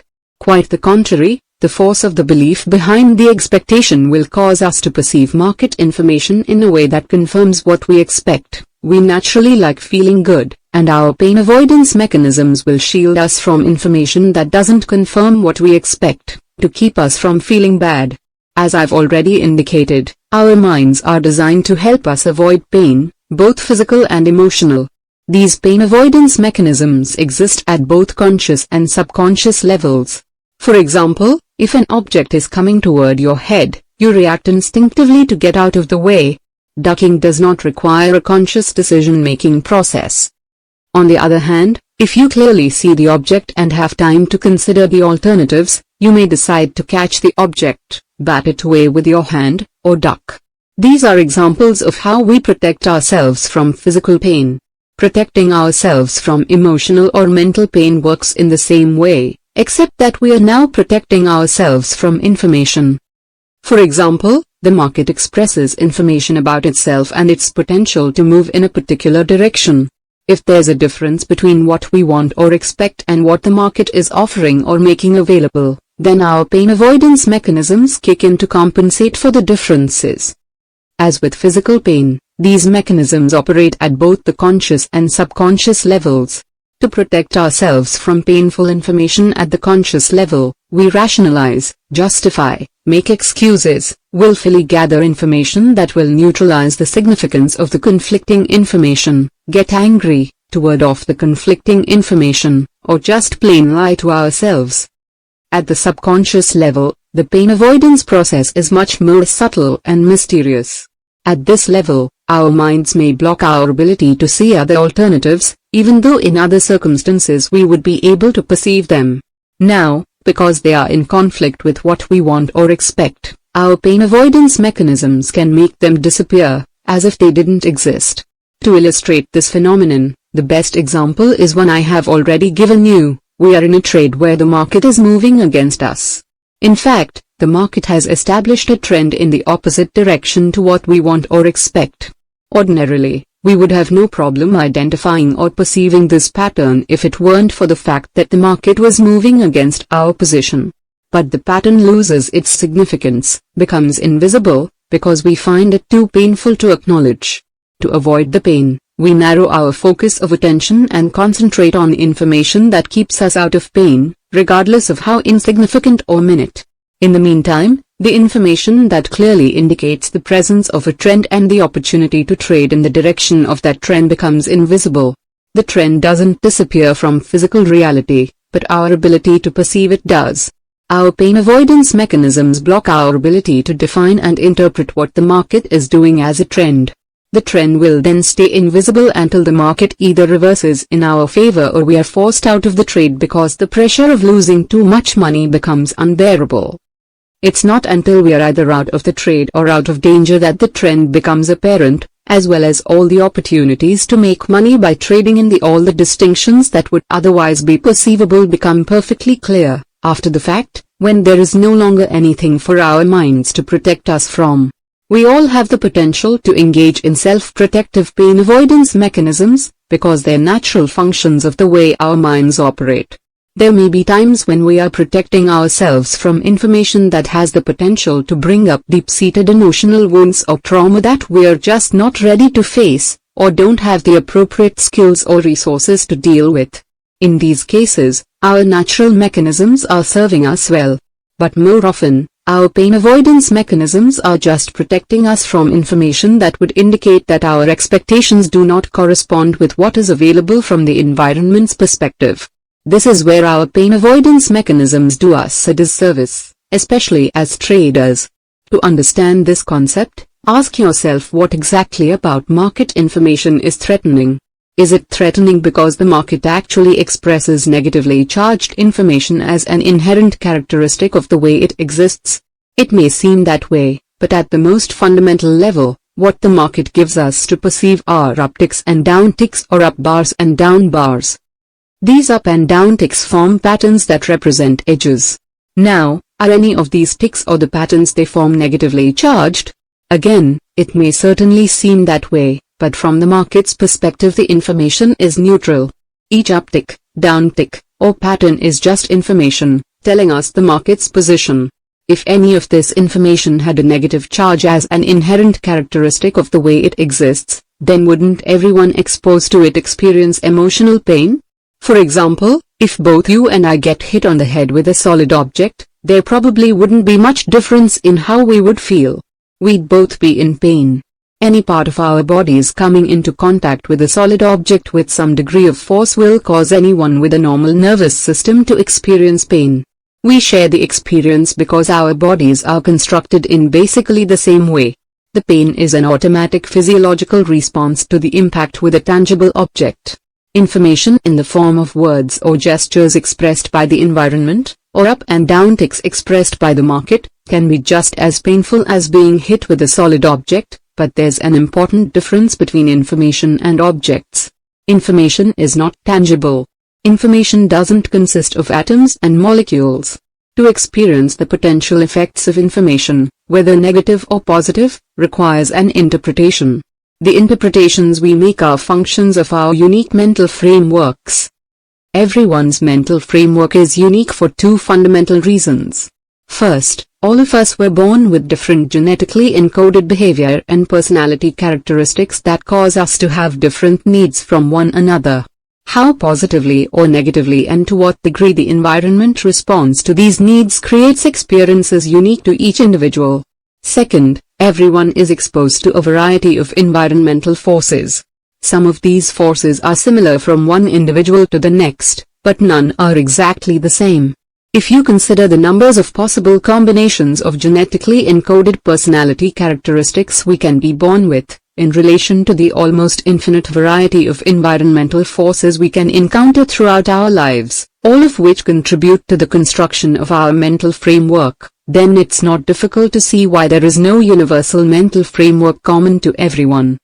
Unlike our bodies, which have a common molecular structure that experiences physical pain, there is no universal mindset to assure us that we will share the potential negative or positive effects of information in the same way.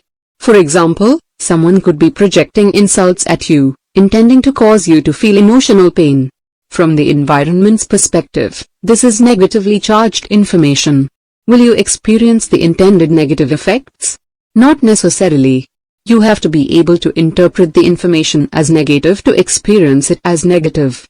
What if this person is insulting you in a language you don't understand, or is using words you don't know the meaning of?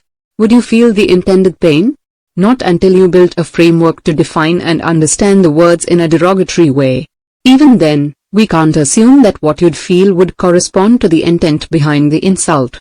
You could have a framework to perceive the negative intent, but instead of feeling pain, you might experience a perverse type of pleasure.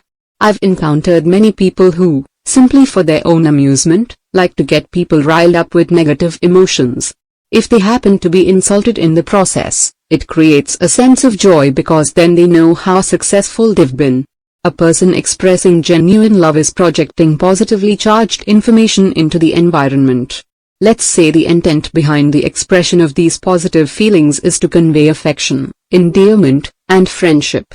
Are there any assurances that the person or persons this positively charged information is being projected toward will interpret and experience it as such? No, there aren't. A person with a very low sense of self-esteem, or someone who experienced a great deal of hurt and disappointment in relationships, will often misinterpret an expression of genuine love as something else. In the case of a person with low self-esteem, if he doesn't believe he deserves to be loved in such a way, he will find it difficult, if not impossible, to interpret what he is being offered as genuine or real.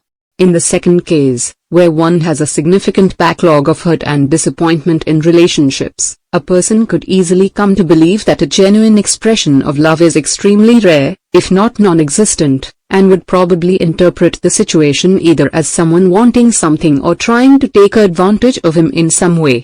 I'm sure that I don't have to go on and on, citing examples of all the possible ways there are to misinterpret what someone is trying to communicate to us, or how what we express to someone can be misconstrued and experienced in ways completely unintended by us.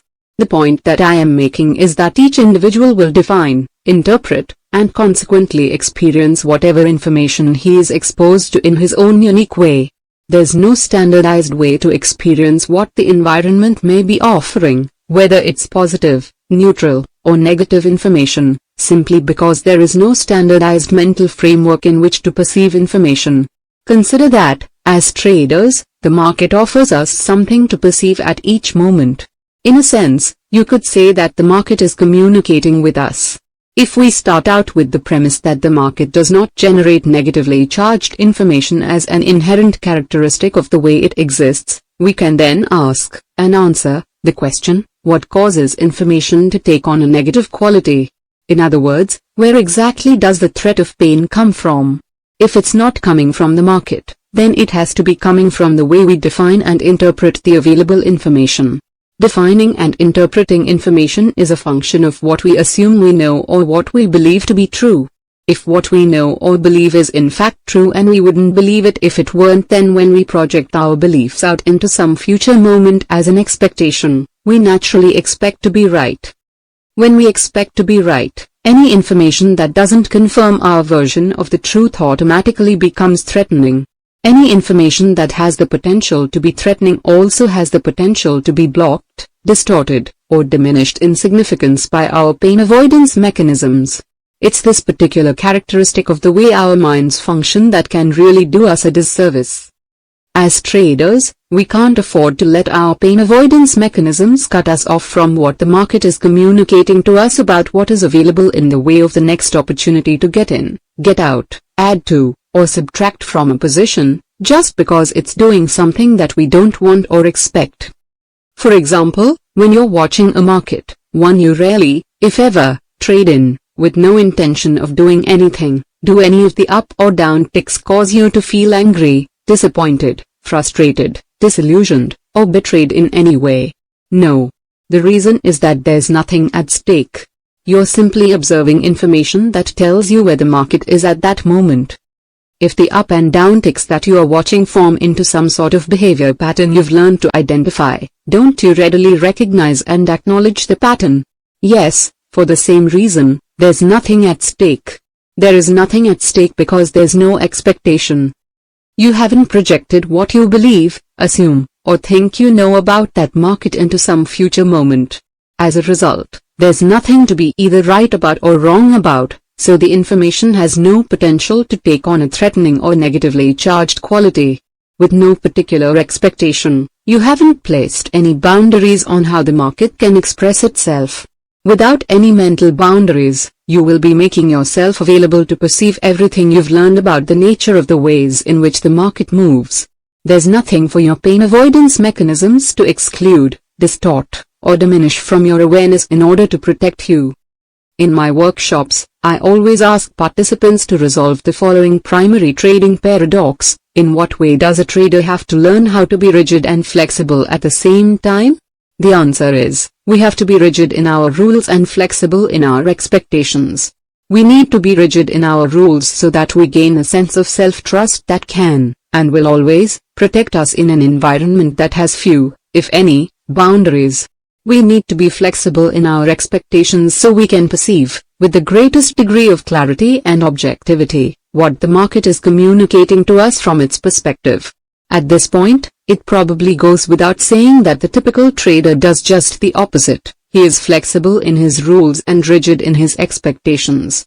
Interestingly enough, the more rigid the expectation, the more he has to either bend, violate, or break his rules in order to accommodate his unwillingness to give up what he wants in favor of what the market is offering. Hey!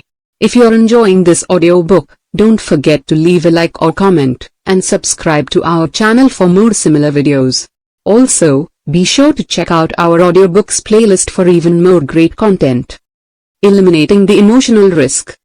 To eliminate the emotional risk of trading, you have to neutralize your expectations about what the market will or will not do at any given moment or in any given situation. You can do this by being willing to think from the market's perspective. Remember, the market is always communicating in probabilities. At the collective level, your edge may look perfect in every respect, but at the individual level, every trader who has the potential to act as a force on price movement can negate the positive outcome of that edge. To think in probabilities, you have to create a mental framework or mindset that is consistent with the underlying principles of a probabilistic environment. A probabilistic mindset pertaining to trading consists of 5 fundamental truths. 1. Anything can happen. 2. You don't need to know what is going to happen next in order to make money. 3. There is a random distribution between wins and losses for any given set of variables that define an edge. 4. An edge is nothing more than an indication of a higher probability of one thing happening over another. 5. Every moment in the market is unique. Keep in mind that your potential to experience emotional pain comes from the way you define and interpret the information you're exposed to. When you adopt these 5 truths, your expectations will always be in line with the psychological realities of the market environment. With the appropriate expectations, you will eliminate your potential to define and interpret market information as either painful or threatening, and you thereby effectively neutralize the emotional risk of trading. The idea is to create a carefree state of mind that completely accepts the fact that there are always unknown forces operating in the market. When you make these truths a fully functional part of your belief system, the rational part of your mind will defend these truths in the same way it defends any other belief you hold about the nature of trading. This means that, at least at the rational level, your mind will automatically defend against the idea or assumption that you can know for sure what will happen next. It's a contradiction to believe that each trade is a unique event with an uncertain outcome and random in relationship to any other trade made in the past, and at the same time to believe you know for sure what will happen next and to expect to be right. If you really believe in an uncertain outcome, then you also have to expect that virtually anything can happen. Otherwise, the moment you let your mind hold on to the notion that you know, you stop taking all of the unknown variables into consideration. Your mind won't let you have it both ways. If you believe you know something, the moment is no longer unique. If the moment isn't unique, then everything is known or knowable, that is, there's nothing not to know. However, the moment you stop factoring in what you don't or can't know about the situation instead of being available to perceive what the market is offering, you make yourself susceptible to all of the typical trading errors.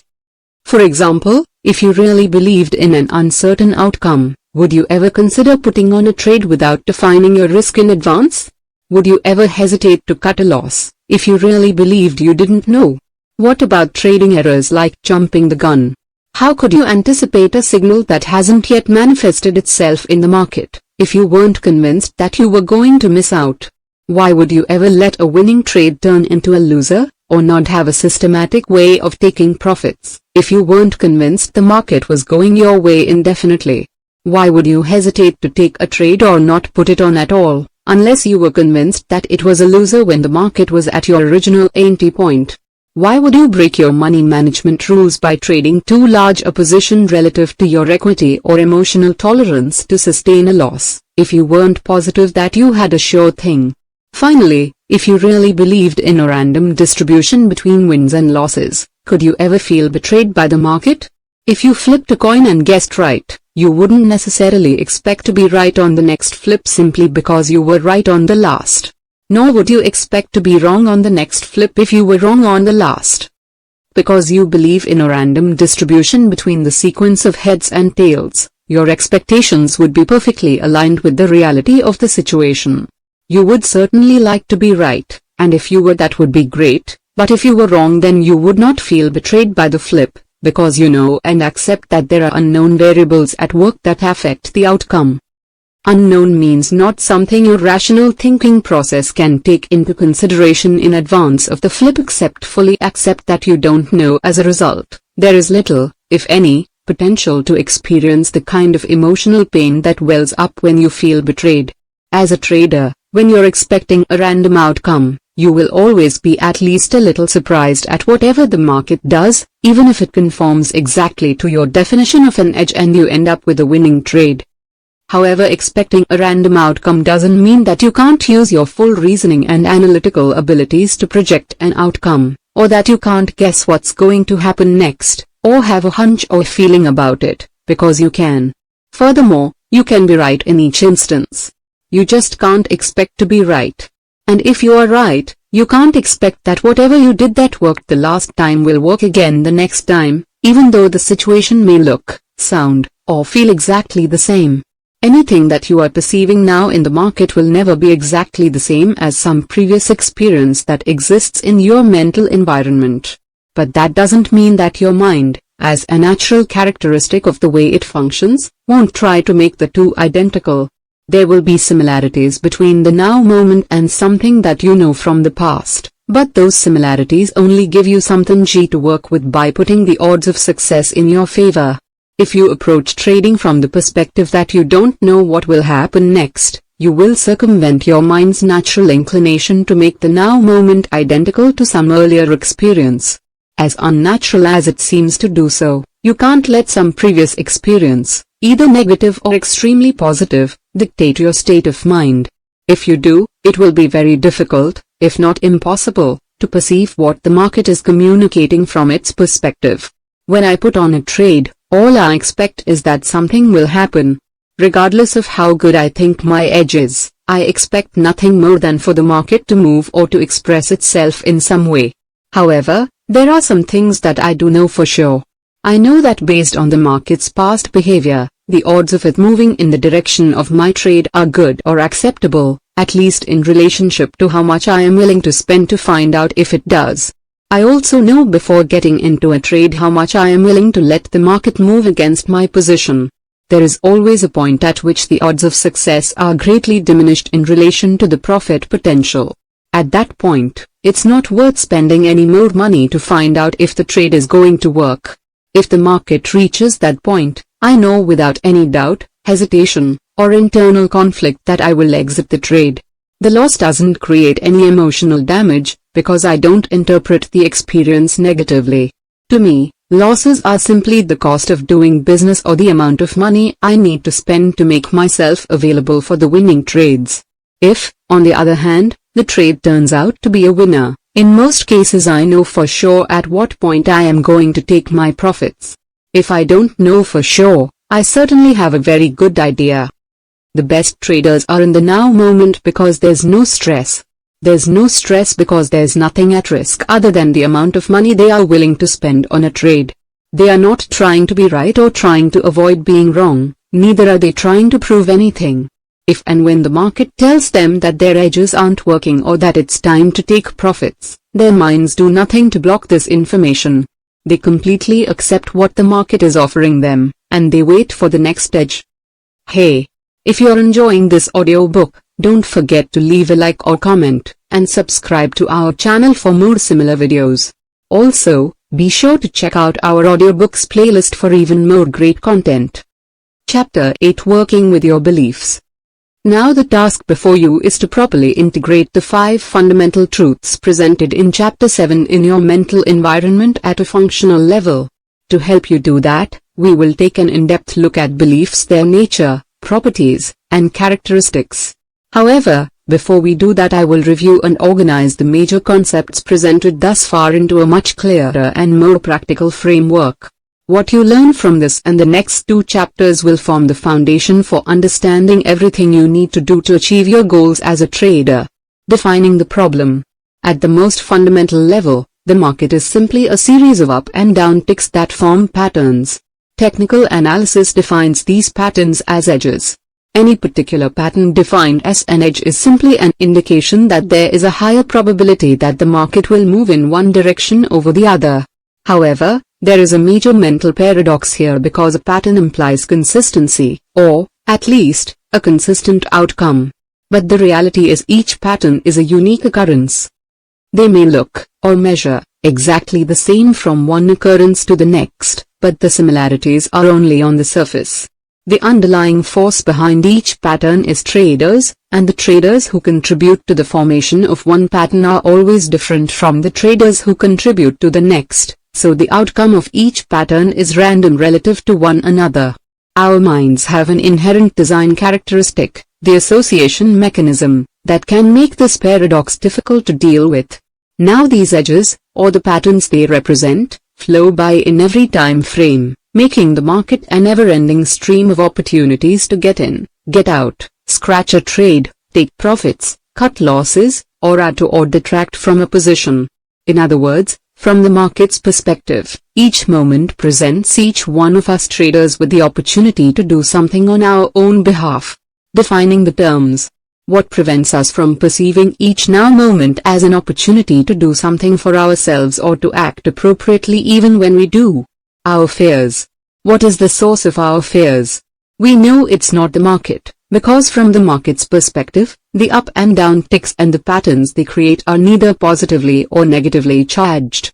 As a result, the up and down ticks themselves have no capacity to cause us to enter into any particular state of mind, negative or positive, lose our objectivity, make errors, or take us out of the opportunity flow. If it's not the market that causes us to experience a negatively charged state of mind, then what does cause it? The way we define and interpret the information we perceive. If that's the case, then what determines what we perceive and how we define and interpret that information? What we believe or what we assume to be true.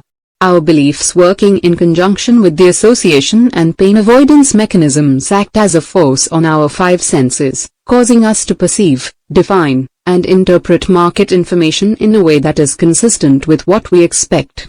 What we expect is synonymous with what we believe or assume to be true. Expectations are beliefs projected into some future moment. Each moment from the market's perspective is unique, but if the information being generated by the market is similar in quality, properties, or characteristic to something that is already in our minds, the two sets of information, outside and inside, automatically become linked. When this connection is made, it triggers a state of mind, confidence, euphoria, fear, terror, disappointment, regret, betrayal, etc., that corresponds to whatever belief, assumption, or memory the outside information was linked. This makes it seem as if what is outside is exactly the same as whatever is already inside of us.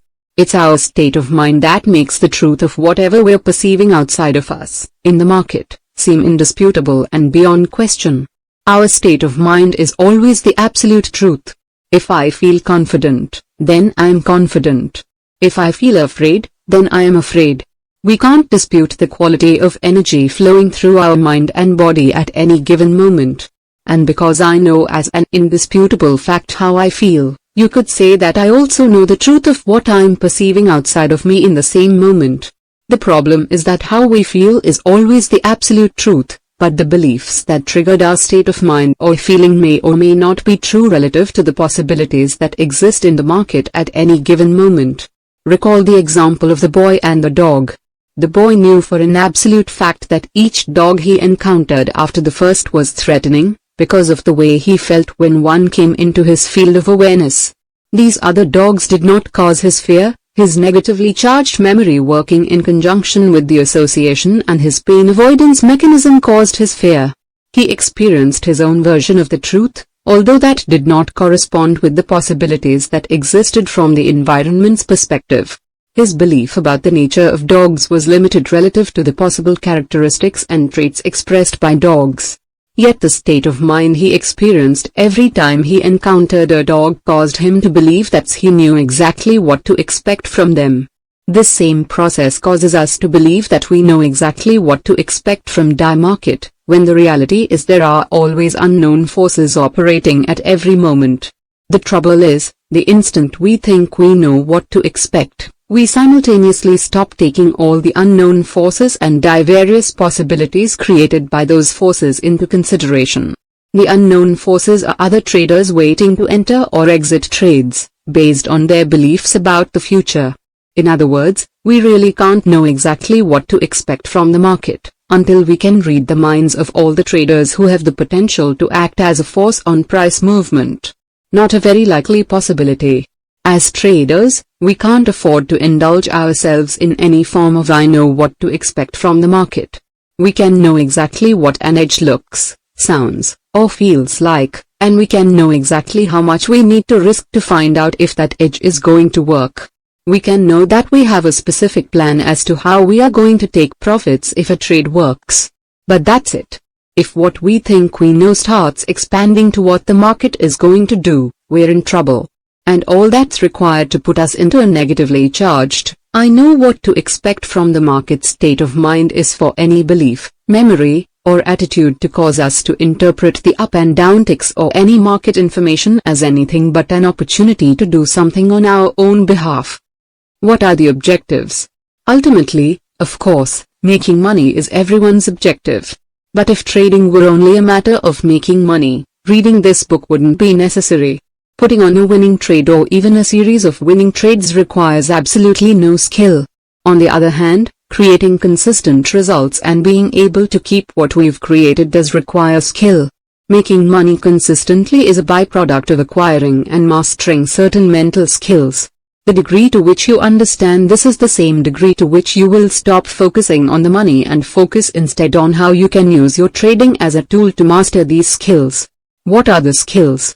Consistency is the result of a carefree, objective state of mind, where we are making ourselves available to perceive and act upon whatever the market is offering us, from its perspective, in any given now moment. What is a carefree state of mind? Carefree means confident, but not euphoric. When you are in a carefree state of mind, you won't feel any fear, hesitation, or compulsion to do anything, because you've effectively eliminated the potential to define and interpret market information as threatening. To remove the sense of threat, you have to accept the risk completely. When you have accepted the risk, you will be at peace with any outcome. To be at peace with any outcome, you must reconcile anything in your mental environment that conflicts with the 5 fundamental truths about the market. What's more, you also have to integrate these truths into your mental system as core beliefs. What is objectivity? Objectivity is a state of mind where you have conscious access to everything you have learned about the nature of market movement. In other words, nothing is being blocked or altered by your pain avoidance mechanisms. What does it mean to make yourself available? Making yourself available means trading from the perspective that you have nothing to prove. You aren't trying to win or to avoid losing. You aren't trying to get your money back or to take revenge on the market. In other words, you come to the market with no agenda other than to let it unfold in any way that it chooses and to be in the best state of mind to recognize and take advantage of the opportunities it makes available to you. What is the now moment? Trading in the now moment means that there is no potential to associate an opportunity to get into, get out of, add to, or detract from a trade with a past experience that already exists in your mental environment.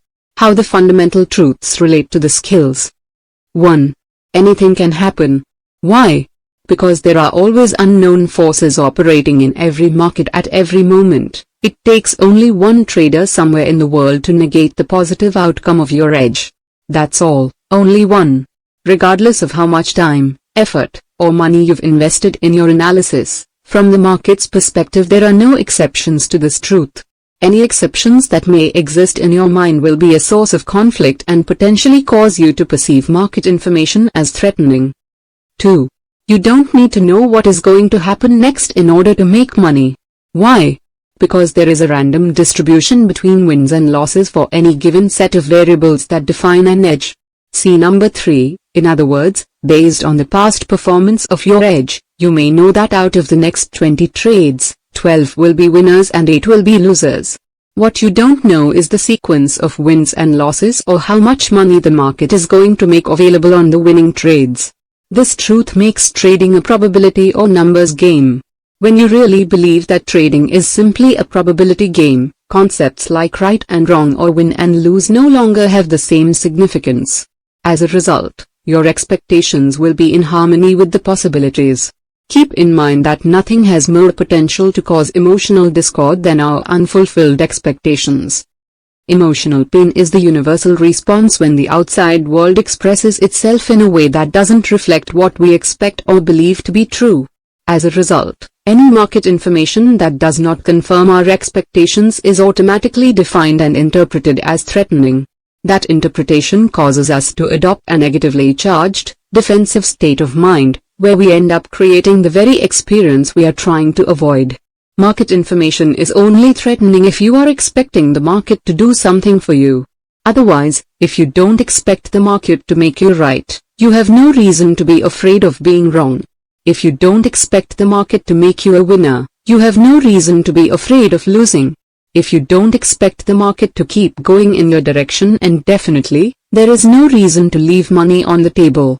Finally, if you don't expect to be able to take advantage of every opportunity just because you perceived it and it presented itself, you have no reason to be afraid of missing out.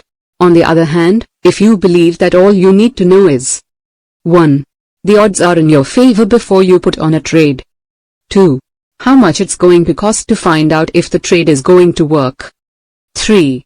You don't need to know what's going to happen next to make money on that trade. And 4. Anything can happen. Then how can the market make you wrong? What information could the market generate about itself that would cause your pain avoidance mechanisms to kick in so that you exclude that information from your awareness? None that I can think of. If you believe that anything can happen and that you don't need to know what is going to happen next to make money, then you will always be right. Your expectations will always be in harmony with the conditions as they exist from the market's perspective, effectively neutralizing your potential to experience emotional pain. By the same token, how can a losing trade or even a series of losers have the typical negative effect, if you really believe that trading is a probability or numbers game? If your edge puts the odds in your favor, then every loss puts you that much closer to a win.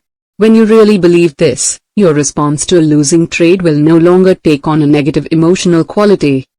3. There is a random distribution between wins and losses for any given set of variables that define an edge. If every loss puts you that much closer to a win, you will be looking forward to the next occurrence of your edge, ready and waiting to jump in without the slightest reservation or hesitation. On the other hand, if you still believe that trading is about analysis or about being right, then after a loss you will anticipate the occurrence of your next edge with trepidation, wondering if it's going to work. This, in turn, will cause you to start gathering evidence for or against the trade. You will gather evidence for the trade if your fear of missing out is greater than your fear of losing. And you will gather information against the trade if your fear of losing is greater than your fear of missing out. In either case, you will not be in the most conducive state of mind to produce consistent results. 4. An edge is nothing more than an indication of a higher probability of one thing happening over another. Creating consistency requires that you completely accept that trading isn't about hoping, wondering, or gathering evidence one way or the other to determine if the next trade is going to work. The only evidence you need to gather is whether the variables you use to define an edge are present at any given moment. When you use other information, outside the parameters of your edge to decide whether you will take the trade, you are adding random variables to your trading regime. Adding random variables makes it extremely difficult, if not impossible, to determine what works and what doesn't. If you're never certain about the viability of your edge, you won't feel too confident about it. To whatever degree you lack confidence, you will experience fear. The irony is, you will be afraid of random, inconsistent results, without realizing that your random, inconsistent approach is creating exactly what you are afraid of. On the other hand, if you believe that an edge is simply a higher probability of one thing happening over another, and there's a random distribution between wins and losses for any given set of variables that define an edge, why would you gather other evidence for or against a trade? To a trader operating out of these two beliefs, gathering other evidence wouldn't make any sense. Or let me put it this way, gathering other evidence makes about as much sense as trying to determine whether the next flip of a coin will be heads, after the last 10 flips came up tails.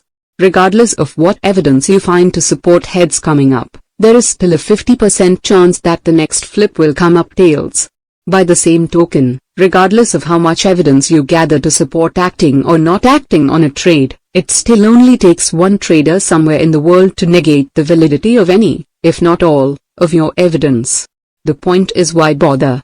If the market is offering you a legitimate edge, determine the risk and take the trade. 5.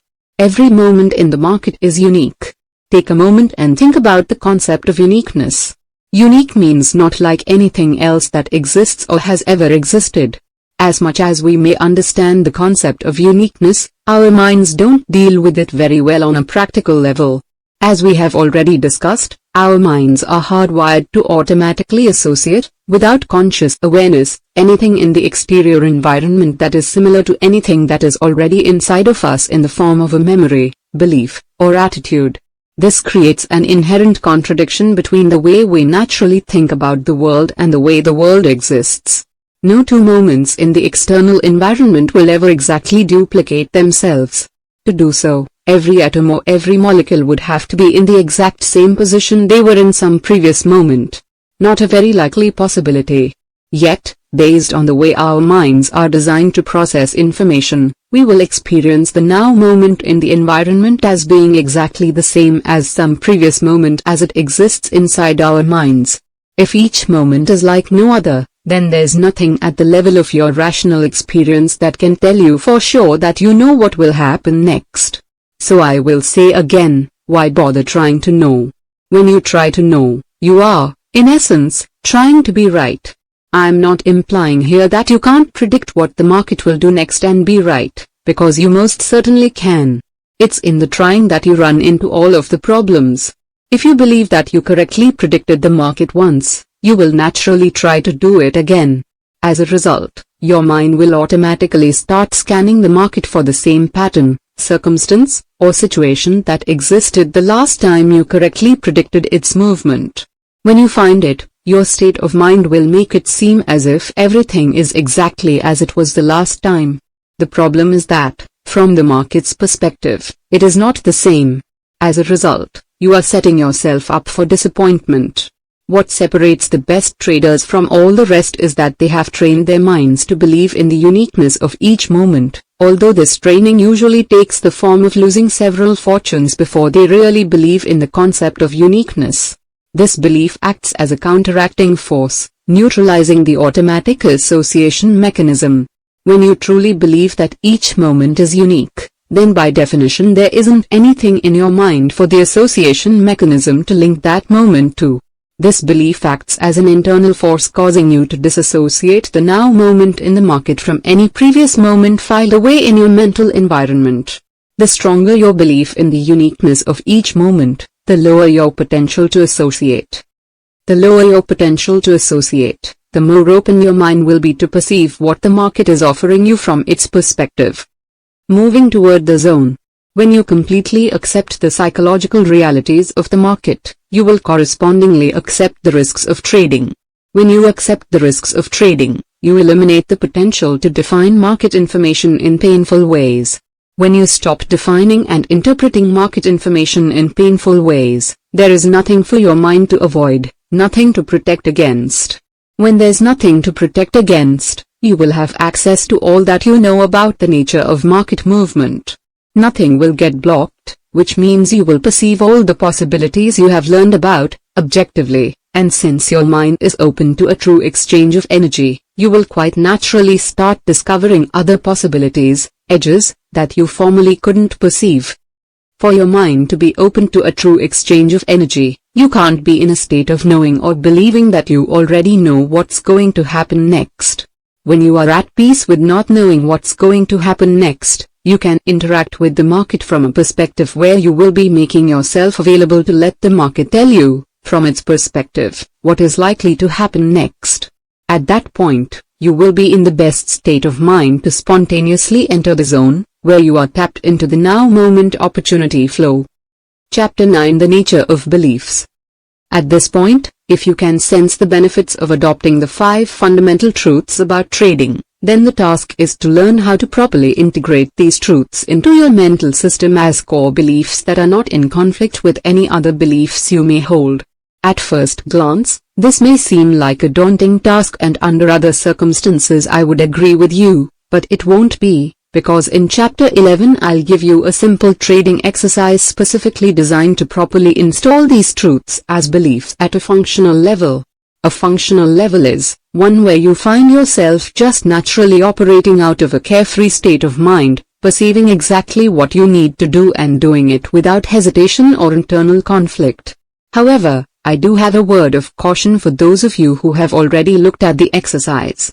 On the surface, The trading exercise looks so simple that you may be tempted to do it now, before you thoroughly understand the implications of what you are doing. I strongly suggest that you reconsider.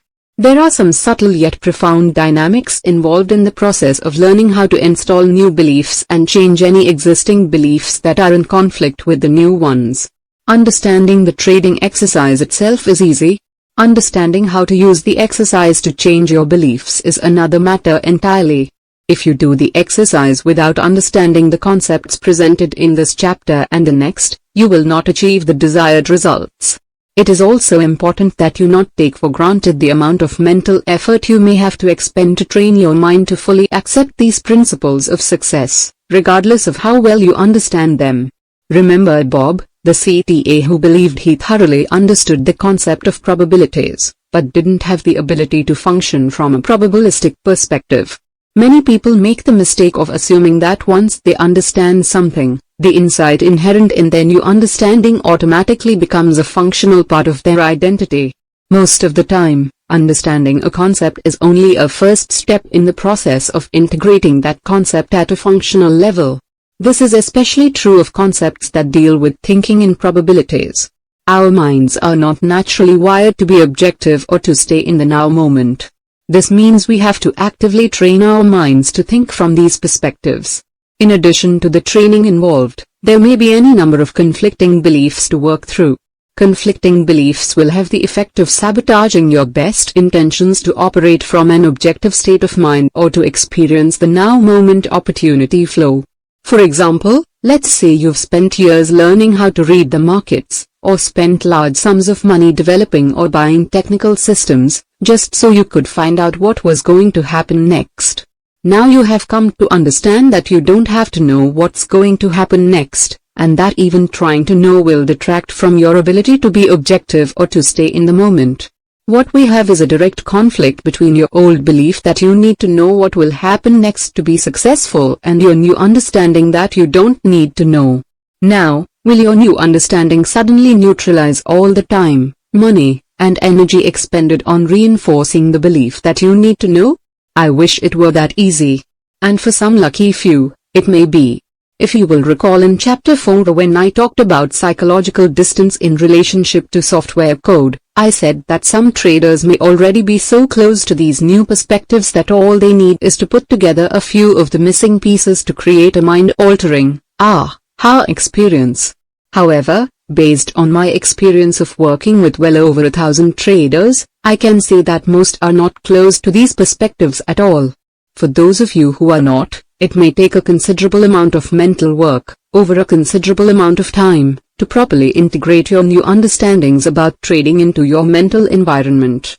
The good news is that, ultimately, the exercise I present in Chapter 11 will install the 5 fundamental truths and resolve many of the potential conflicts, but only if you know exactly what you are doing and why you are doing it. That is the subject of this and the next chapter. The origins of a belief. What can we learn about the nature of beliefs, and how can we use that knowledge to create a mindset that fosters our desire to be a consistently successful trader? These are the 2 questions I am going to focus on answering in this chapter. First, let's look at the origin of our beliefs. As you may recall, memories, distinctions, and beliefs exist in the form of energy, specifically, structured energy. Earlier, I lumped these 3 mental components together to illustrate 1. That memories, distinctions, and beliefs do not exist as physical matter. 2. That the cause and effect relationship that exists between ourselves and the external environment brings these components into existence, and 3. How the cause and effect relationship reverses so that we can perceive in the external environment what we have learned about. To get at the origins of our beliefs, we are going to have to unbundle these components to illustrate the difference between a memory and a belief. The best way to do this is to imagine ourselves in the mind of an infant. I would think that at the very beginning of a child's life, the memories of his experiences would exist in their purest form. By that I mean that the memories of what he has seen, heard, smelled, touched, or tasted exist in his mind as pure sensory information that is not organized or attached to any specific words or concepts. Therefore, I am going to define a pure memory as sensory information stored in its original form. A belief, on the other hand, is a concept about the nature of the way the external environment expresses itself. A concept combines pure sensory information with a symbol system we call language. For example, most infants have a pure memory of how it feels to be lovingly nurtured by a parent, but it isn't until the infant is taught to link or associate certain words with the pure sensory information stored in his memory that he will form a concept about how it feels to be lovingly nurtured.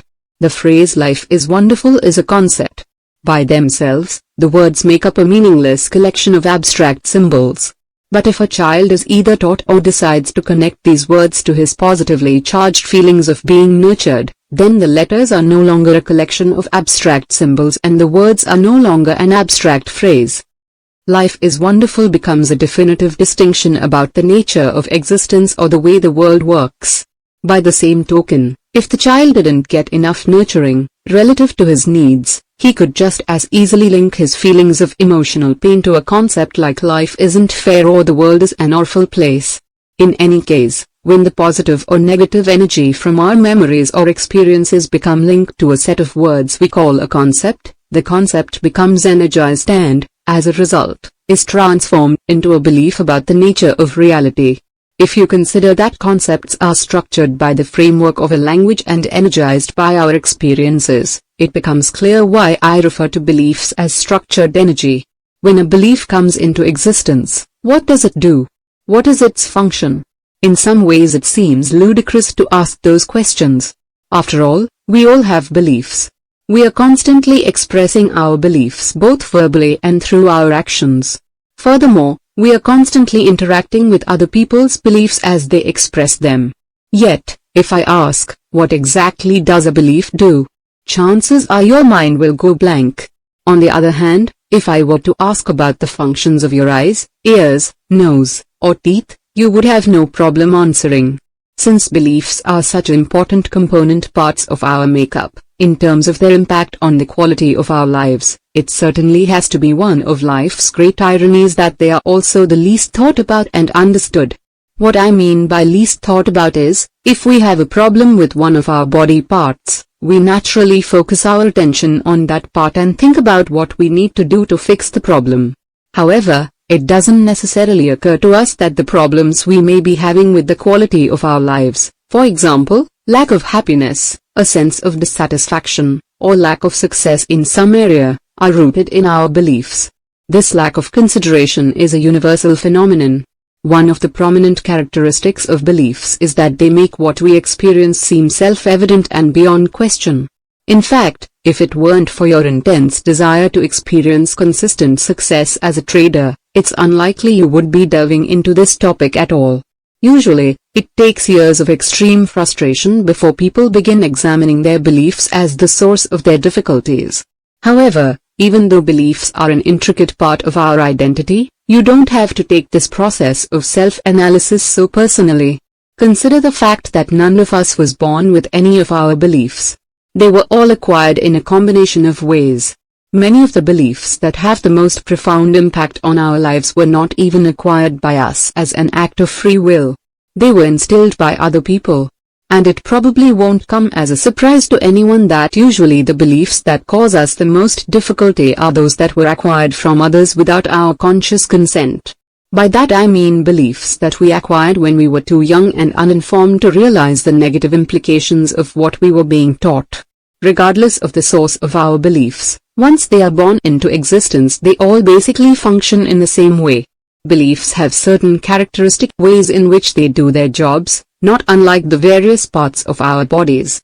For example, if you compare my eyes and your eyes, or my hands and your hands, or my red blood cells and your red blood cells, we can see that they are not exactly the same, but they have characteristics in common that cause them to function in similar ways. By the same token, a belief that life is wonderful will perform its function in the same way as a belief that life is awful. The beliefs themselves are different and the effect that each has on the quality of the holder's life will be vastly different, but both beliefs will function in exactly the same manner. Beliefs and their impact on our lives. In the broadest sense, our beliefs shape the way we experience our lives. As I have already said, we're not born with any of our beliefs. They're acquired, and as they accumulate, we live our lives in a way that reflects what we have learned to believe. Consider how different your life would be if you had been born into a culture, religion, or political system that has very little, if anything, in common with the one you were born into. It might be hard to imagine, but what you would have learned to believe about the nature of life and how the world works may not be remotely similar to what you currently believe. Yet you would hold these other beliefs with the same degree of certainty as your current beliefs. How beliefs shape our lives. 1. They manage our perception and interpretation of environmental information in a way that is consistent with what we believe. 2. They create our expectations. Keep in mind that an expectation is a belief projected into some future moment. Since we can't expect something we don't know about, we could also say that an expectation is what we know projected into some future moment. 3. Anything we decide to do or any outward expression of behavior will be consistent with what we believe. 4. Finally, our beliefs shape how we feel about the results of our actions. There isn't much about the way we function that beliefs don't play a major role in. So what I am going to do now is give you an example I used in my first book, The Disciplined Trader, to illustrate the various functions of a belief. In the spring of 1987, I was watching a locally produced television program called Gotcha Chicago. It was about some local celebrities who played practical jokes on one another. In one segment of the program, the TV station hired a man to stand on the sidewalk along Michigan Avenue holding a sign that read "Free Money. Today only."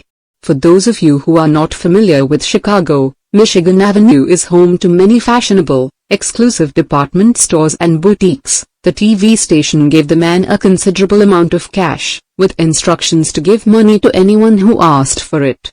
Now, when you consider that Michigan Avenue is one of the busiest areas of the city, and if we assume that most of the people who passed the man on the street could read the sign, how many people would you think took him up on his offer and asked for some money?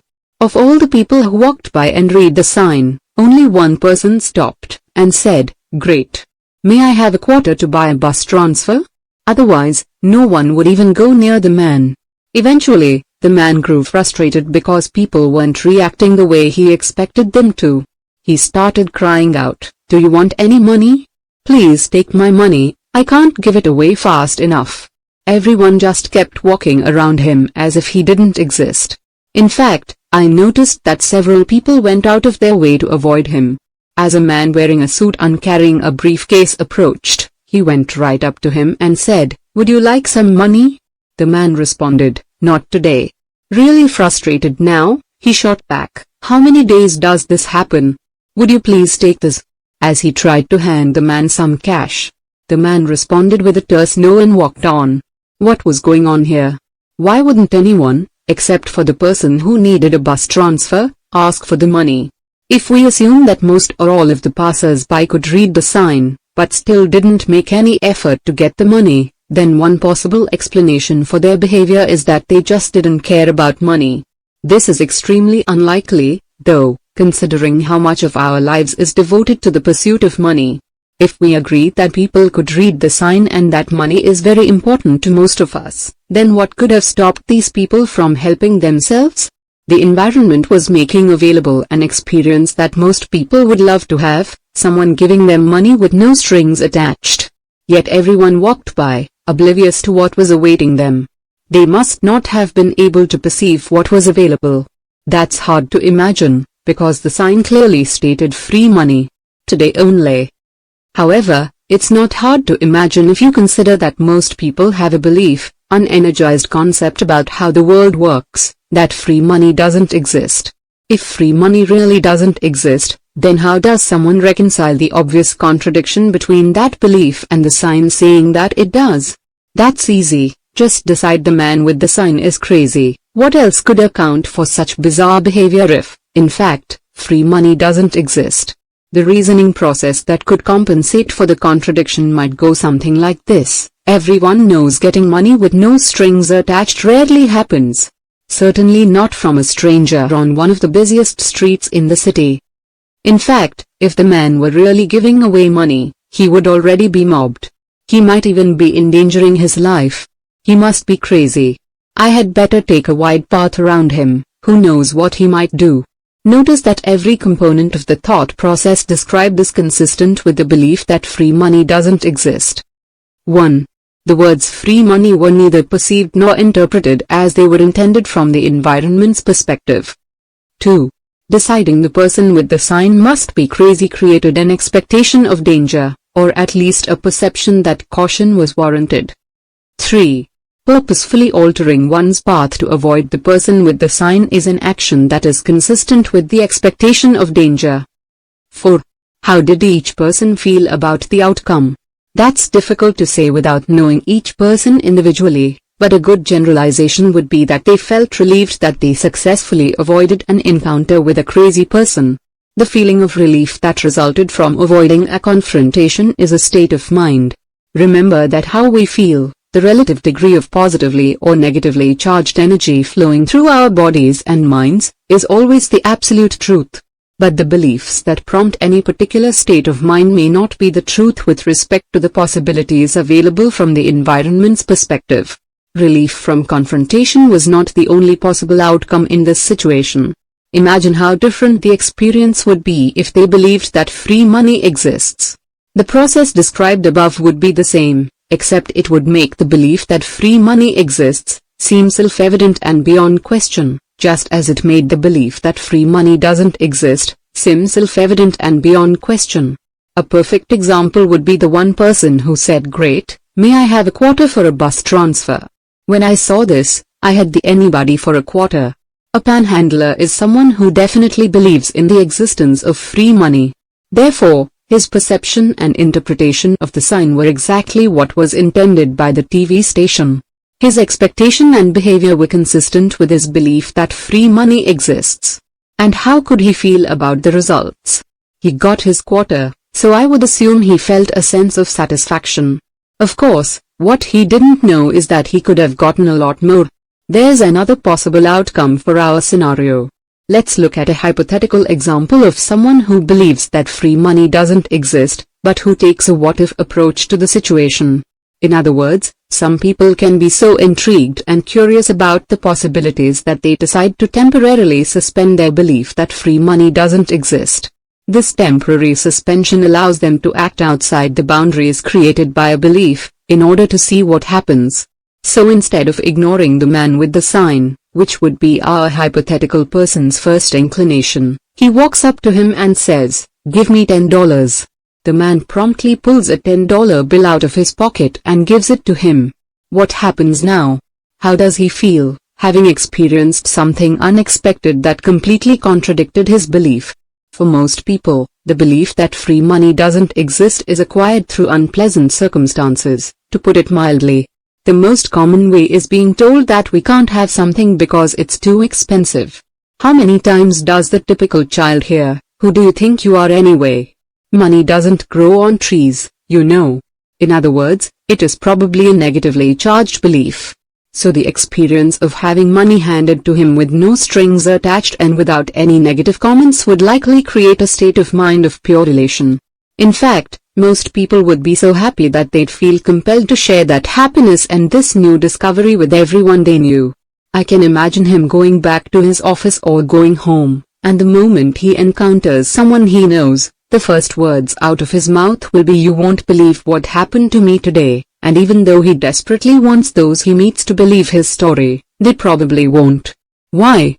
Because their belief that free money doesn't exist will cause them to interpret his story in a way that negates its validity. To take this example a little further, imagine what would happen to this person's state of mind if it occurred to him that he could have asked for more money. He is in a state of pure elation.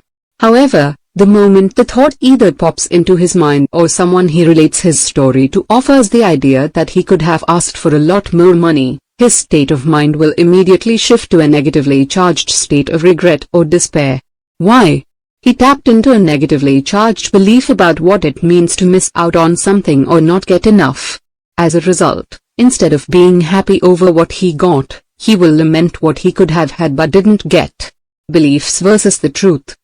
In all three of these examples, including the hypothetical one, Everybody experienced their own unique version of the situation. If asked, each person would describe what he or she experienced from their perspective, as if it were the only true and valid version of the reality of the situation. The contradiction between these three versions of the truth suggests to me a larger philosophical issue that needs to be resolved. If beliefs limit our awareness of the information being generated by the physical environment, so that what we perceive is consistent with whatever we believe, then how do we know what the truth is? To answer this question, we have to consider four ideas. 1. The environment can express itself in an infinite combination of ways. When you combine all the forces of nature interacting with everything created by humans, then add to that the forces generated by all the possible ways people can express themselves, the result is a numbers of possible versions of reality that would surely overwhelm even the most open-minded person. 2. Until we have acquired the ability to perceive every possible way in which the environment can express itself, our beliefs will always represent a limited version of what is possible from the environment's perspective, making our beliefs a statement about reality, but not necessarily a definitive statement of reality. 3. If you find yourself taking exception to the second statement, then consider that if our beliefs were a true, 100% accurate reflection of physical reality, then our expectations would always be fulfilled. If our expectations were always fulfilled, we would be in a perpetual state of satisfaction. How could we feel other than happy, joyful, elated, and with a complete sense of well-being if physical reality was consistently showing up exactly as we expected it to? 4. If you can accept the third statement as being valid, then the corollary is also true. If we are not experiencing satisfaction, then we must be operating out of a belief or beliefs that don't work very well relative to the environmental conditions. Taking these four ideas into consideration, I can now answer the question, what is the truth? The answer is, whatever works. If beliefs impose limitations on what we perceive as possible, and the environment can express itself in an infinite combination of ways, then beliefs can only be true relative to what we are attempting to accomplish at any given moment. In other words, the relative degree of truth inherent in our beliefs can be measured by how useful they are. Each of us has internally generated forces, curiosity, needs, wants, desires, goals, and aspirations, that compel or motivate us to interact with the physical environment. The particular set of steps we take to fulfill the object of our curiosity, needs, wants, desires, goals, or aspirations is a function of what we believe to be true in any given circumstance or situation. That truth, whatever it is, will determine 1.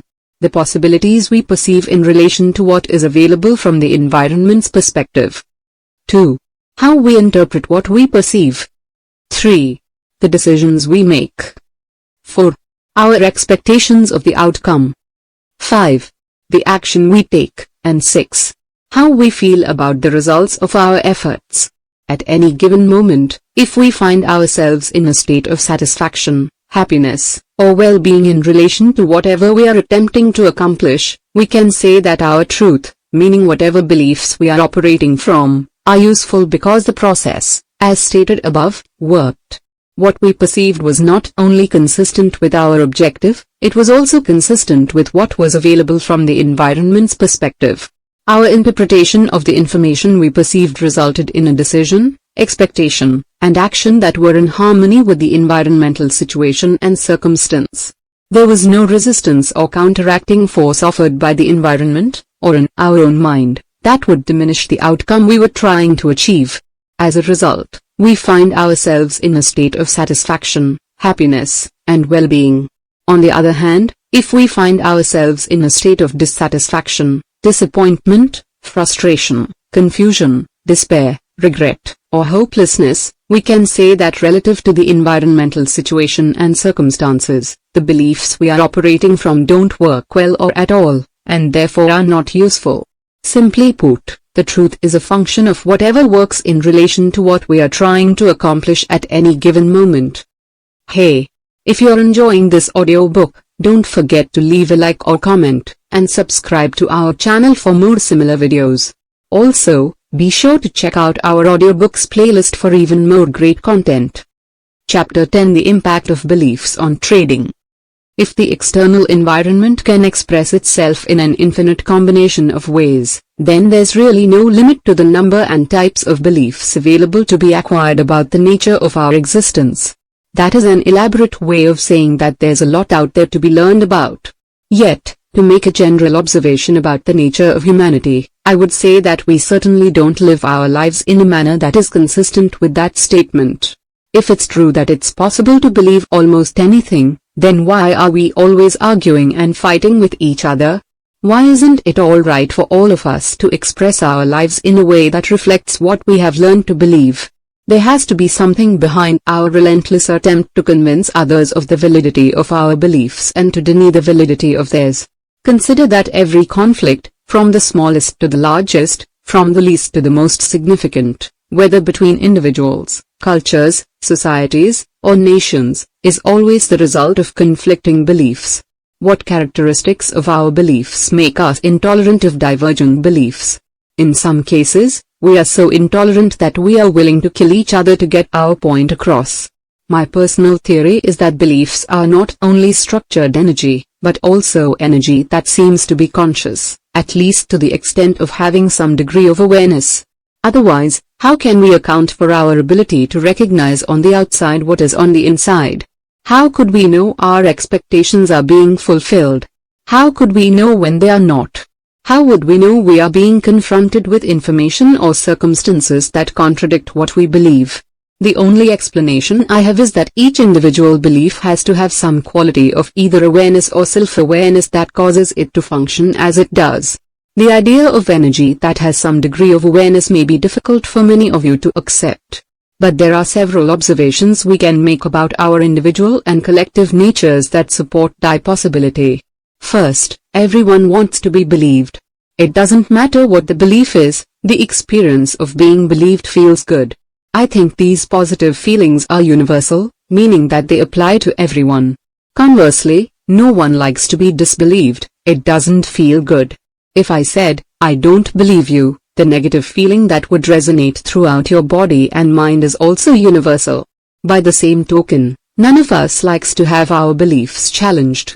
The challenge feels like an attack.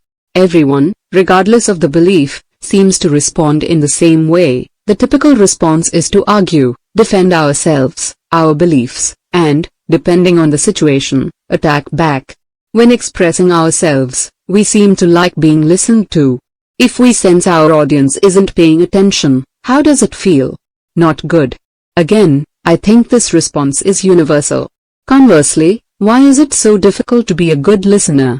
Because to be a good listener, we actually have to listen, without thinking about how we are going to express ourselves the moment we can either politely or rudely interrupt the person who's speaking. What's the compelling force behind our inability to listen without waiting to interrupt? Don't we like being with people with similar beliefs, because it feels comfortable and secure? Don't we avoid people with dissimilar or conflicting beliefs, because it feels uncomfortable or even threatening? The bottom line implication is, the moment we acquire a belief, it seems to take on a life of its own, causing us to recognize and be attracted to its likeness and repelled by anything that is opposite or contradictory. Considering the vast number of divergent beliefs that exist, if these feelings of attraction or comfort and being repelled or threatened are universal, then each belief must somehow be conscious of its existence, and this conscious, structured energy must behave in characteristic ways that are common to all of us. The primary characteristics of a belief. There are 3 basic characteristics you need to understand in order to effectively install the 5 fundamental truths about trading at a functional level in your mental environment. 1. Beliefs seem to take on a life of their own and, therefore, resist any force that would alter their present form. 2. All active beliefs demand expression. 3. Beliefs keep on working regardless of whether or not we are consciously aware of their existence in our mental environment. 1. Beliefs resist any force that would alter their present form. We may not understand the underlying dynamics of how beliefs maintain their structural integrity, but we can observe that they do so, even in the face of extreme pressure or force. Throughout human history, There are many examples of people whose belief in some issue or cause was so powerful that they chose to endure indignities, torture, and death rather than express themselves in a way that violated their beliefs. This is certainly a demonstration of just how powerful beliefs can be and the degree to which they can resist any attempt to be altered or violated in the slightest way. Beliefs seem to be composed of a type of energy or force that naturally resists any other force that would cause them to exist in any form other than their present form. Does this mean that they can't be altered? Absolutely not. It just means that we have to understand how to work with them. Beliefs can be altered, but not in the way that most people may think. I believe that once a belief has been formed, it cannot be destroyed. In other words, there is nothing we can do that would cause one or more of our beliefs to cease to exist or to evaporate as if they never existed at all. This assertion is founded in a basic law of physics. According to Albert Einstein and others in the scientific community, energy can neither be created nor destroyed, it can only be transformed. If beliefs are energy-structured, conscious energy that is aware of its existence, then the same principle of physics can be applied to beliefs, meaning, if we try to eradicate them, it's not going to work. If you knew someone or something was trying to destroy you, how would you respond?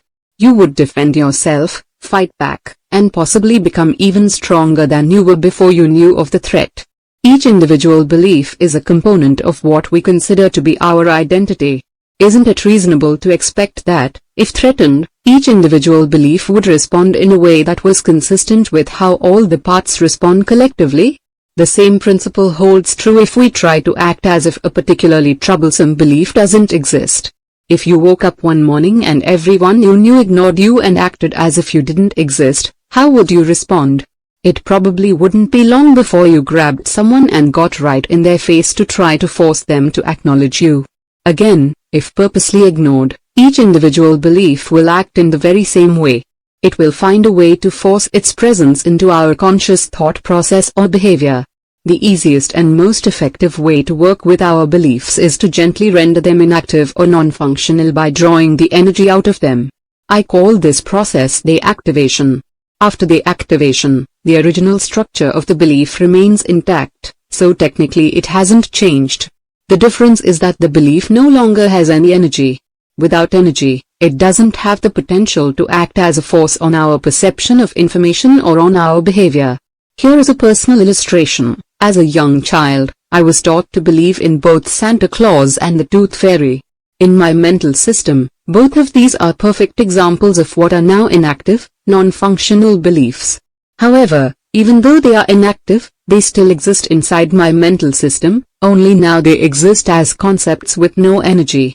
If you recall from the last chapter, I defined beliefs as a combination of sensory experience and words that form an energized concept. The energy can be drawn out of the concept, but the concept itself remains intact, in its original form. However, without energy, it no longer has potential to act on my perception of information or on my behavior. So, as I'm sitting here typing into my computer, if someone came up to me and said that Santa Claus was at the door, how do you think I would define and interpret this information? I would treat it as being irrelevant or a joke, of course.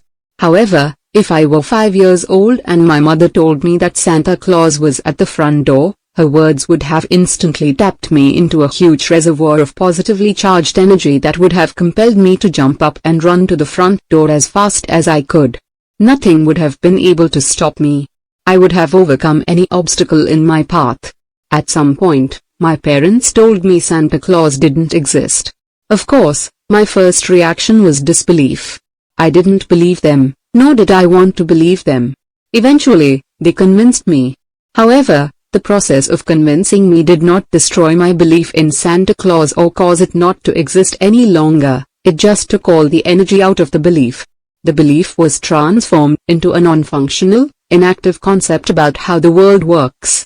I'm not sure where all that energy went, but I know that some of it was transferred to a belief that Santa Claus doesn't exist.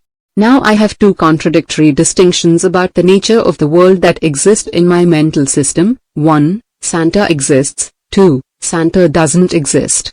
The difference between them is in the amount of energy they contain. The first has virtually no energy, the second has energy. So from a functional perspective, there is no contradiction or conflict. I propose that, if it's possible to render one belief inactive, then it's possible to deactivate any belief, despite the fact that all beliefs seem to resist any force that would alter their present form. The secret to effectively changing our beliefs is in understanding and, consequently, believing that we really aren't changing our beliefs. We are simply transferring energy from one concept to another concept, one that we find more useful in helping us to fulfill our desires or achieve our goals. 2. All active beliefs demand expression. Beliefs fall into two basic categories, active and inactive. The distinction between the two is simple. Active beliefs are energized, they have enough energy to act as a force on our perception of information and on our behavior. An inactive belief is just the opposite.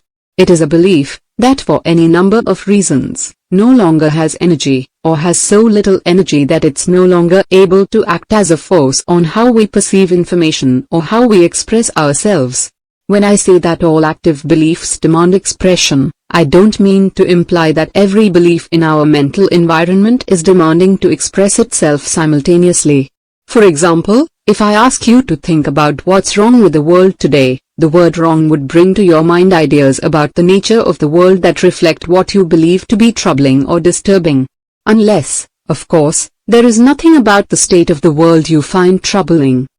The point is, if there is something you do believe is wrong, you weren't necessarily thinking about those ideas before I asked the question, but the moment I did, your beliefs about these issues instantly moved to the forefront of your conscious thinking process. In effect, they demanded to be heard. I say that beliefs demand to be expressed because once something causes us to tap into our beliefs, it seems as if we can't stop the flood of energy that's released. This is especially true of emotionally sensitive issues or beliefs we feel particularly passionate about. You might ask, why would I want to hold back expressing my beliefs? There could be several reasons. Consider a scenario in which this person is saying something that you completely disagree with, or even find utterly absurd. Will you express your truth or hold back? That will depend on the beliefs you have about what is proper in such a situation. If your beliefs dictate that speaking up would be inappropriate, and those beliefs have more energy than the ones that are being contradicted, then you'll probably hold back and not argue openly. You might be looking at this person, the boss, and nodding your head in agreement. But is your mind in agreement? More to the point, is your mind silent? Absolutely not. Your position on the issues being presented are effectively countering each point the boss is making. In other words, your beliefs are still demanding expression, but they aren't being expressed externally, in the environment, because other beliefs are acting as a counteracting force. However, they will soon find a way to get out, won't they? As soon as you are out of the situation, you will probably find a way to unload, or even spew out your side of the argument. You will probably describe what you had to endure to anyone you think will lend a sympathetic ear. This is an example of how our beliefs demand to be expressed when they are in conflict with the external environment. But what happens when one or more of our beliefs are in conflict with our intents, goals, dreams, wants, or desires? The implications of such a conflict can have a profound effect on our trading. As we have already learned, beliefs create distinctions in how the external environment can express itself. Distinctions, by definition, are boundaries.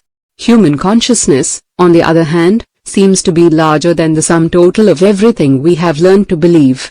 This larger-than quality of human consciousness gives us the ability to think in any direction we choose, either inside or outside of the boundaries imposed by our beliefs. Thinking outside of the boundaries of our beliefs is commonly referred to as creative thinking. When we purposely choose to question a belief, question what we know, and sincerely desire an answer, we make our minds available to receive a brilliant idea, inspiration, or solution to the issue at hand. Creativity, by definition, brings forth something that we will, by definition, automatically, receive ideas or thoughts that are outside of anything that already exists in our rational mind as a belief or memory. As far as I know, There is no consensus among artists, inventors, or the religious or scientific communities as to exactly where creatively generated information comes from. However, what I do know is that creativity seems to be limitless and without boundaries. If there are any limits on the ways we can think, we certainly haven't found them yet. Consider the staggering pace at which technology has developed in the last 50 years alone. Every invention or development in the evolution of humanity was born in the minds of people who were willing to think outside the boundaries dictated by what they had learned to believe. If all of us have the inherent ability to think creatively, and I believe that we do, then we also have the potential to encounter what I call a creative experience. I define a creative experience as the experience of anything new or outside the boundaries imposed by our beliefs.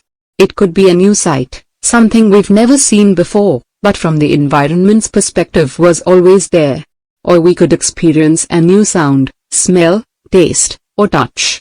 Creative experiences, like creative thoughts, inspirations, hunches, and brilliant ideas, can occur as a surprise or can be the result of our conscious direction.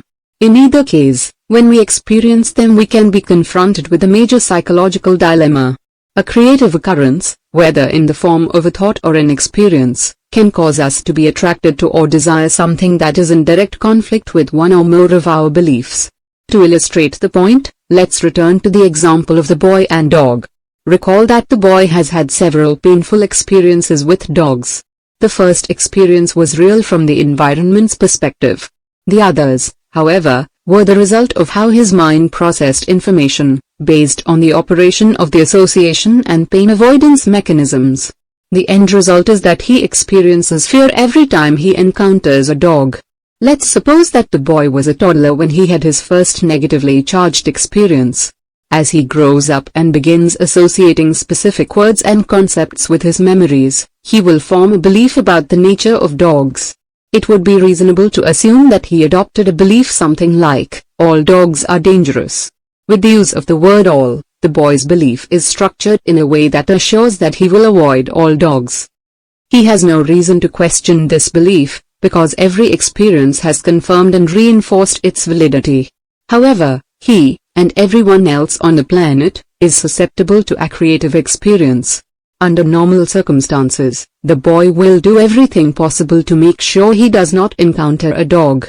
But what if something unexpected and unintended occurs? Suppose the boy is walking with his parents and, as a result, feels safe and protected. Now, suppose he and his parents come to a blind corner and cannot see what is on the other side. They encounter a scene in which several children of about the same age as the boy are playing with some dogs and, furthermore, they are obviously having a great deal of fun. This is a creative experience. The boy is confronted with indisputable information that what he believes about the nature of dogs isn't true. What happens now? First, the experience was not at the boy's conscious direction. He didn't make a decision to willingly expose himself to information that contradicted what he believed to be true. We might call this an inadvertent creative experience, because the external environment forced him to confront other possibilities that he didn't believe existed. Second, the experience of seeing other children playing with dogs and not getting hurt will throw his mind into a state of confusion. After the confusion wears off, meaning as he begins to accept the possibility that not all dogs are dangerous, several scenarios are possible. Seeing other children his own age, with whom he could strongly identify, having such a great time playing with dogs could cause the boy to decide that he wants to be like the other children and have fun with dogs, too. If that's the case, this inadvertent creative encounter has caused him to become attracted to express himself in a way that he formerly didn't believe was possible, interacting with dogs.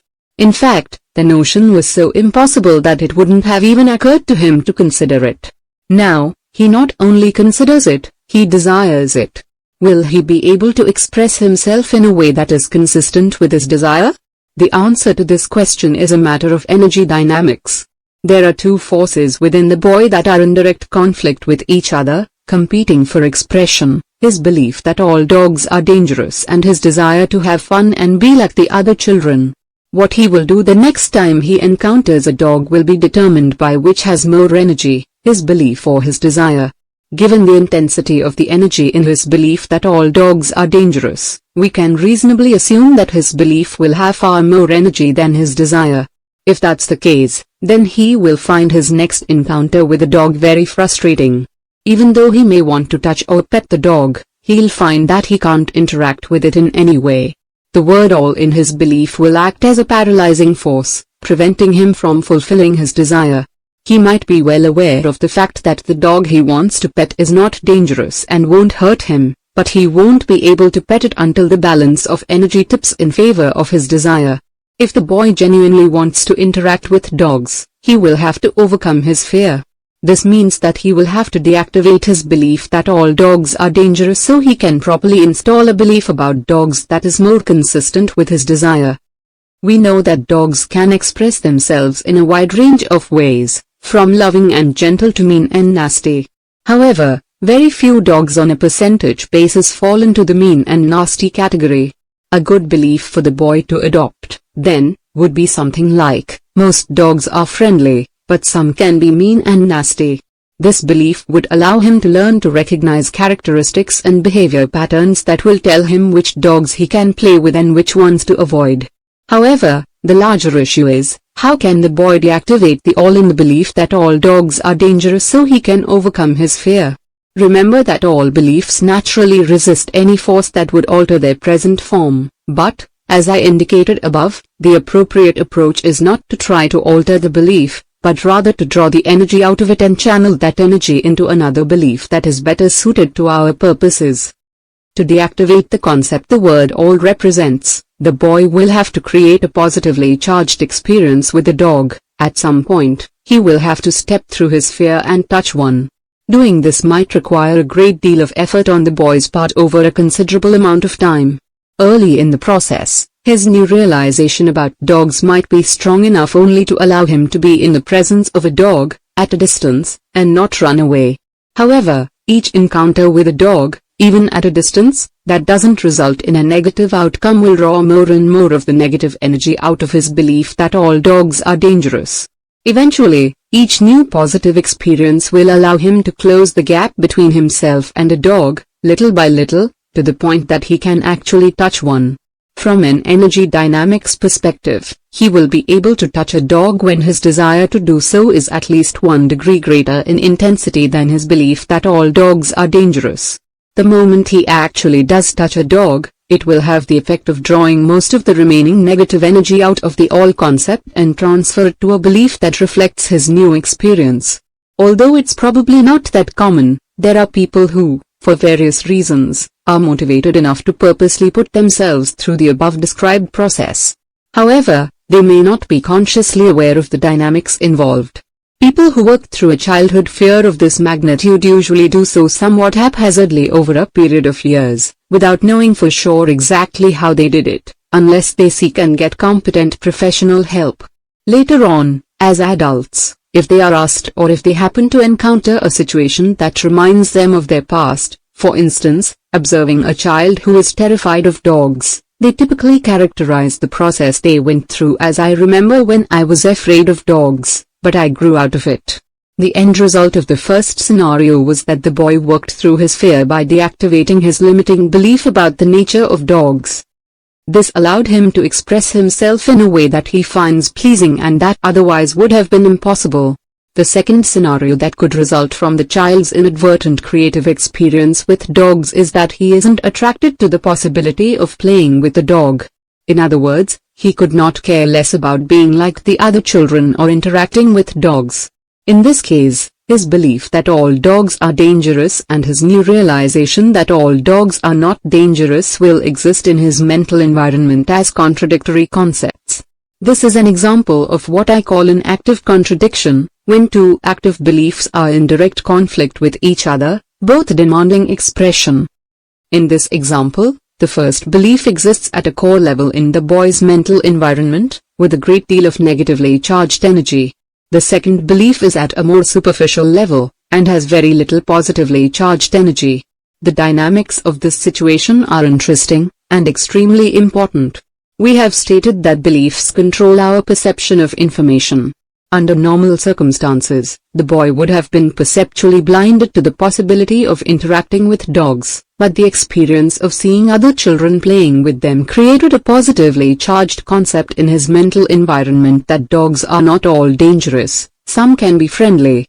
However, he hasn't done anything to deactivate the all in his belief that all dogs are dangerous, and, as far as I know, beliefs have no capacity to deactivate themselves. As a result, beliefs exist in our mental environment from the moment they are born to the moment we die, unless we consciously take steps to deactivate them. However, in this scenario, the boy has no desire and consequently no motivation to step through his fear. Therefore, the boy is left with an active contradiction where his minimally charged belief that not all dogs are dangerous gives him the ability to perceive the possibility of playing with a dog, but his powerfully charged belief that all dogs are dangerous still causes him to experience some level of fear every time he encounters a dog, maybe not enough fear to cause him to run in terror, because some of that fear will be offset by the other belief, but there will certainly be enough fear to cause a great deal of discomfort. The ability to see and consequently know that a situation is not dangerous, but at the same time find ourselves immobilized with fear, can be quite baffling if we don't understand that what we discover as the result of thinking creatively or realize from an inadvertent creative experience doesn't necessarily have enough energy to become a dominant force in our mental environment. In other words, our new awareness or discovery could very well have enough energy to act as a credible force on our perception of information, thereby causing us to perceive possibilities that would otherwise be invisible, but it might not have enough energy to act as a credible force on our behavior. In making this statement, I am operating out of the assumption that it takes more energy to act or express ourselves than the amount of energy it takes to observe something. On the other hand, new awareness and discoveries instantly and effortlessly become dominant forces if there's nothing inside us that's in conflict with them. But if there are conflicting beliefs and we aren't willing to deactivate the conflicting forces, expending some effort, especially if they're negatively charged, then acting on what we've discovered will be a struggle at the very least, and perhaps downright impossible. What I have just described is the psychological dilemma that virtually every trader has to resolve. Let's say you have a firm grasp of the nature of probabilities and, as a result, you know that the next trade is simply another trade in a series of trades that has a probable outcome. Yet you find you're still afraid to put that next trade on, or you're still susceptible to several of the fear-based trading errors we've discussed in previous chapters. Remember that the underlying cause of fear is the potential to define and interpret market information as threatening. What is the source of our potential to interpret market information as threatening? Our expectations. When the market generates information that doesn't conform to what we expect, the up and down ticks seem to talk on a threatening quality, become negatively charged. Consequently, we experience fear, stress, and anxiety. What is the underlying source of our expectations? Our beliefs. In light of what you now understand about the nature of beliefs, if you are still experiencing negative states of mind when you trade, you can assume there's a conflict between what you know about probable outcomes and any number of other beliefs in your mental environment that are arguing, demanding expression, for something else. Keep in mind that all active beliefs demand expression, even if we don't want them to. To think in probabilities, you have to believe that every moment in the market is unique, or more specifically, that every edge has a unique outcome. When you believe at a functional level that every edge has a unique outcome, meaning that it's a dominant belief without any other beliefs arguing for something different, you will experience a state of mind that is free of fear, stress, and anxiety when you trade. It really can't work any other way. A unique outcome is not something we have already experienced, therefore it is not something we can already know. If it were known, it could not be defined as unique. When you believe that you don't know what is going to happen next, what exactly are you expecting from the market? If you said I don't know, you are absolutely right. If you believe that something will happen and that you don't need to know exactly what that something is to make money, then where is the potential to define and interpret market information as threatening and painful? If you said there is none, you are absolutely right again. Here is one more example of how beliefs demand expression. Let's look at a situation where a child's first encounter with a dog was a very positive experience. As a result, he has absolutely no problem interacting with dogs, any dog for that matter, because he has not encountered one that's unfriendly. Therefore, he has no concept, unenergized belief, that it is possible for a dog to inflict any damage or cause him to experience pain. As he learns to associate words with his memories, he will probably acquire a belief along the lines of all dogs are friendly and fun. Therefore, every time a dog comes into his field of awareness, this belief will demand expression. From the perspective of someone who has an attitude of reckless abandon, if you try to convince the child that he'll get bitten someday if he doesn't exercise caution, his belief will cause him to either discount or completely disregard your advice. His response would be something like "no way," or "it can't happen to me." Let's say at some point in his life he approaches an unfamiliar dog that wants to be left alone. The dog growls. The warning will go unheeded and the dog attacks the boy. From the perspective of the boy's belief system, he's just had a creative experience.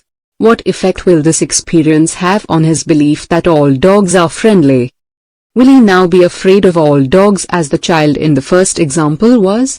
Unfortunately, the answers to these questions are not cut and dried, because there may be other beliefs, also demanding expression, that don't have anything specifically to do with dogs that come into play in a situation like this. For example, what if this child has a highly developed belief in betrayal? He believes he's been betrayed by some very significant people in some very significant situations that have caused him to experience intense emotional pain. If he associates the attack by this one dog as a betrayal by dogs in general, in essence a betrayal of his belief in dogs, then he could easily find himself afraid of all dogs. All of the positive energy contained in his original belief could instantly be transformed into negatively charged energy. The boy could justify this shift with a rationalization like if one dog can betray me, then any dog can. However, I do think this is an extreme and very unlikely occurrence. What is more likely is the word all in his original belief will instantly be deactivated and that energy will get transferred to a new belief that better reflects the true nature of dogs. This new experience caused an energy shift that forced him to learn something about the nature of dogs that he otherwise refused to consider possible. His belief in the friendliness of dogs remains intact. He will still play with dogs, but he will now exercise some discretion by consciously looking for signs of friendliness or unfriendliness. I think that a fundamental truth about the nature of our existence is every moment in the market, as well as in everyday life, has elements of what we know, similarities, and elements that we don't or can't know because we haven't experienced it yet. Until we actively train our minds to expect a unique outcome, we will continue experiencing only what we know. Everything else, other information and possibilities that are not consistent with what we know and expect, will pass us by, unperceived, discounted, distorted, outright denied, or attacked. When you truly believe that you don't need to know, you will be thinking in probabilities, the market perspective, and will have no reason to block, discount, distort, deny, or attack anything the market is offering about its potential to move in any particular direction. If you are not experiencing the quality of mental freedom implied in that statement, and it is your desire to do so, then you must take an active role in training your mind to believe in the uniqueness of each moment, and you must deactivate any other belief that argues for something different. This process isn't any different from the one the boy in the first scenario went through, nor is it going to happen by itself. He wanted to interact with dogs without fear, but to do so he had to create a new belief and deactivate the conflicting ones. This is the secret to achieving consistent success as a trader. 3. Beliefs keep on working regardless of whether we are consciously aware of their existence in our mental environment. In other words, we don't have to actively remember or have conscious access to any particular belief for that belief to act as a force on our perception of information or on our behavior. I know it's hard to believe that something we can't even remember can still have an impact on our lives. But when you think about it, much of what we learn throughout our lives is stored at an unconscious or subconscious level.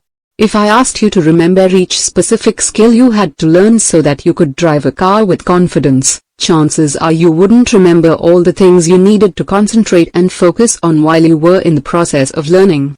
The first time I had the opportunity to teach a teenager how to drive, I was absolutely amazed at how much there was to learn, how much of the process I took for granted and no longer thought about at a conscious level. Possibly the best example that illustrates this characteristic is people who drive under the influence of alcohol. On any given day or night, there are probably thousands of people who have had so much to drink that they have no idea that they have no conscious awareness of how they drove from point A to point B. It is difficult to imagine how this is possible, unless you consider that driving skills and one's belief in his ability to drive operate automatically on a much deeper level than waking consciousness. Certainly, some percentage of these drunk drivers get into accidents, but when you compare the accident rate with the estimated number of people driving under the influence of alcohol, it's remarkable that there aren't a great many more accidents. In fact, a drunk driver is probably most likely to cause an accident when he either falls asleep or something requires a conscious decision and a fast reaction. In other words, the driving conditions are such that operating out of one's subconscious skills is not enough. Self-evaluation and trading. How this characteristic applies to our trading is also quite profound.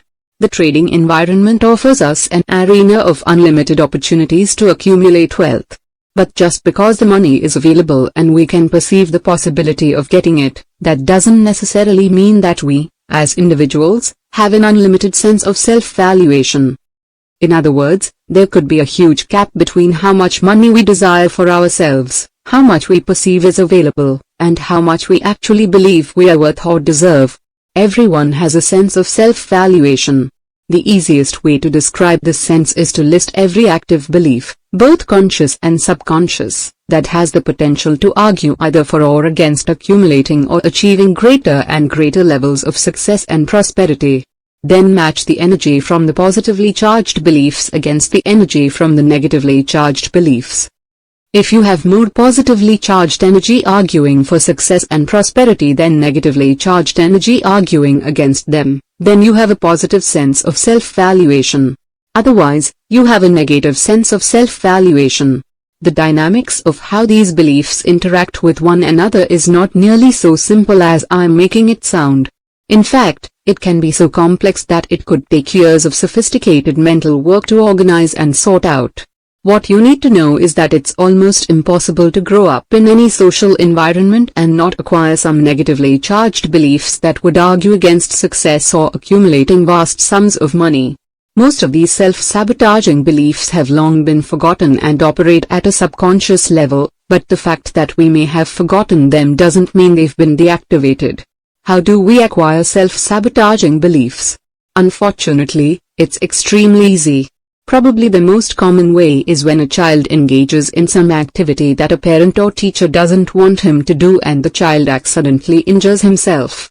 Many parents, to get their point across to the child, will respond to a situation like this by saying, "This, whatever pain you are experiencing, wouldn't have happened to you if you didn't deserve it, or you disobeyed me and look what happened, God punished you." The problem with making or hearing statements like this is that there's a potential for the child to associate every future injury with these same statements and, subsequently, form a belief that he must be an unworthy person, undeserving of success, happiness, or love. Anything we feel guilty about can have an adverse effect on our sense of self-worth. Usually guilt is associated with being a bad person, and most people believe that bad people should be punished, certainly not rewarded. Some religions teach children that having a lot of money isn't godly or spiritual. Some people believe that making money in certain ways is wrong, even though it may be perfectly legal and moral from society's perspective. Again, you may not have a specific recollection of learning something that would argue against the success you perceive as possible, but that doesn't mean that what you learned is no longer having an effect. The way these subconscious self-sabotaging beliefs manifest themselves in our trading is usually in the form of lapses in focus or concentration, resulting in any number of trading errors, like putting in a buy for a sell or vice versa, or allowing yourself to give in to distracting thoughts that compel you to leave the screen, only to find out when you return that you missed the big trade of the day. I've worked with many traders who achieved various levels of consistent success, but found they just couldn't break through certain thresholds in acquiring equity. They discovered an invisible but very real barrier similar to the proverbial glass ceiling that many women executives experience in the corporate world. Every time these traders hit the barrier, they experienced a significant drawdown, regardless of the market conditions. However, when asked about what happened, they typically blamed their sudden run of bad luck on just that, luck or the vagaries of the market. Interestingly, they typically created a steadily rising equity curve, sometimes over a period of several months, and the significant drawdown always occurred at the same spot in their equity curve. I describe this psychological phenomenon as being in a negative zone. As magically as money can flow into a trader's accounts when he is in the zone, it can just as easily flow out, if he is in a negative zone where unresolved self-valuation issues mysteriously act on his perception of information and behavior. I'm not implying here that you have to deactivate every belief that would argue against your ever-expanding positive sense of self-valuation, because you don't. But you must be aware of the presence of such beliefs, and take specific steps in your trading regimen to compensate when they start expressing themselves. Chapter 11, Thinking Like a Trader. If you asked me to distill trading down to its simplest form, I would say that it is a pattern recognition numbers game. We use market analysis to identify the patterns, define the risk, and determine when to take profits. The trade either works or it doesn't. In any case, we go on to the next trade. It's that simple, but it's certainly not easy. In fact, trading is probably the hardest thing you'll ever attempt to be successful at. That's not because it requires intellect, quite the contrary. But because the more you think you know, the less successful you'll be. Trading is hard because you have to operate in a state of not having to know, even though your analysis may turn out at times to be perfectly correct. To operate in a state of not having to know, you have to properly manage your expectations. To properly manage your expectations, you must realign your mental environment so that you believe without a shadow of a doubt in the 5 fundamental truths. In this chapter, I am going to give you a trading exercise that will integrate these truths about the market at a functional level in your mental environment. In the process, I'll take you through the 3 stages of development of a trader. The first stage is the mechanical stage. In this stage, you 1. Build the self-trust necessary to operate in an unlimited environment. 2. Learn to flawlessly execute a trading system. 3. Train your mind to think in probabilities, the 5 fundamental truths. 4. Create a strong, unshakable belief in your consistency as a trader. Once you have completed this first stage, you can then advance to the subjective stage of trading. In this stage, you use anything you have ever learned about the nature of market movement to do whatever it is you want to do. There's a lot of freedom in this stage, so you will have to learn how to monitor your susceptibility to make the kind of trading errors that are the result of any unresolved self-valuation issues I referred to in the last chapter. The third stage is the intuitive stage. Trading intuitively is the most advanced stage of development. It is the trading equivalent of earning a black belt in the martial arts. The difference is that you can't try to be intuitive, because intuition is spontaneous. It doesn't come from what we know at a rational level. The rational part of our mind seems to be inherently mistrustful of information received from a source that it doesn't understand. Sensing that something is about to happen is a form of knowing that is very different from anything we know rationally. I've worked with many traders who frequently had a very strong intuitive sense of what was going to happen next, only to be confronted with the rational part of themselves that consistently argued for another course of action. Of course, if they had followed their intuition, they would have experienced a very satisfying outcome. Instead, what they ended up with was usually very unsatisfactory, especially when compared with what they otherwise perceived as possible. The only way I know of that you can try to be intuitive is to work at setting up a state of mind most conducive to receiving and acting on your intuitive impulses. The mechanical stage. The mechanical stage of trading is specifically designed to build the kind of trading skills, trust, confidence, and thinking in probabilities that will virtually compel you to create consistent results. I define consistent results as a steadily rising equity curve with only minor drawdowns that are the natural consequence of edges that didn't work. Other than finding a pattern that puts the odds of a winning trade in your favor, achieving a steadily rising equity curve is a function of systematically eliminating any susceptibility you may have to making the kind of fear, euphoric or self-valuation-based trading errors I have described throughout this book. Eliminating the errors and expanding your sense of self-valuation will require the acquisition of skills that are all psychological in nature. The skills are psychological because each one, in its purest form, is simply a belief. Remember that the beliefs we operate out of will determine our state of mind and shape our experiences in ways that constantly reinforce what we already believe to be true. How truthful a belief is, relative to the environmental conditions, can be determined by how well it serves us, that is, the degree to which it helps us satisfy our objectives. If producing consistent results is your primary objective as a trader, then creating a belief, a conscious, energized concept that resists change and demands expression, that I am a consistently successful trader will act as a primary source of energy that will manage your perceptions, interpretations, expectations, and actions in ways that satisfy the belief and, consequently, the objective. Creating a dominant belief that I am a consistently successful trader requires adherence to several principles of consistent success. Some of these principles will undoubtedly be in direct conflict with some of the beliefs you've already acquired about trading. If this is the case, then what you have is a classic example of beliefs that are in direct conflict with desire. The energy dynamic here is no different from what it was for the boy who wanted to be like the other children who were not afraid to play with dogs. He desired to express himself in a way that he found, at least initially, virtually impossible. To satisfy his desire, he had to step into an active process of transformation. His technique was simple. He tried as hard as he could to stay focused on what he was trying to accomplish and, little by little, he deactivated the conflicting belief and strengthened the belief that was consistent with his desire. At some point, if that is your desire, then you will have to step into the process of transforming yourself into a consistent winner. When it comes to personal transformation, the most important ingredients are your willingness to change, the clarity of your intent, and the strength of your desire.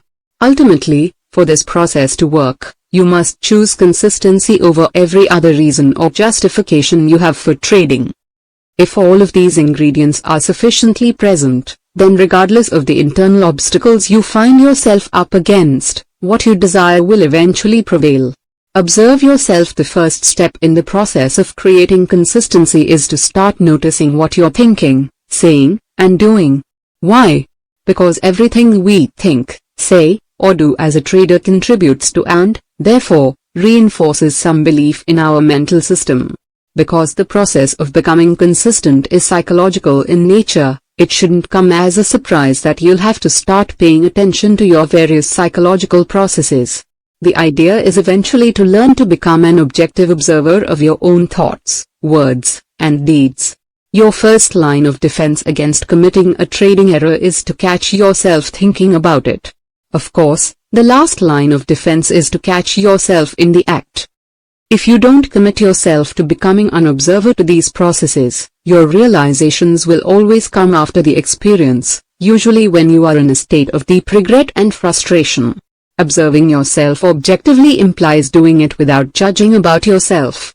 This might not be so easy for some of you to do considering the harsh, judgmental treatment you may have received from other people throughout your life.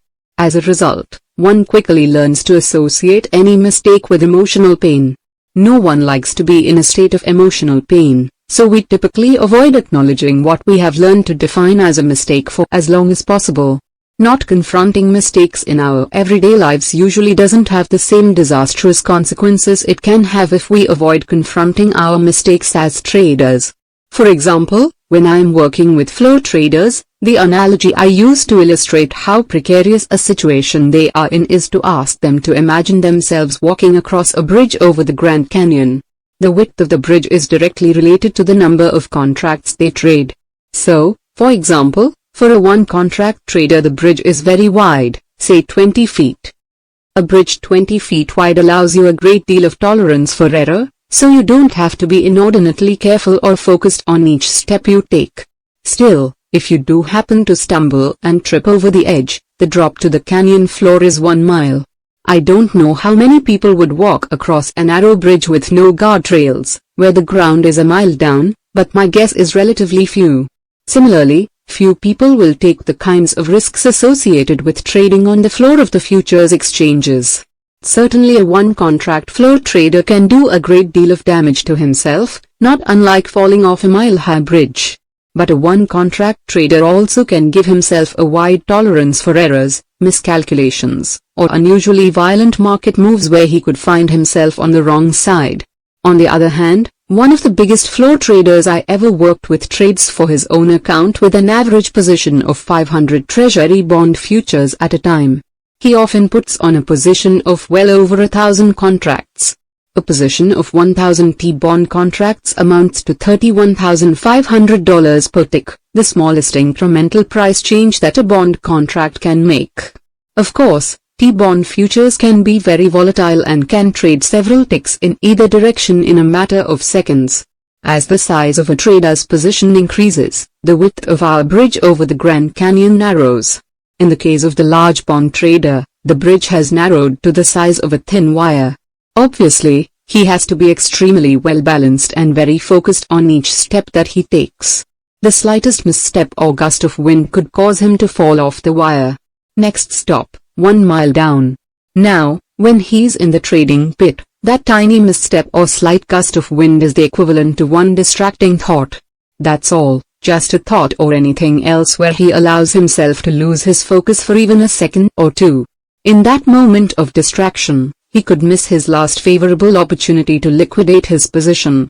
The next price level with enough volume to take him out of his trade could be several ticks away, either creating a huge loss or forcing him to give a substantial winning trade back to the market.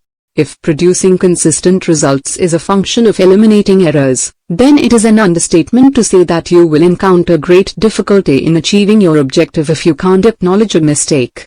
Obviously, this is something very few people can do, and it accounts for why there are so few consistent winners. In fact, the tendency not to acknowledge a mistake is so pervasive throughout mankind, it could lead one to assume that it's an inherent characteristic of human nature. I do not believe this is the case, nor do I believe we are born with the capacity to ridicule or think less of ourselves for making a mistake, miscalculation, or error. Making mistakes is a natural function of living and will continue to be until we reach a point at which 1. All our beliefs are in absolute harmony with our desires, and 2. All our beliefs are structured in such a way that they are completely consistent with what works from the environment's perspective. Obviously, if our beliefs are not consistent with what works from the environment's perspective, the potential for making a mistake is high, if not inevitable. We won't be able to perceive the appropriate set of steps to our objective. Worse, we won't be able to perceive that what we want may not be available, or available in the quantity we desire or at the time when we want it. On the other hand, mistakes that are the result of beliefs that are in conflict with our objectives aren't always apparent or obvious. We know they will act as opposing forces, expressing their versions of the truth on our consciousness, and they can do that in many ways. The most difficult to detect is a distracting thought that causes a momentary lapse in focus or concentration. On the surface this may not sound significant. But, as in the analogy of the bridge over the canyon, when there's a lot at stake, even a slightly diminished capacity to stay focused can result in an error of disastrous proportions. This principle applies whether it's trading, sporting events, or computer programming. When our intent is clear and undiminished by any opposing energy, then our capacity to stay focused is greater, and the more likely it is that we will accomplish our objective. Earlier I defined a winning attitude as a positive expectation of our efforts, with an acceptance that whatever results we do get are a perfect reflection of our level of development and what we need to learn to do better. What separates the consistently great athletes and performers from everyone else is their distinct lack of fear of making a mistake. The reason they aren't afraid is that they don't have a reason to think less of themselves when they do make a mistake. meaning they don't have a reservoir of negatively charged energy waiting to well up and pounce on their conscious thought process like a lion waiting for the right moment to pounce on its intended prey. What accounts for this uncommon capacity to quickly move beyond their errors without criticizing themselves? One explanation may be that they grew up with extremely unusual parents, teachers, and coaches, who by their words and examples taught them to correct their miscalculations and errors with genuine love, affection, and acceptance. I say extremely unusual because many of us grew up with just the opposite experience. We were taught to correct our mistakes or miscalculations with anger, impatience, and a distinct lack of acceptance. Is it possible that, for the great athletes, their past positive experiences with respect to mistakes caused them to acquire a belief that mistakes simply point the way to where they need to focus their efforts to grow and improve themselves? With a belief like that, there's no source of negatively charged energy and consequently no source for self-denigrating thoughts. However, the rest of us, who did grow up experiencing a plethora of negative reactions to our actions, would naturally acquire beliefs about mistakes. Mistakes must be avoided at all costs. There must be something wrong with me if I make a mistake. I must be a screw-up, or I must be a bad person if I make a mistake. Remember that every thought, word, and deed reinforces some belief we have about ourselves. If, by repeated negative self-criticism, we acquire a belief that we're screw-ups, that belief will find a way to express itself in our thoughts, causing us to become distracted and to screw up on our words, causing us to say things about ourselves or about others, if we notice the same characteristics in them that reflect our belief, and on our actions, causing us to behave in ways that are overtly self-sabotaging. If you're going to become a consistent winner, mistakes can't exist in the kind of negatively charged context in which they are held by most people. You have to be able to monitor yourself to some degree, and that will be difficult to do if you have the potential to experience emotional pain if and when you find yourself in the process of making an error. If this potential exists, you have two choices. 1. You can work on acquiring a new set of positively charged beliefs about what it means to make a mistake, along with deactivating any negatively charged beliefs that would argue otherwise or cause you to think less of yourself for making a mistake. 2. If you find this first choice undesirable, you can compensate for the potential to make errors by the way you set up your trading regime. This means that if you are going to trade and not monitor yourself, but at the same time you desire consistent results, then trading exclusively from the mechanical stage will resolve the dilemma. Otherwise, learning how to monitor yourself is a relatively simple process once you have rid yourself of negatively charged energy associated with mistakes. In fact, it's easy. All you have to do is decide why you want to monitor yourself, which means you first need to have a clear purpose in mind. When you're clear about your purpose, simply start directing your attention to what you think, say, or do. If and when you notice that you're not focused on your objective or on the incremental steps to accomplish your objective, choose to redirect your thoughts, words, or actions in a way that is consistent with what you are trying to accomplish. Keep redirecting as often as necessary. The more willfully you engage in this process, especially if you can do it with some degree of conviction, the faster you will create a mental framework free to function in a way that is consistent with your objectives, without any resistance from conflicting beliefs. The role of self-discipline. I call the process I just described self-discipline. I define self-discipline as a mental technique to redirect, as best we can, our focus of attention to the object of our goal or desire, when that goal or desire conflicts with some other component, belief, of our mental environment. The first thing you should notice about this definition is that self-discipline is a technique to create a new mental framework. It is not a personality trait. People aren't born with self-discipline. In fact, when you consider how I define it, being born with discipline isn't even possible. However, as a technique to be used in the process of personal transformation, anybody can choose to use self-discipline. Here is an example from my life that illustrates the underlying dynamics of how this technique works. In 1978 I decided that I wanted to become a runner. I don't exactly remember what my underlying motivation was, except that I had spent the previous 8 years in a very inactive lifestyle. I wasn't involved with any sports or hobbies, unless you call watching television a hobby. Previously in both high school and at least part of college I was very active in sports, especially ice hockey. However, coming out of college, my life was unfolding in the way that was very different from what I had expected. It was not to my liking, but at the time I felt powerless to do anything about it. This led to a period of inactivity, which is a nice way of saying that I was severely depressed. Again, I'm not sure what prompted me to suddenly want to become a runner. Maybe I saw some TV program that sparked my interest. I do, however, remember that the motivation was very strong. So, I went out and bought myself some running shoes, put them on, and went out to run. The first thing I discovered was that I couldn't do it. I didn't have the physical stamina to run more than 50 or 60 yards. This was very surprising. I didn't realize, nor would I have ever believed, that I was so out of shape that I couldn't run even 100 yards. This realization was so disheartening that I didn't attempt to run again for 2 or 3 weeks.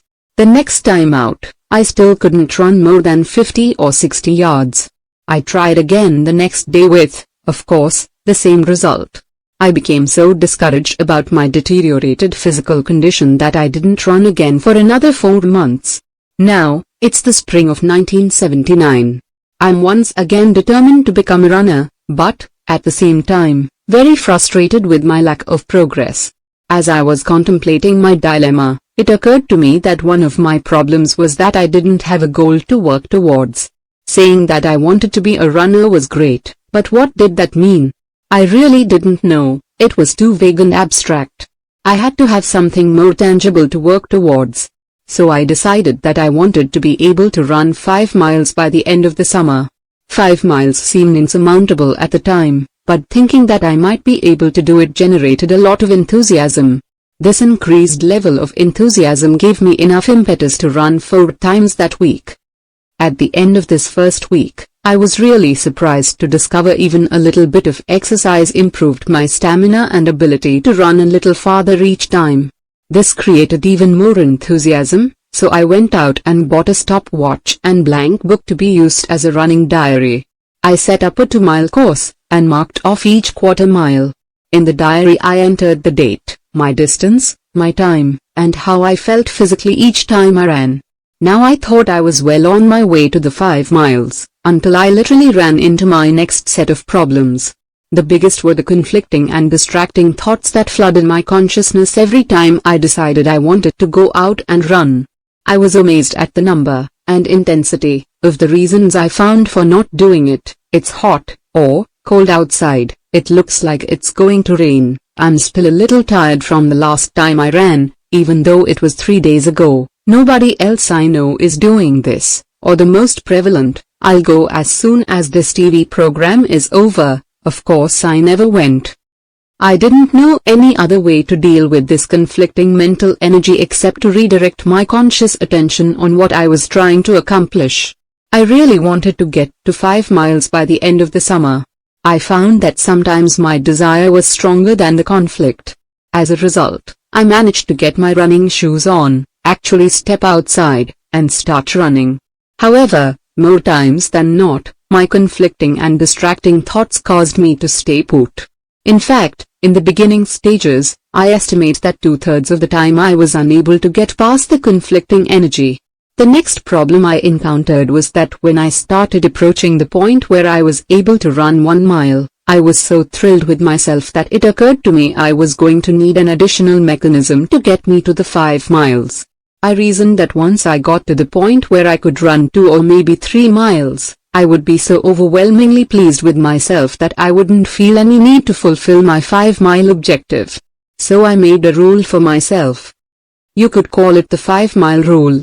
If I managed to get my running shoes on and get outside in spite of all the conflicting thoughts trying to talk me out of it, I committed myself to running at least 1 step farther than the last time I ran. It was certainly alright if I ran more than 1 step further, but it couldn't be less than 1 step, no matter what. As it turns out, I never broke this rule, and by the end of the summer, I made it to 5 miles. But then, something really interesting and completely unanticipated happened before I got there. As I got closer to fulfilling my 5-mile objective, little by little, the conflicting thoughts began to dissipate. Eventually they didn't exist at all. At that point, I found that if I wanted to run, I was completely free to do so without any mental resistance, conflict, or competing thoughts. Given what a struggle it had been, I was amazed, to say the least. The result, I went on to run on a very regular basis for the next 16 years. For those of you who may be interested, I don't run so much now because 5 years ago I decided to start playing ice hockey again. Hockey is an extremely strenuous sport. Sometimes I play as many as 4 times a week.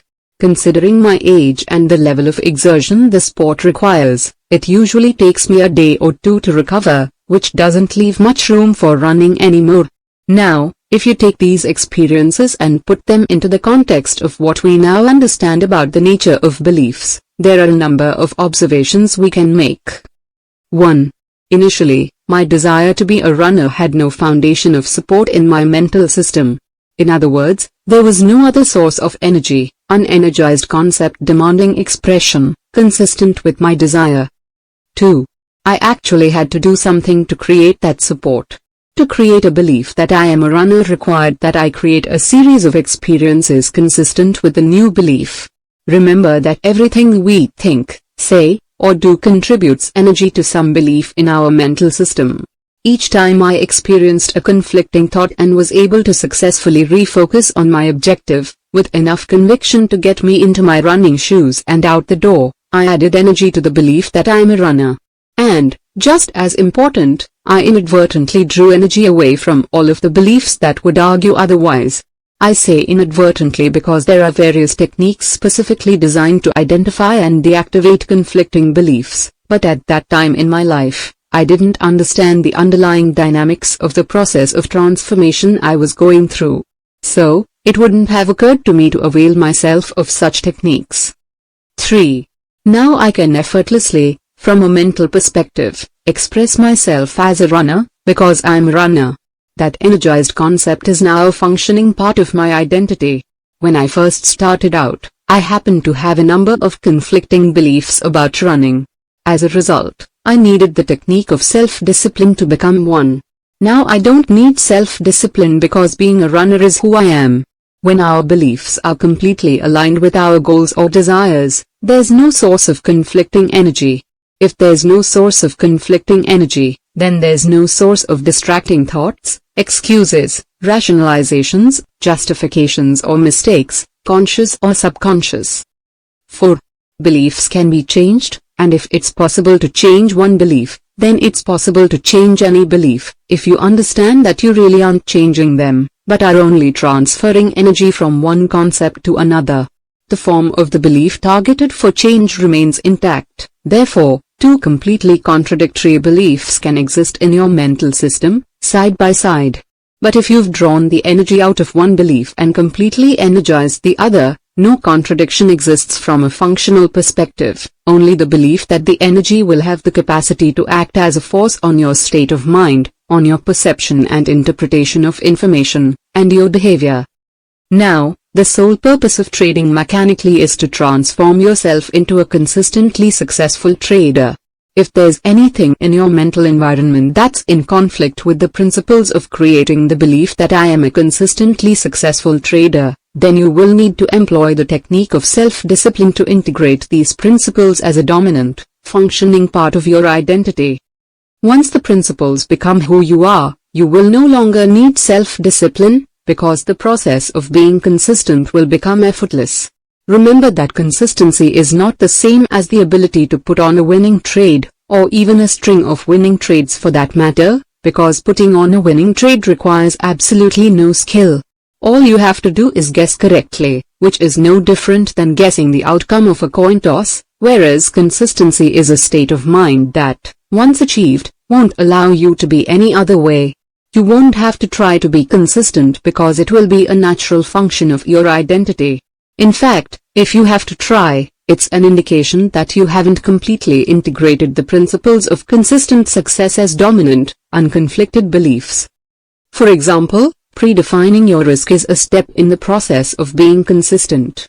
If it takes any special effort to predefine your risk, if you have to consciously remind yourself to do it, if you experience any conflicting thoughts, in essence, trying to talk you out of doing it, or if you find yourself in a trade where you haven't predefined your risk, then this principle is not a dominant, functioning part of your identity.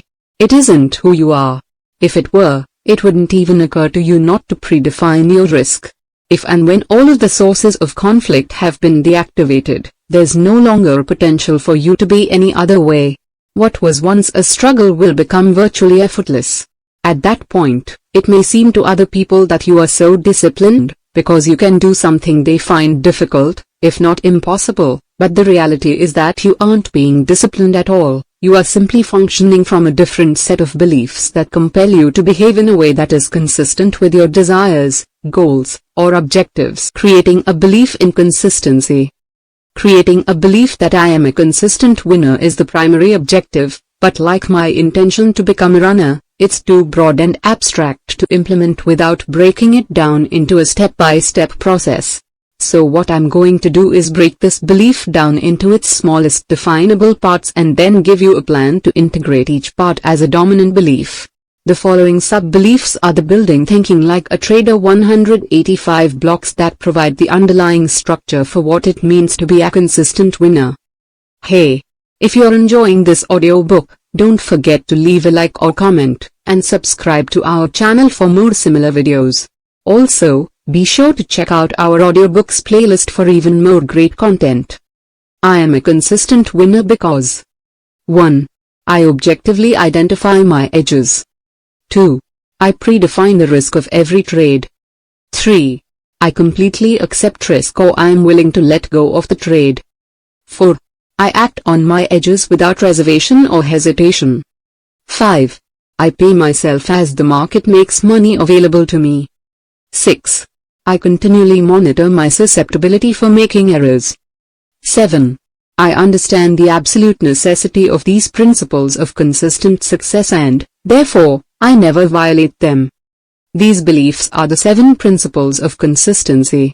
To integrate these principles into your mental system at a functional level requires that you purposely create a series of experiences that are consistent with them.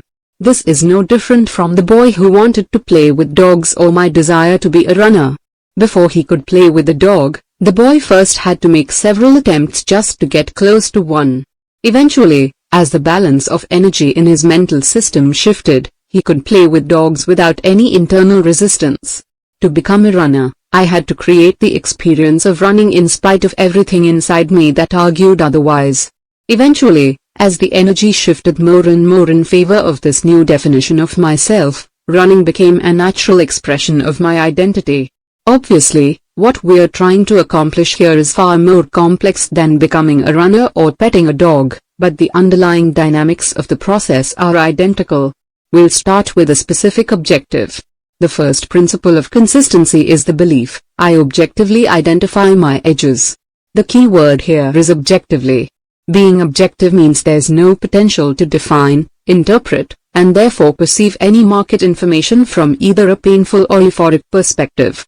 The way to be objective is to operate out of beliefs that keep your expectations neutral and to always take the unknown forces into consideration. Remember, you have to specifically train your mind to be objective and to stay focused in the now moment opportunity flow. Our minds are not naturally wired to think this way, so to be an objective observer you have to learn to think from the market's perspective. From the market's perspective, there are always unknown forces, traders, waiting to act on price movement. Therefore, from the market's perspective, every moment is truly unique, even though the moment may look, sound, or feel exactly the same as some moment logged away in your memory bank. The instant you either decide or assume you know what's going to happen next, you will automatically expect to be right.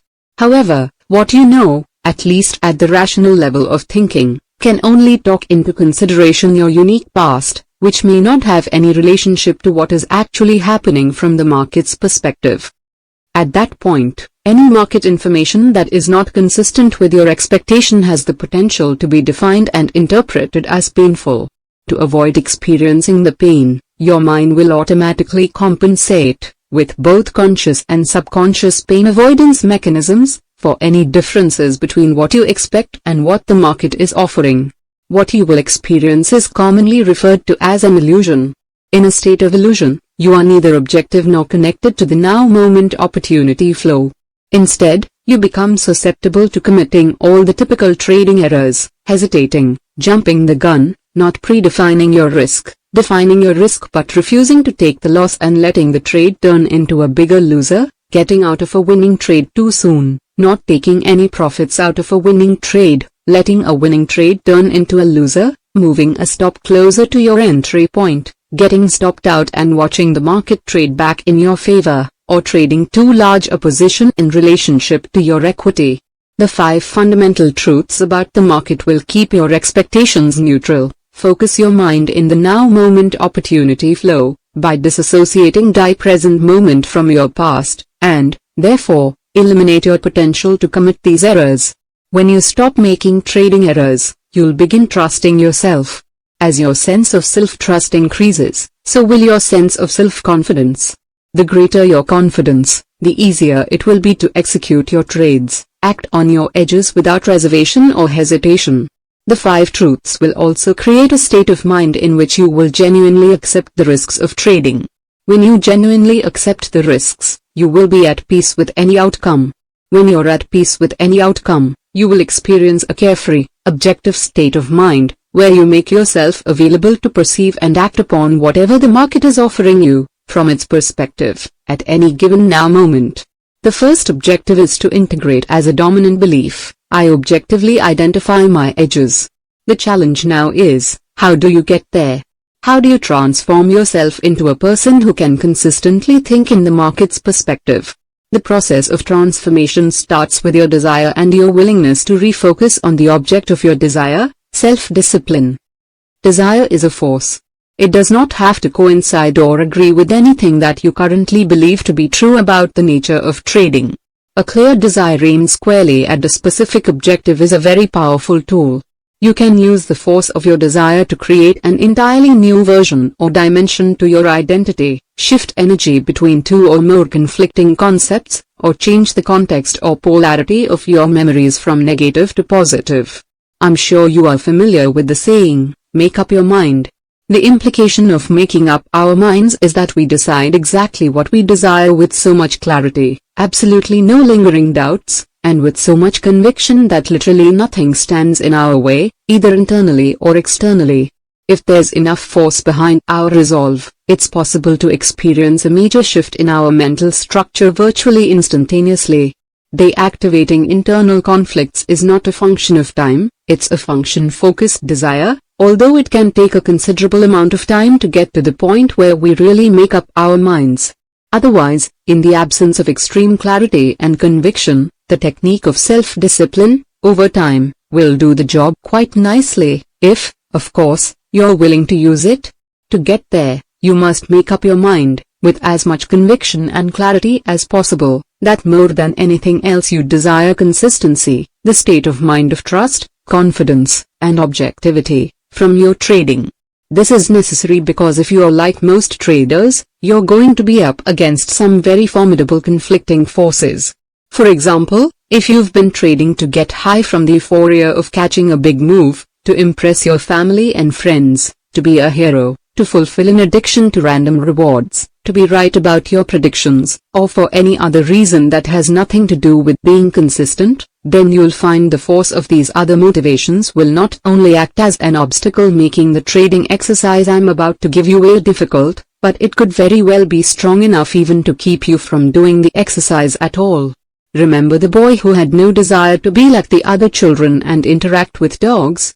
In essence, he decided to live with the active contradiction between his minimally charged positive belief that not all dogs are dangerous and his core, negatively charged belief that all dogs are dangerous. He had the ability to perceive friendly dogs, but at the same time found it impossible to interact with them. Unless he desires to change it, the imbalance of energy between these two beliefs will stay exactly as it is for his entire life. To even start this process, You have to want consistency so much that you would be willing to give up all the other reasons, motivations, or agendas you have for trading that aren't consistent with the process of integrating the beliefs that create consistency. A clear, intense desire is an absolute prerequisite if you are going to make this process work for you. Exercise, learning to trade and edge like a casino. The object of this exercise is to convince yourself that trading is just a simple game of probabilities, numbers, not much different from pulling the handle of a slot machine. At the micro level, the outcomes to individual edges are independent occurrences and random in relationship to one another. At the macro level, the outcomes over a series of trades will produce consistent results. From a probabilities perspective, this means that instead of being the person playing the slot machine, as a trader, you can be the casino, if 1. You have an edge that genuinely puts the odds of success in your favor. 2. You can think about trading in the appropriate manner, the 5 fundamental truths, and 3. You can do everything you need to do over a series of trades. Then, like the casinos, you will own the game and be a consistent winner. Setting up the exercise: pick a market. Choose one actively traded stock or futures contract to trade. It doesn't matter what it is, as long as it's liquid and you can afford the margin requirements for trading at least 300 shares or 3 futures contracts per trade. Choose a set of market variables that define an edge. This can be any trading system you want. The trading system or methodology you choose can be mathematical, mechanical, or visual, based on patterns in price charts. It doesn't matter whether you personally design the system or purchase it from someone else, nor do you need to take a long time or be too picky trying to find or develop the best or right system. This exercise is not about system development and it is not a test of your analytical abilities. In fact, the variables you choose can even be considered mediocre by most traders' standards, because what you are going to learn from doing this exercise is not dependent upon whether you actually make money. If you consider this exercise an educational expense, it will cut down on the amount of time and effort you might otherwise expend trying to find the most profitable edges. For those of you who might be wondering, I'm not going to make any specific recommendations about what system or variables you should use, because I assume that most of the people reading this book are already well schooled in technical analysis. If you need additional assistance, there are hundreds of books available on the topic, as well as system vendors who are more than willing to sell you their ideas. However, if you've made a genuine attempt to do this on your own but are still having problems picking a system, you can contact me at markdouglas.com or tradingentzone.com or join our channel Telegram channel and I will make some recommendations. Whatever system you choose to use has to fit within the following specifications. Trade entry. The variables you use to define your edge have to be absolutely precise.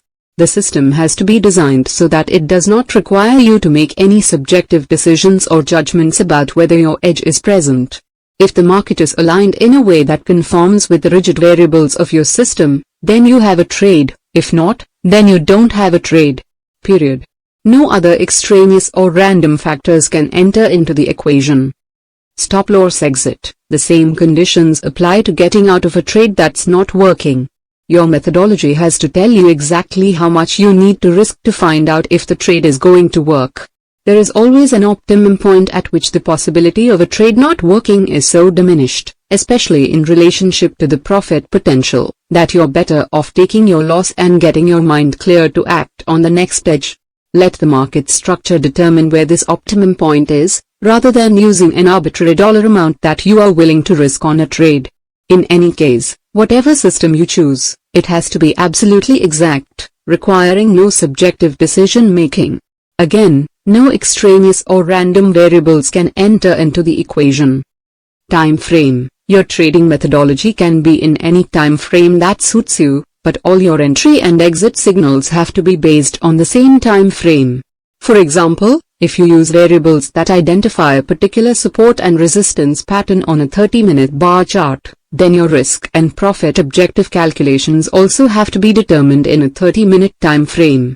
However, trading in one time frame does not preclude you from using other time frames as filters. For example, you could have as a filter a rule that states you're only going to take trades that are in the direction of the major trend. There's an old trading axiom that the trend is your friend.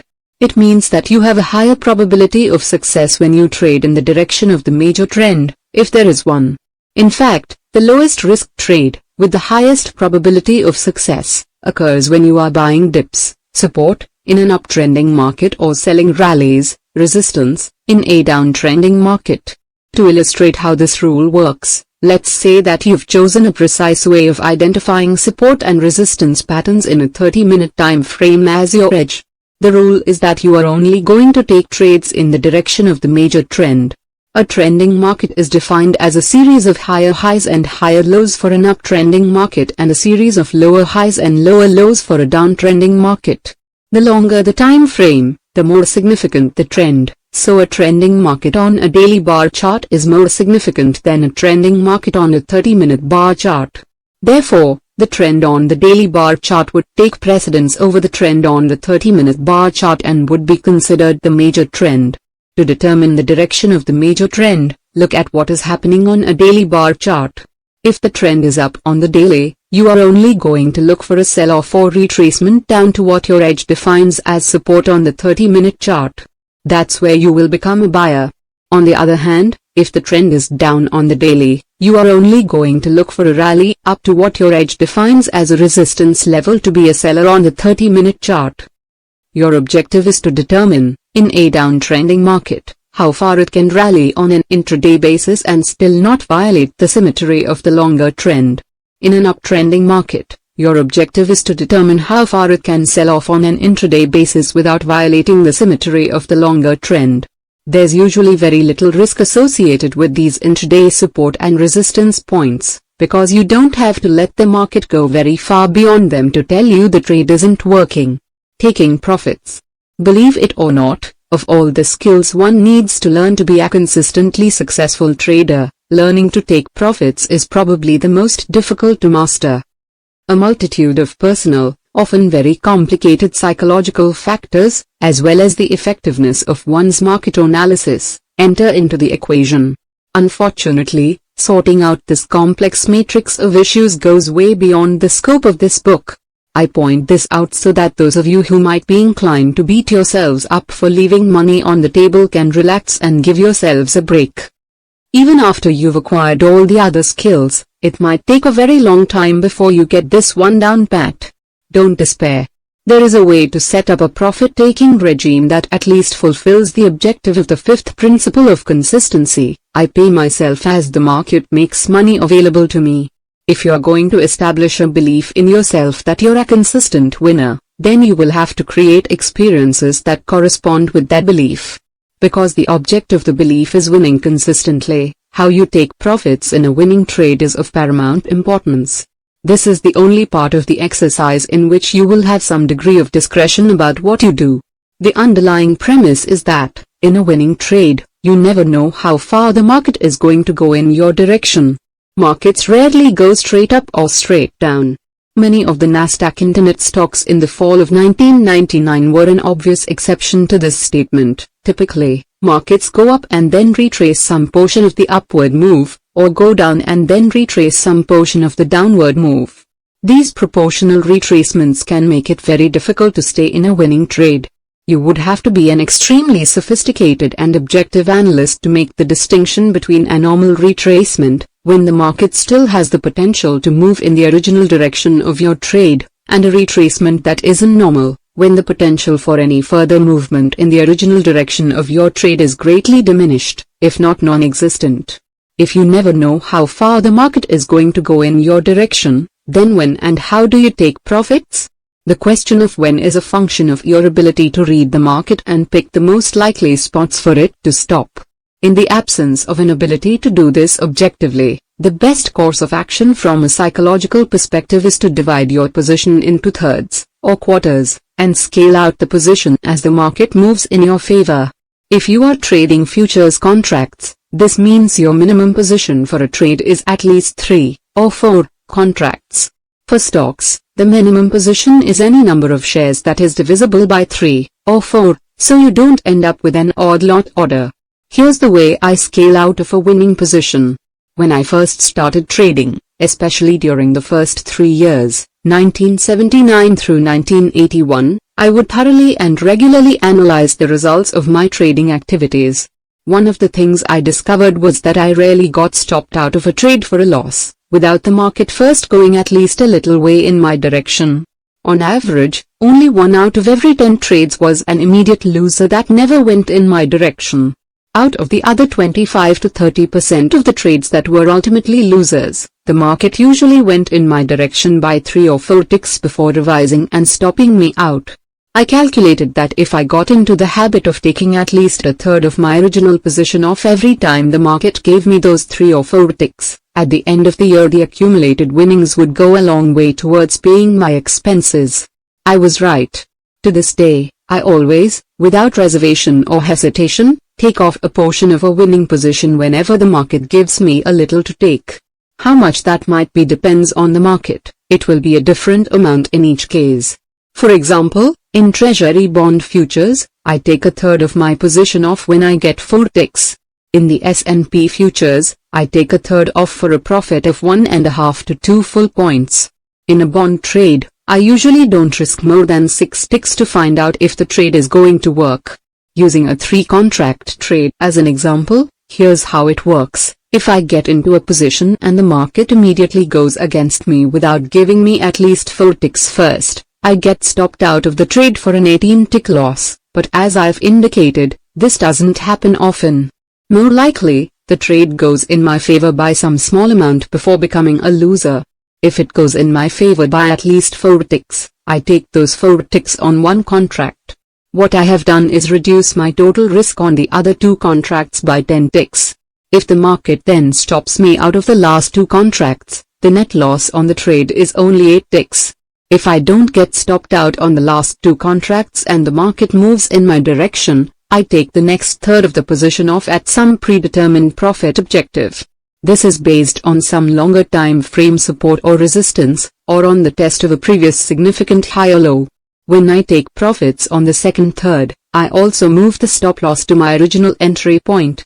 Now I have a net profit on the trade regardless of what happens to the last third of the position. In other words, I now have a risk-free opportunity. I can't emphasize enough, nor can the publisher make the words on this page big enough to stress how important it is for you to experience the state of risk-free opportunity. When you set up a situation in which there is risk-free opportunity, there's no way to lose unless something extremely unusual happens, like a limit up or limit down move through your stop. If, under normal circumstances, there's no way to lose, you get to experience what it really feels like to be in a trade with a relaxed, carefree state of mind. To illustrate this point, imagine that you are in a winning trade, the market made a fairly significant move in your direction, but you didn't take any profits because you thought it was going even further. However, instead of going further, the market trades all the way back to or very close to your original entry point. You panic and, as a result, liquidate the trade, because you don't want to let what was once a winning trade turn into a loser. But as soon as you're out, the market bounces right back into what would have been a winning trade. If you had locked in some profits by scaling out, putting yourself in a risk-free opportunity situation, it's very unlikely that you would have panicked or felt any stress or anxiety for that matter. I still have a third of my position left. What now? I look for the most likely place for the market to stop. This is usually a significant high or low in a longer time frame. I place my order to liquidate just below that spot in a long position or just above that spot in a short position. I place my orders just above or just below because I don't care about squeezing the last tick out of the trade. I have found over the years that trying to do that just isn't worth it. One other factor you need to take into consideration is your risk-to-reward ratio. The risk-to-reward ratio is the dollar value of how much risk you have to take relative to the profit potential. Ideally, your risk-to-reward ratio should be at least 3 to 1, which means you are only risking $1 for every $3 of profit potential. If your edge in the way you scale out of your trades give you a 3 to 1 risk-to-reward ratio, your winning trade percentage can be less than 50% and you will still make money consistently. A 3 to 1 risk-to-reward ratio is ideal. However, for the purposes of this exercise, it doesn't matter what it is, nor does it matter how effectively you scale out. as long as you do it. Do the best you can to pay yourself at reasonable profit levels when the market makes the money available. Every portion of a trade that you take off as a winner will contribute to your belief that you are a consistent winner. All the numbers will eventually come into better alignment as your belief in your ability to be consistent becomes stronger. Trading in sample sizes. The typical trader practically lives or dies, emotionally, on the results of the most recent trade. If it was a winner, he'll gladly go to the next trade. If it wasn't, he'll start questioning the viability of his edge. To find out what variables work, how well they work, and what doesn't work, we need a systematic approach, one that doesn't take any random variables into consideration. This means that we have to expand our definition of success or failure from the limited trade-by-trade perspective of the typical trader to a sample size of 20 trades or more. Any edge you decide on will be based on some limited number of market variables or relationships between those variables that measure the market's potential to move either up or down. From the market's perspective, each trader who has the potential to put on or take off a trade can act as a force on price movement and is, therefore, a market variable. No edge or technical system can take into consideration every trader and his reasons for putting on or taking off a trade. As a result, any set of market variables that defines an edge is like a snapshot of something very fluid, capturing only a limited portion of all the possibilities. When you apply any set of variables to the market, they may work very well over an extended period of time, but after a while you may find that their effectiveness diminishes. That's because the underlying dynamics of the interaction between all the participants, the market, is changing. New traders come into the market with their own unique ideas of what is high and what is low, and other traders leave. Little by little, these changes affect the underlying dynamics of how the market moves. No snapshot, rigid set of variables, can take these subtle changes into consideration. You can compensate for these subtle changes in the underlying dynamics of market movement and still maintain a consistent approach by trading in sample sizes. Your sample size has to be large enough to give your variables a fair and adequate test, but at the same time small enough so that if their effectiveness diminishes, you can detect it before you lose an inordinate amount of money. I have found that a sample size of at least 20 trades fulfills both of these requirements. Testing. Once you decide on a set of variables that conform to these specifications, you need to test them to see how well they work. If you have the appropriate software to do this, you are probably already familiar with the procedures. If you don't have testing software, you can neither forward test your variables or hire a testing service to do it for you. In any case, keep in mind that the object of the exercise is to use trading as a vehicle to learn how to think objectively, in the market's perspective, as if you were a casino operator. Right now, the bottom line performance of your system isn't very important, but it is important that you have a good idea of what you can expect in the way of a win-to-loss ratio, the number of winning trades relative to the number of losing trades for your sample size. Accepting the risk. A requirement of this exercise is that you know in advance exactly what your risk is on each trade in your 20-trade sample size. As you now know, knowing the risk and accepting the risk are two different things. I want you to be as comfortable as possible with the dollar value of the risk you are taking in this exercise. Because the exercise requires that you use a 20-trade sample size, the potential risk is that you will lose on all 20 trades. This is obviously the worst-case scenario. It is as likely an occurrence as that you will win on all 20 trades, which means it isn't very likely. Nevertheless, it is a possibility. Therefore, you should set up the exercise in such a way that you can accept the risk, in dollar value, of losing on all 20 trades. For example, if you are trading S&P futures, your edge might require that you risk 3 full points per contract to find out if the trade is going to work. Since the exercise requires that you trade a minimum of 3 contracts per trade, the total dollar value of the risk per trade is $2,250, if you use big contracts. The accumulated dollar value of risk if you lose on all 20 trades is $45,000. You may not be comfortable risking $45,000 on this exercise. If you're not comfortable, you can reduce the dollar value of the risk by trading S&P mini contracts, E-mini. They are 1/5 the value of the big contracts, So the total dollar value of the risk per trade goes down to $450 and the accumulated risk for all 20 trades is $9,000. You can do the same thing if you are trading stocks. Just keep on reducing the number of shares per trade until you get to a point where you are comfortable with the total accumulated risk for all 20 trades. What I don't want you to do is change your established risk parameters to satisfy your comfort levels. If, based on your research, you have determined that a 3-point risk in the S&Ps is the optimum distance you must let the market trade against your edge to tell you it isn't worth staying in the position, then leave it at 3 points. Change this variable only if it is warranted from a technical analysis perspective.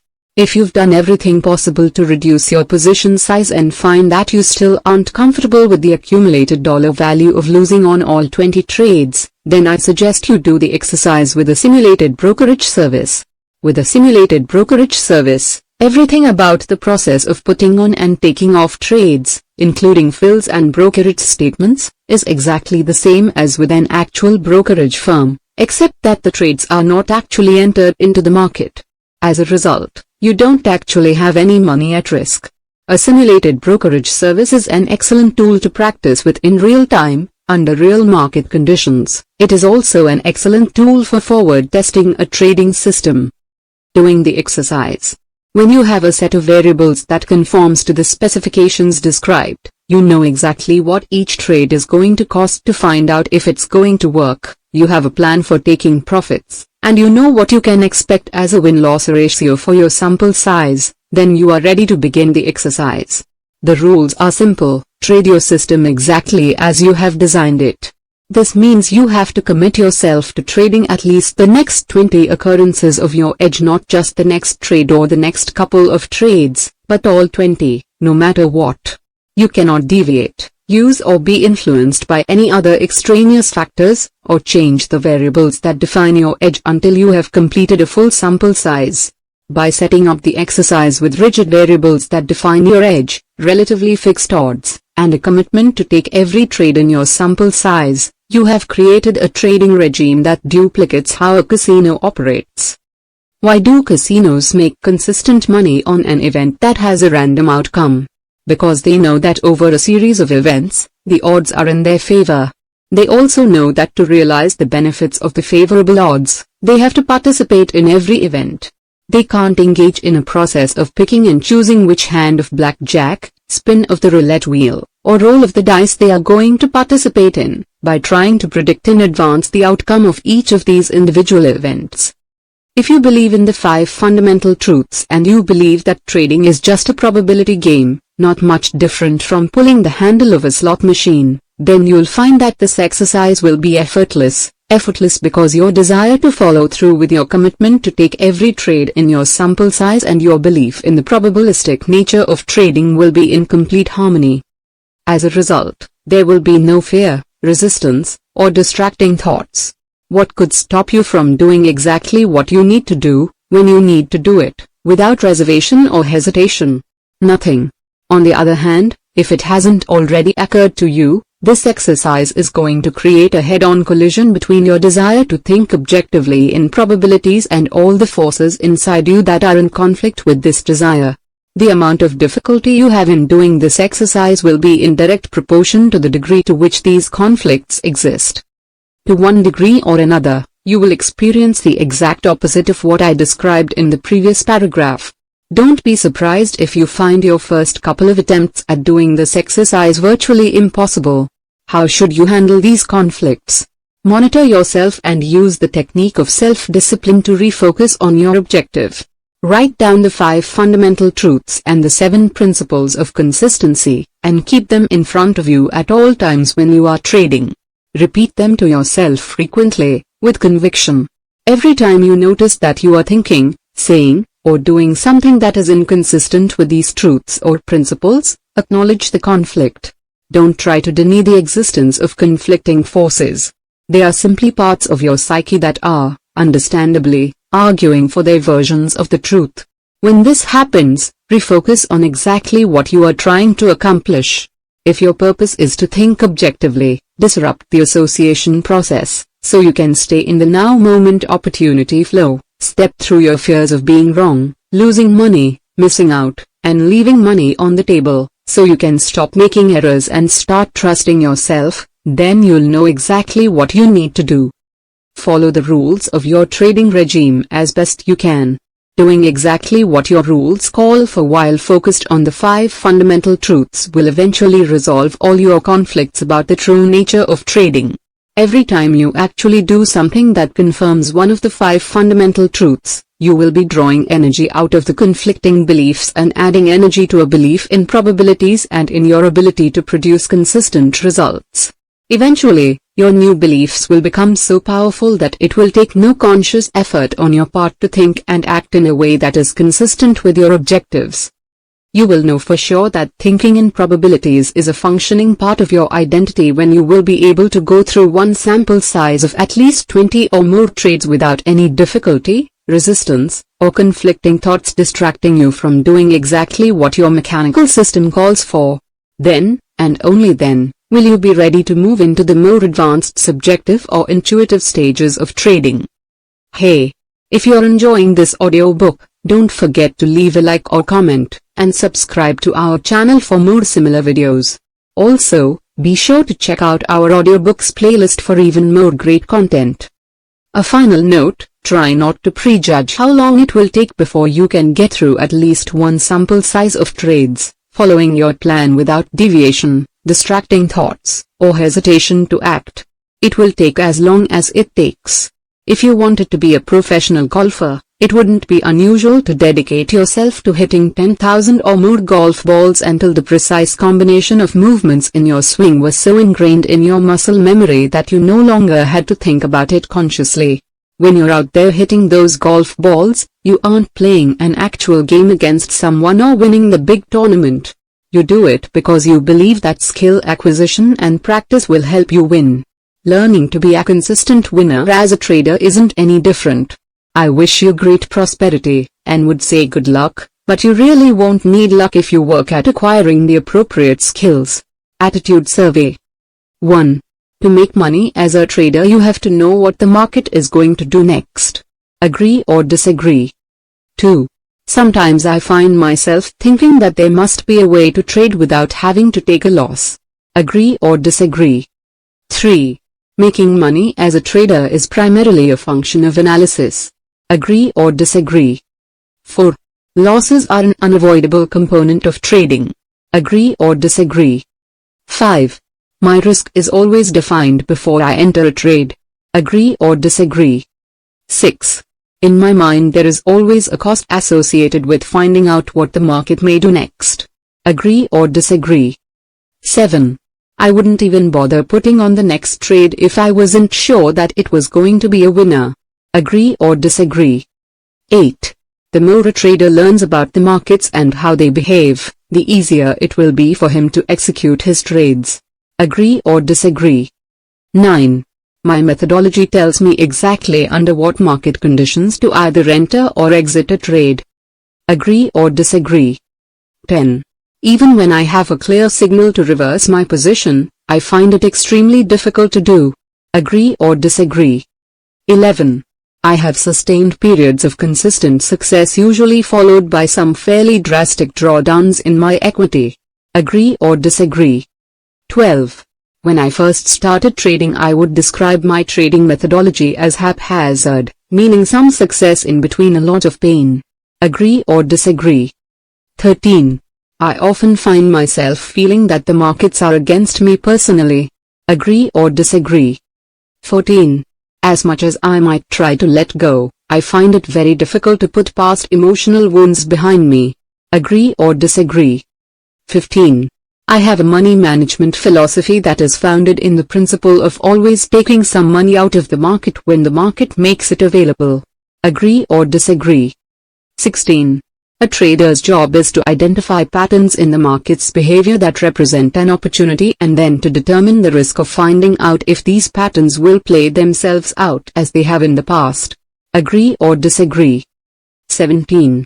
Sometimes I just can't help feeling that I am a victim of the market. Agree or disagree? 18. When I trade I usually try to stay focused in one time frame. Agree or disagree? 19. Trading successfully requires a degree of mental flexibility far beyond the scope of most people. Agree or disagree? 20. There are times when I can definitely feel the flow of the market, however, I often have difficulty acting on these feelings. Agree or disagree? 21.